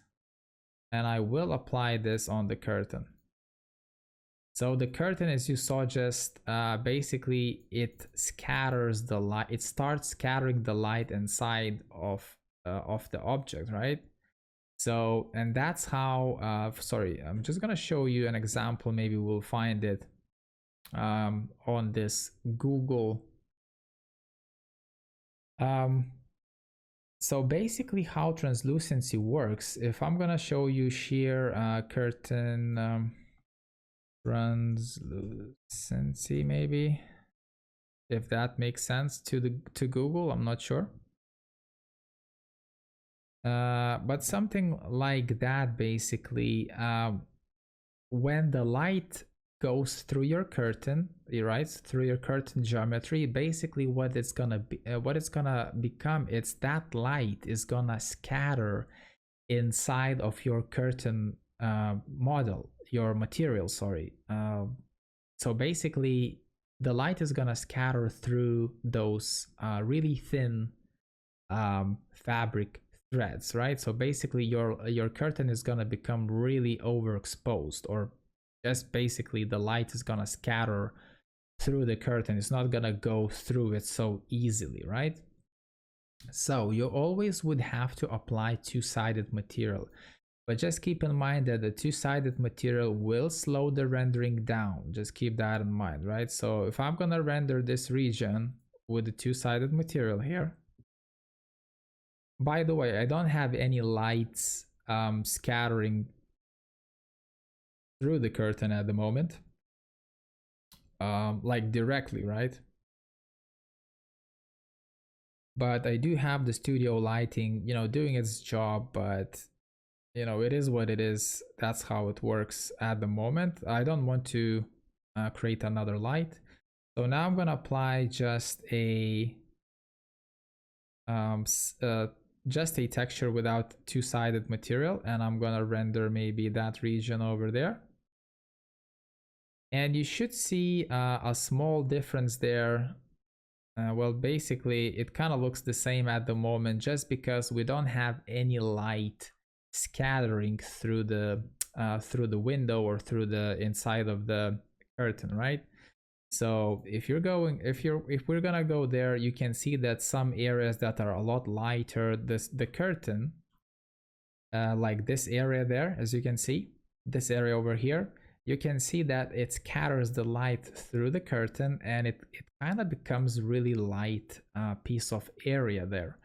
And over there we have a darker wall, and obviously we can see that, if I'm going to zoom in, sorry, we can see that, you know, it does look more transparent than here. Basically here what you can see is a white area, which doesn't tell you a lot of what's going on through it, right? So obviously we can try to put a light, a V-Ray light maybe. I'm not sure how it's gonna go here now, but we can try to apply a V-Ray light and see how it's gonna work. So let's just say 200, and let's just apply some yellowish light. And that's gonna be visible for now. So let's do this. All right, there we go. So this light is quite intense now. Let's try 50, 5, 20. All right, so 20 for example, and we don't have any, I think 20 is too low.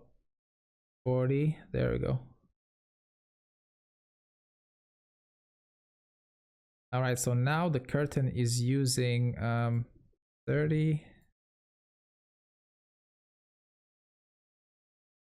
There we go. So now the curtain is using just an opacity map. That's it. It doesn't use anything else, right? So now if I'm gonna apply this material here with the two-sided with the Vray two-sided material, that light, as you can see, it is starting to scatter inside of this curtain, as you can see there, right? So I will apply this here. So you can start seeing that it does become a bit lighter, right?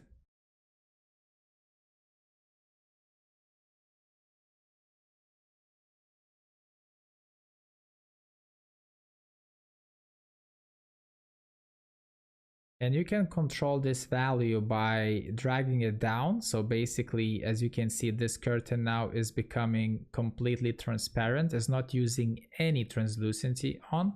If you're dragging it up, you can start seeing even in the light cache that your curtain is becoming really, really light here, right? So the light starts to scatter more through your curtain, and you can see that here really, really well. I'm just trying to point this out as much as possible. So look at this area here now. So look at this area now, right? And now I'm gonna render a region here without that. So look now how dark and boring it's gonna look.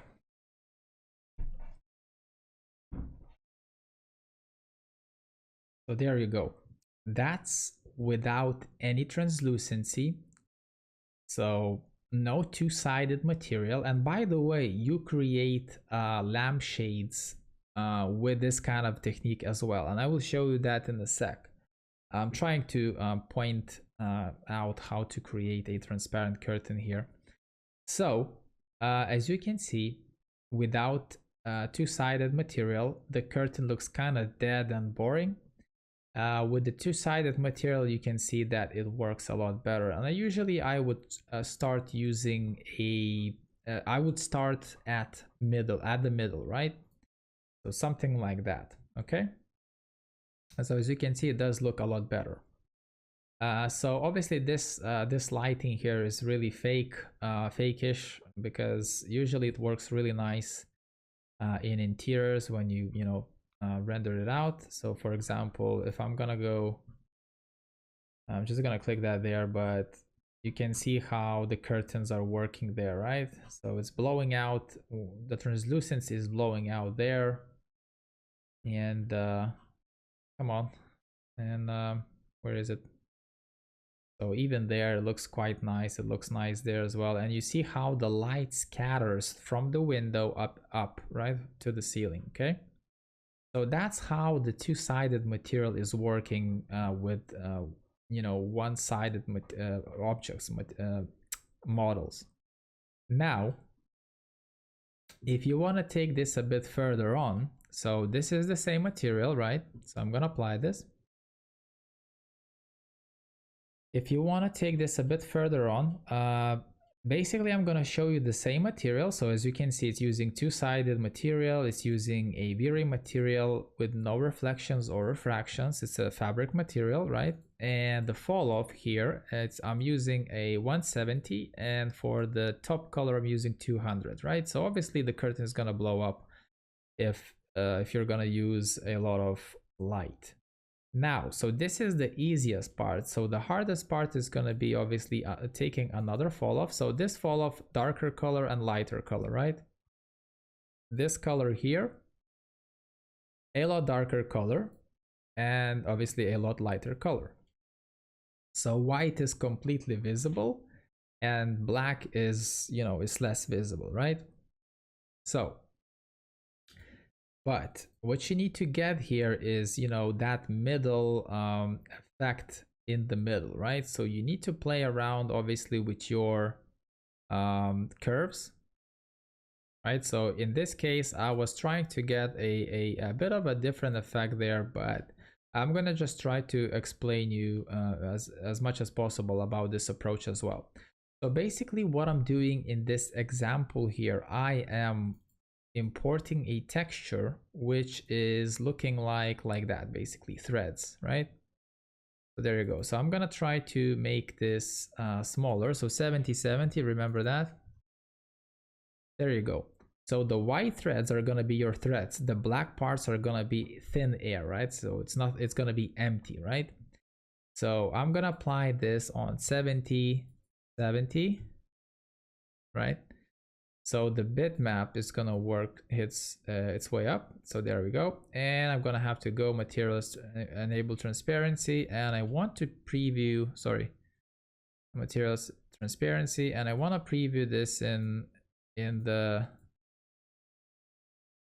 now did I apply this? No. Okay, cool. So I apply this material there, and I want to show this in the viewport. Come on, I'm pressing the wrong button all the time.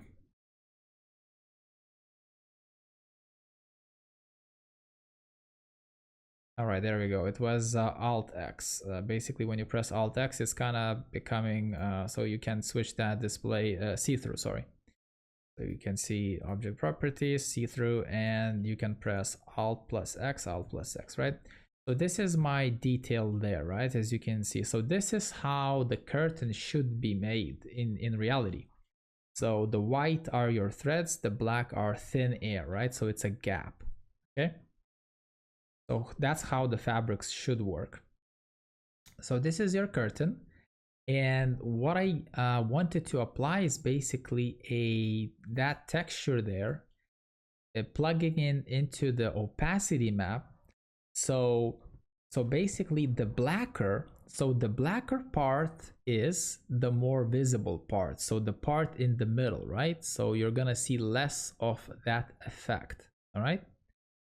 Now, the whiter thing, you're gonna see more of that effect. So it's gonna be less see-through, right? So more see-through is the darker area, because darker colors in opacity are usually invisible or just a bit visible. And the whiter colors, the effect is gonna be more visible. So what I mean by effect, so your diffuse channel will come more into the effect, right? So it's gonna be more visible. So what I did here is really simple. Basically, I plugged both of them through color correction, right? And so one I made it, did I made one lighter? Yes. Made one lighter, one darker, whatever, because you can control these colors as well. So as you can see here, I'm blending what I'm gonna see more, I'm blending less with this bitmap here. So I want to see less of this fabricy look on where the material is gonna show up more. So it's kind of, I know this might sound complicated, but trust me, it's not. So basically on the sides that I see this material, this color more, I want that fabricy material to see less, right? Because it's gonna be more intense. And this material here, as you see here, I'm gonna see obviously, sorry, my mistake. I'm gonna see less of this material, because as you see here, I'm blending 65%. Sorry, so I'm blending 65% of this texture and 25% of this color here. And I'm blending here, which is gonna be 35% of this texture, and I'm seeing 65% of this color, right? So basically I'm gonna try to show you as an example so you will understand it better. So maybe I'm gonna click this light and make it invisible, okay? And I'm gonna select this guy and apply this first. So I'm not gonna show you with the translucency yet. So now I need to go inside there, and yeah, so what I want to do here now is show this texture in the viewport through the Vray material, sorry. There you go. So I'm gonna go inside, right, a bit closer. So slow down with the brackets. I'm gonna go inside there. So now I'm gonna try to render this preview here. There we go. So now look what's gonna happen. I'm gonna render something like that. There we go. So we're seeing a really small effect of this, sorry, a bigger effect of this middle bit. And we're seeing a lesser effect on the sides, right? Because that's gonna be bumped up, obviously. All right, so this is what we're seeing right now. So now look what's gonna happen if I'm gonna apply this as a IPR mode. I'm gonna render this out. So now look what's gonna happen if I'm gonna do this. So so this second texture, now I'm gonna flick through and you will see what's gonna happen, right? So this is gonna be the darker color, which is gonna be seeable more. So that's the lighter color, right? So I'm gonna press 0. So now we are not seeing any texture of this texture into here, right? So the darker color, remember, the darker color will show you more of the transparency effect, right? The lighter color will show you less of the transparency. So it's going to be less transparent, it's going to be more transparent of a dark color, right? So now you can see that in the middle we're getting only, for example, I'm going to put 20. So 20% of this texture now we're going to see in the middle, right? Bam, there we go.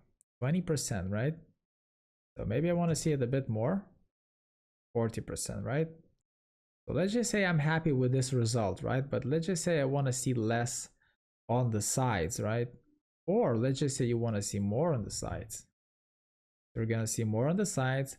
So see how horrible it does look when you put that on the sides as well. It looks a bit dead, right? Yeah, it looks really consistent, right? It doesn't give you that fall off effect, that nice fall off effect, right? So you kind of want to reduce this below this number, right? So 20, you want to create like a nice transition from that texture here into that color there, right? So a really nice translucent. So see how it's fading, and the texture is fading around that fall offy effect or whatever you want to call it. And then in the middle we'll start seeing this texture again, right? So if it's too strong for you, please do, you know, remove this completely if you want to. And that's obviously the area how it's working now. So if we want to see more, we can always put this darker and darker, right? So we will start seeing more. As you can see, this is becoming more darker, so we will see more.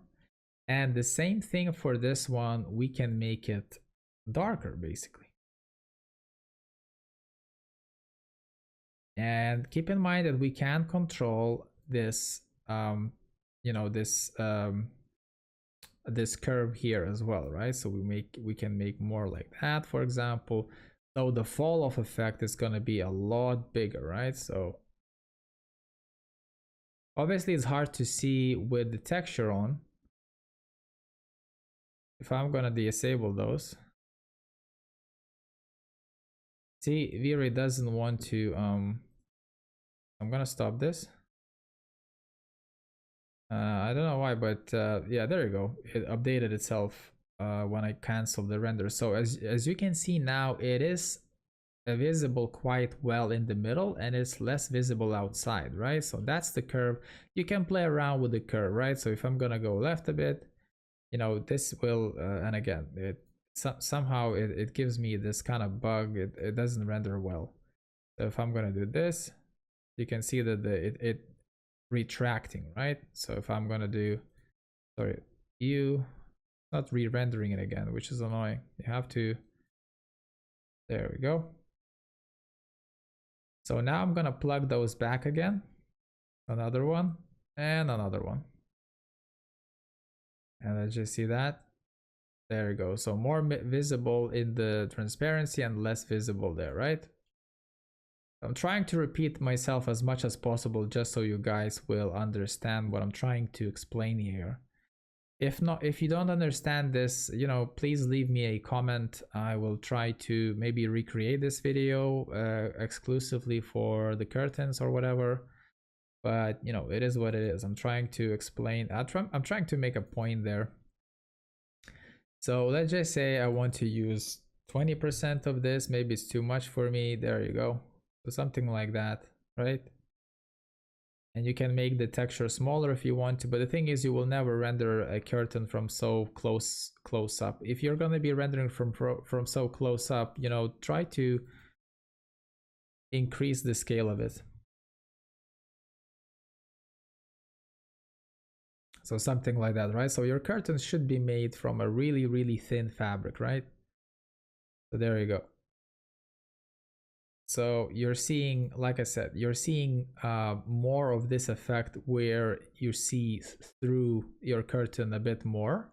So it's more visible. And on the sides, you want that nicer fall off, which you're going to use less of that texture, right? And that's basically it. And then you plug this into Vray two-sided material into front material, and everything used by default, right?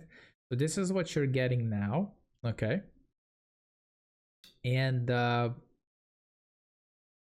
don't use the back material. That's mainly for lampshades, etc. But for curtains with one-sided, that's perfectly fine, right?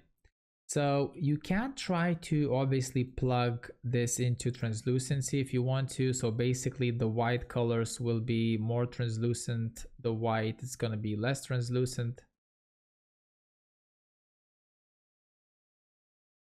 So the black is going to be less translucent, sorry.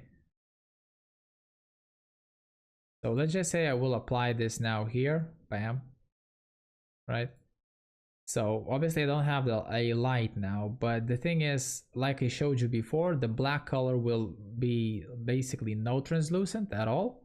And the white color will be translucent, right? So it will scatter the light through, all right? So I'm just gonna quickly cancel that. Like I said, if you wanna create a really quick, simple curtain, basically that's your setup over here. Vray two-sided, Vray material, a fall off into the diffuse, and then a fall off with a darker color, lighter color, and a curve, something like that. And you know, you can even go with the curve, something like that. You will not go wrong or anything like that, right? It will still look like a realistic curtain, okay? But if you want to take it a bit further away, you can try to use this approach, right? So if I'm gonna, obviously I'm gonna zoom out and I'm gonna turn this light on, okay? I'm gonna zoom out and maybe make it a bit quicker, and I'm gonna look like, I don't know, something like that, and we can try to render this, see how that's reacting. So for example, I'm gonna render that region over there. So obviously from that distance, you're not gonna see that texture at all, right? Keep that in mind. So there you go. That's the translucent curtain. And obviously you see really nice shadows over here. There we go. You're even gonna get shadows through the folds. And if I'm gonna render this here, sorry, just one more time.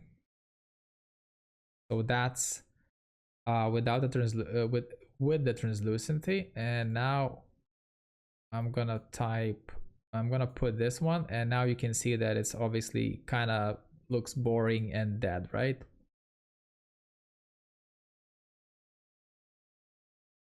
And if I'm gonna apply this one again, bam, right? And you can control this by disabling it completely and enabling it completely. So it's gonna fully scatter the light through your curtain, and it's gonna look quite nice. But usually I use somewhere in the middle. And don't forget that you can apply, you know, you can even apply a color, because it will scatter a color through it, right? So if you want something warmer or something like that, a bit warmer, don't go too crazy, but something a bit warmish, right? Like maybe you're getting that high light from the sun or something like that. But usually most cases just use desaturated color, either a bit higher or a bit lower, right?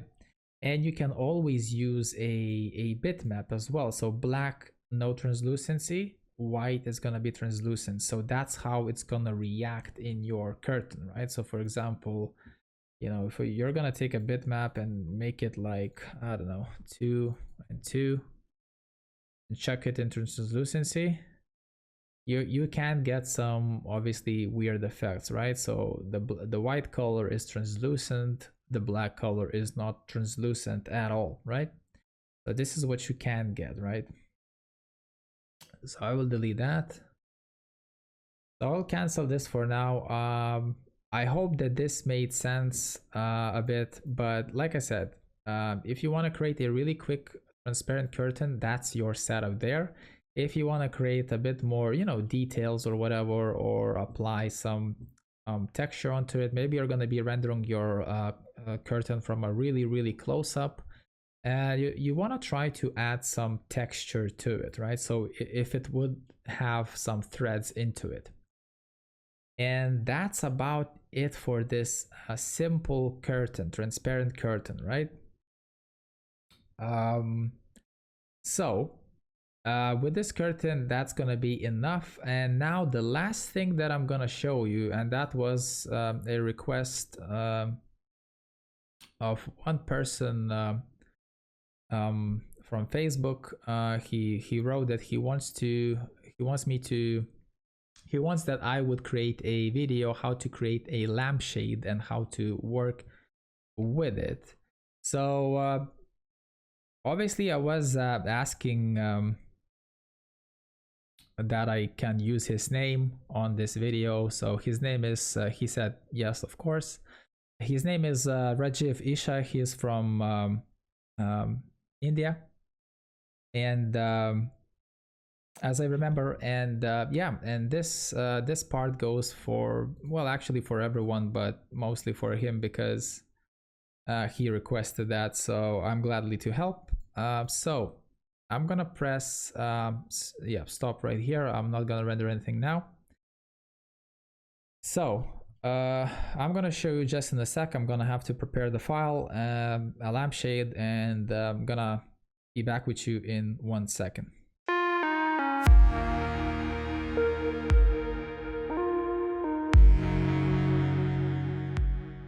Alright guys, so I'm gonna show you how to create a quick lampshade with Vray two-sided material. It's a really easy setup. I'm just gonna delete all of that, and I did prepare a file which is gonna be import merge lampshade. There we go.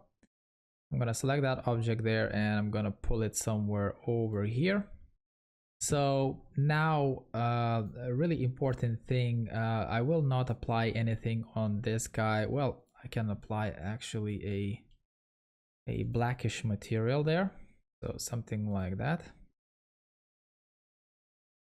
All right, really fast, and we don't need the bottom piece, honestly. Well, actually, yeah, we don't need that. So we have that, and we will delete any light filaments because that's just a waste of time unless you're rendering something like, I will show just in a sec, unless you're rendering something like that, right? Then you need the light filament and you have to play around with lights and some bloom and glare effects. And I did create this in the bathroom as well. I kind of like creating these, you know, close-up shots. There you go. And, you know, if you're rendering something like that, yes, you know, put the filament, play around with this effect, but it's gonna take time. Don't be wrong. I'm not wrong. It's gonna take a bit more time. So to reduce the time, I will show you how to do this really a lot faster. So I'm gonna deselect that, deselect that, deselect that, and deselect that for now, and delete this object right like that. Okay. So just in case, I will apply the same black material. Okay. And there you go. So now what I need to do is basically create a fabric texture. So this is how you start creating a fabric texture, right? So you start it by fall off map. So I'm going to show you now a really simple one, right? So let me go to my project there because I have that texture in my project. So bathroom, sorry, textures, and I can apply, there you go, that's the texture that I want to try to use. And this is a really simple texture. It looks like something like that, right? So you don't need to apply, you know, completely the same textures, but basically it's just a texture, a pattern, right? So you can have any pattern. So in this case, as you can see, this texture has some kind of a, you know, warmish hue to it, right? And that's fine. You can change the color with the composite if you know what I mean. I showed you that in earlier stages in this video, in this long video. So so I'm gonna put this texture into color correction just in case I will want to correct it a bit, and I will drag it there, right? So same principle, right? So I'm gonna create this as a 5, so it's lighter. There we go. So I'm gonna check it there, check it there, and obviously I'm gonna create the same result, which is gonna be something like that, perpendicular parallel, right? And what we want to do, we want to go summit area and maybe 05. You can choose pyramidical 05, but just because I'm showing one object in this really simple empty scene, you know, I can use summit area or even none if I want to. So I will apply this texture here, and you can see that this cylinder is unwrapped.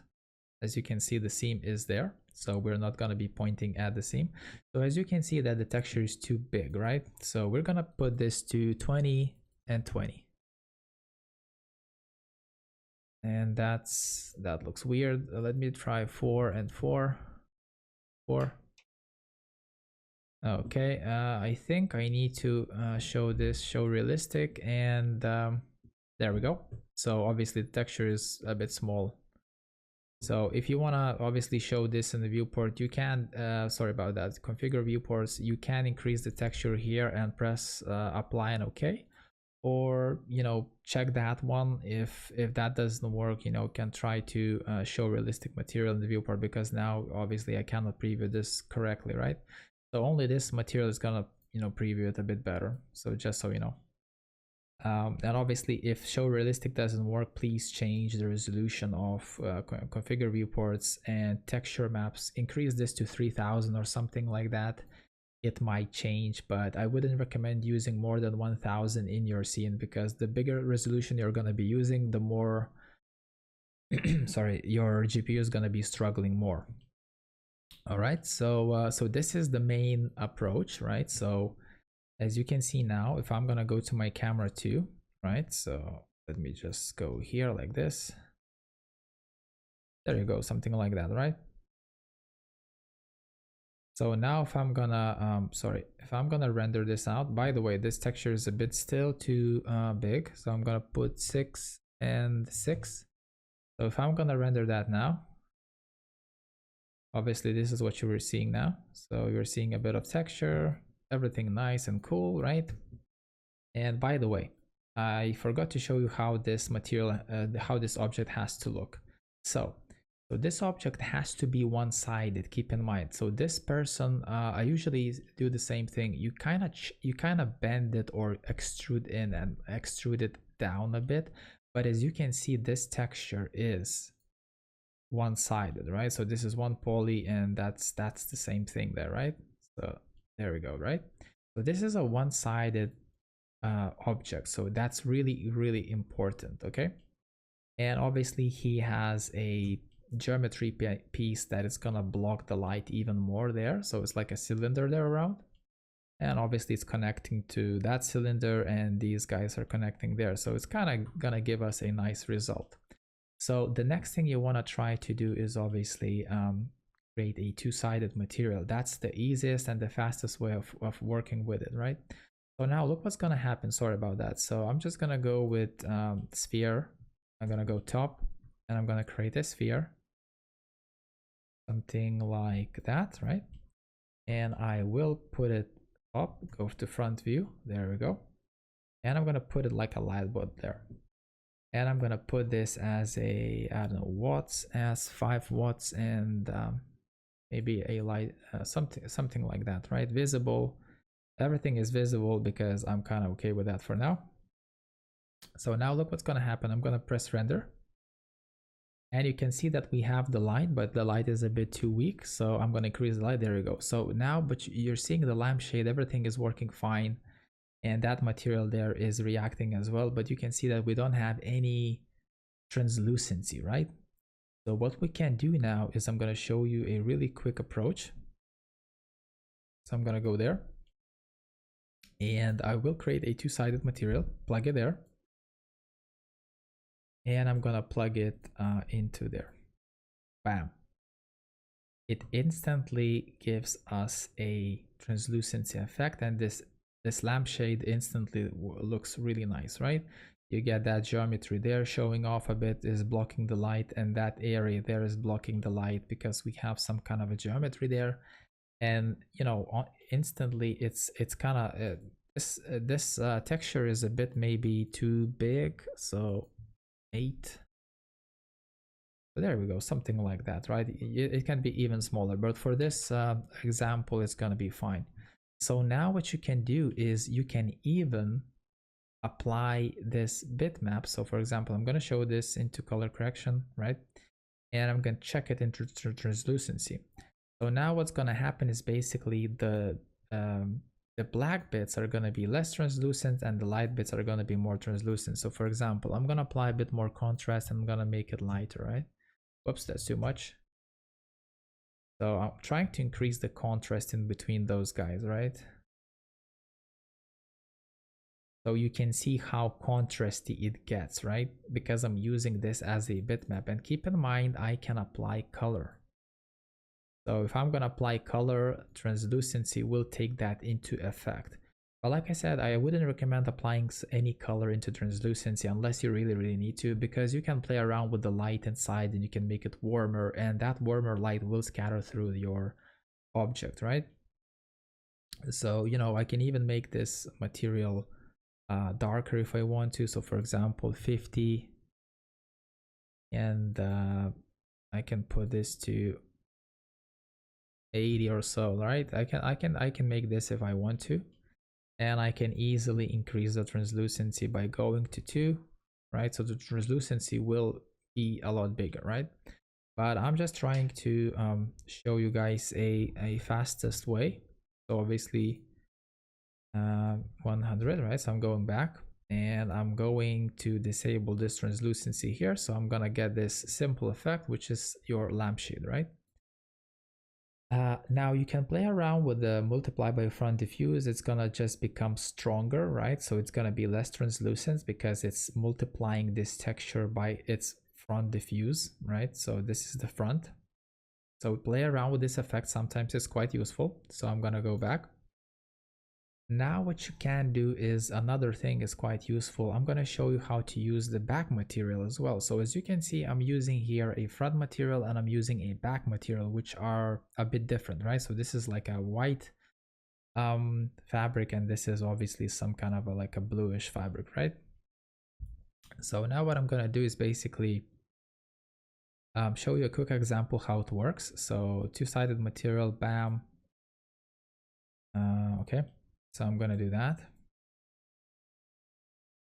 And let's just say I'm gonna do another color, which is gonna be red, right? So I'm gonna bump that in, bump that out. I'm gonna apply it and I'm gonna apply it on my object. I'm gonna press render. Okay, so now it has translucency, obviously. So these colors are both translucent, just so you know. So I can put this, but obviously we still are using translucency. So now I'm going to kill the translucency. Now I'm going to show you how this two-sided material is working. So the back color is going to be acting on your inverted normal. So that's the negative normal, that's the positive normal. So I can obviously uncheck this because I'm not using anything, but look what's going to happen when I'm going to start using the translucency a bit. Obviously you can see that the translucency it's going through both of the colors, right? So I can, for example, make this something like that, right? A really dark color, right? So obviously, and that dark color will start to kill that translucency a bit, because obviously that's how it works, right? And you can always multiply, and that color is going to be more intense, right? You can even apply, you know, reflection if you want to, and it will be reflective. So you can really experiment with this. So the simplest approach is obviously was this one, the fastest one. But if you want to go a bit further, you know, you can do that if you want to. So for example, so let's just say this is gonna be a, so let's just say this is gonna be this material, right? And I'm gonna recreate something a bit more similar to this one, right? So for example, I have that bitmap somewhere there. There we go. So that's black and white bitmap, nothing too serious, okay? So I'm gonna stop the render.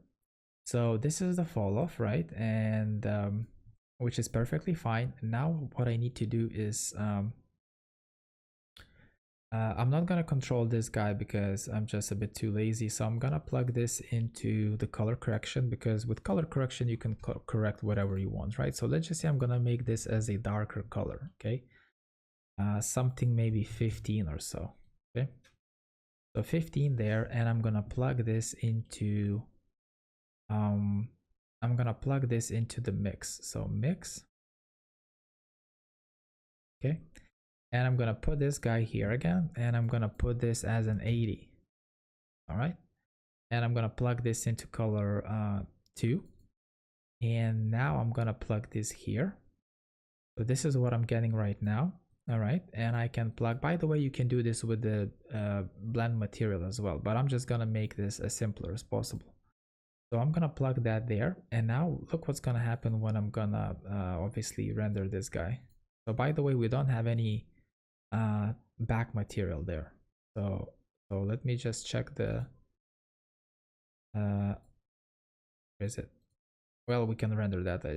I'm just basically trying to rush this out as much as possible. So 2, 2, maybe 3 and 3. There we go. So as you can see now, we're getting the same. By the way, let me kill the translucency now, right? So obviously we can multiply that if we want to, right? It's gonna get a stronger effect if you want that, or you can unlock it and basically let the more of the light through, right? And let's just say I'm gonna kill this now, right? I'm gonna kill this render now, and let's just say we want to use a second material here, right? Which is, let's just say, gonna be the same one, but it's gonna be a lot lighter, right? So I'm just basically just going with the flow right here now. So let's just say I'm gonna plug this guy here, I'm gonna plug this guy there, and I'm gonna make this material lighter. So maybe let's just say 3, right? There we go. And I'm gonna plug into the back, and I'm gonna show that, bam, there we go. So now you're seeing that we're getting similar result to this one, but in this result, I think I was using blend material. I cannot remember now. So there we go. We're getting a really similar effect. Maybe this light is a bit too, this material is a bit too light. There we go. So as you can see, we can create a lot of different effects. We can even, you know, color correction, for example, we can even put this into there and just basically not get anything, just basically a bitmap there. So you're seeing what we're getting, right? And then you if you want, you can start playing around with this guy here. So you can copy the bitmap if you will need to and put that into translucency, bam. So for example, I don't want that these white bits are gonna be translucent, right? I want that my black bits are gonna be translucent. So what I want to do is basically invert this color. Bam. There we go, right? And by the way, this is way too light. So run through color correction. So plug it there and just make this 50, for example, 20, right? So see, you're getting a different effect there, right? And let's just say you want to multiply that, bam, right? So this is what you're getting, and now you can bring that back the color 50 or 70, and that's how it works, right? And you just control it in whatever way you want, actually. So this is your lampshade. Obviously, you know, it can be blocking the light or vice versa, right? 200, you know, more than that, and 150, 150, etc, etc. So the more you go, the more the light is gonna go through, as you can see here, right? And it's kind of looks wrong. I'm gonna go 50, and obviously the second color starts working as well, right? So I'm showing you obviously different examples here, but you can you know, work with the first one if you want to. So that's how it's gonna work here. And obviously you can plug this into Vray two-sided, for example, if you want to work like that, right? And let's just say you want to add that, I don't know, there or different material or whatever, you want to plug this into the into here, and don't use that. I mean, I'm not gonna show you now, obviously that's way wrong, but where is it? I mean, you can get really different effects if you want to, but at the moment, I'm just showing you the basic ones, and usually you're gonna use them 85% of your time, especially working with the clients, right? So you can even, you know, plug this guy inside of there. Where is it? Materials. So you can plug fall off over there, and that's gonna be, you know, your simplest material. You can plug this out, you can plug this out, and you know, you're gonna get something like that, for example. Whoops, sorry. If please uncheck that if you don't want to get that effect, but honestly, if you want to get that effect there, please check that in. And if you want to make this lampshade translucent, obviously you will put a bit more of that color there. You're gonna bring it back. So that's how you can work with this one, for example. And another example you can try to use is, let me just cancel this for now. So for example, I'm gonna delete this. Let me just wait for a sec. Yeah, that's okay, that's fine. Now I should be able to delete the texture. So I will delete the texture, and obviously you can, you know, you can make this as a blend material if you want to. So for example, I will put that there, and let's just say I will create only this material here, right? So just a dark material, no I don't need that effect there. So bam, there we go. So it doesn't update. Let me just close that and I'll reopen it. There we go. So delete that. So let's just say I want this material here in the two-sided material, right? And the second material that I want is, for example, sorry, the second material is gonna be that one, right? So if I'm gonna apply that, there we go. So this is what we're getting now, and let's just say I will kill translucency a bit, something like that, for example, right? And let's just say I will put this to the blend. I'll put that into the blend, right? And I'm gonna apply this blend material there. And you can even work like, for example, let's just say I will create another texture, right? And I'm just gonna be really drastic about it, and let's just say I'm gonna apply, I don't know, a yellowish texture, something like that, right? You can even apply this into the coat one, and then you can use this as a mask, right? Bam. And obviously this mask is gonna apply everywhere, or you know, change the color if you want to, but this will work as well. So basically this texture here is not gonna be, it's not gonna have any translucency effects. And this light, this light from below, it's not gonna go through this material there, just because we're using a non-translucent material. If we would plug this, the second node, like for example there, and we're gonna plug there, and we're gonna plug this texture, this these threads here, these flowers, whatever, they're not gonna be, they will be translucent. So if you want to try to avoid that, either you can, you know, use it to into the translucency, or you can start, you know, blending them together if you want to. I'm having that bug again, sorry about that. So there you go. So we'll delete that bitmap. And so this is how you obviously can manipulate with these textures. So for example, I want this to make a bit more darker, for example, maybe 5. You know, I'm getting something like that. You know, I can kill the translucency if I don't want to. If I can make it, you know, brighter.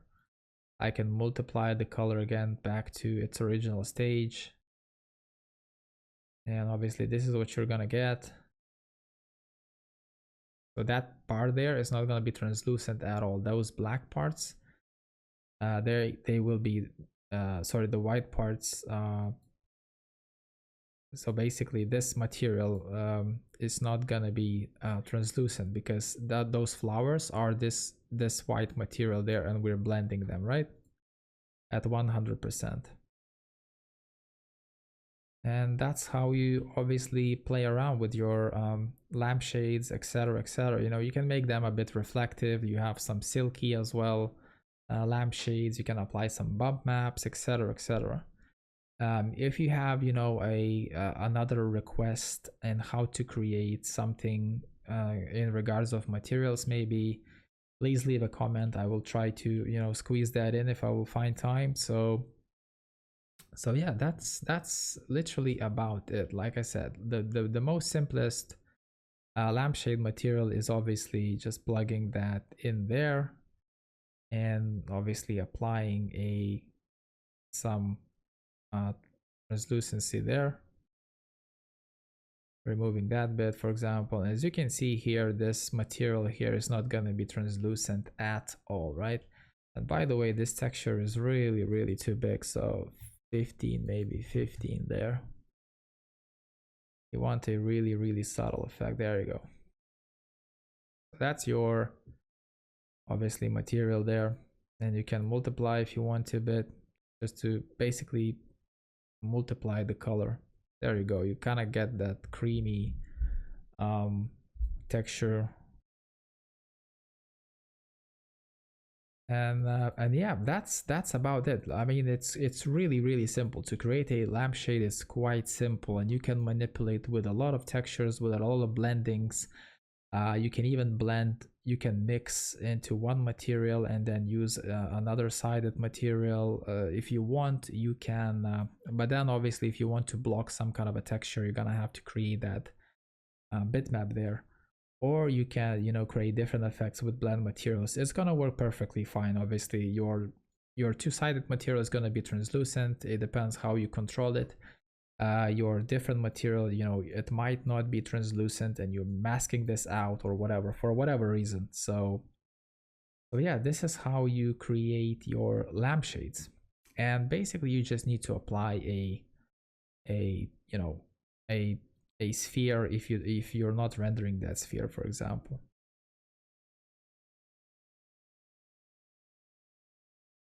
So obviously Vray should apply some bloom and glare if the light is really intense. So for example, like I did in this example, so basically after Vray rendered it, by the way, this was sorry, where is it, this bedroom, I had to model some kind of a small light there, Vray light, and make it quite intense. And obviously I was showing this in the course, so please do check that out if you want to know more about it. But this lampshade, as you can see, I did this really simply. This texture is really simple, right? But it does work. So there you go. Vray applies some bloom and glare. Obviously you can control the strength of it, right? So let's just say I'm gonna use 20 here, and etc, right? So there you go, guys. I hope this fabric material was perfectly long and you liked it. Please like and subscribe, And don't forget to share, guys. You're gonna help me a lot. So thank you very much for watching, and see you in my next video.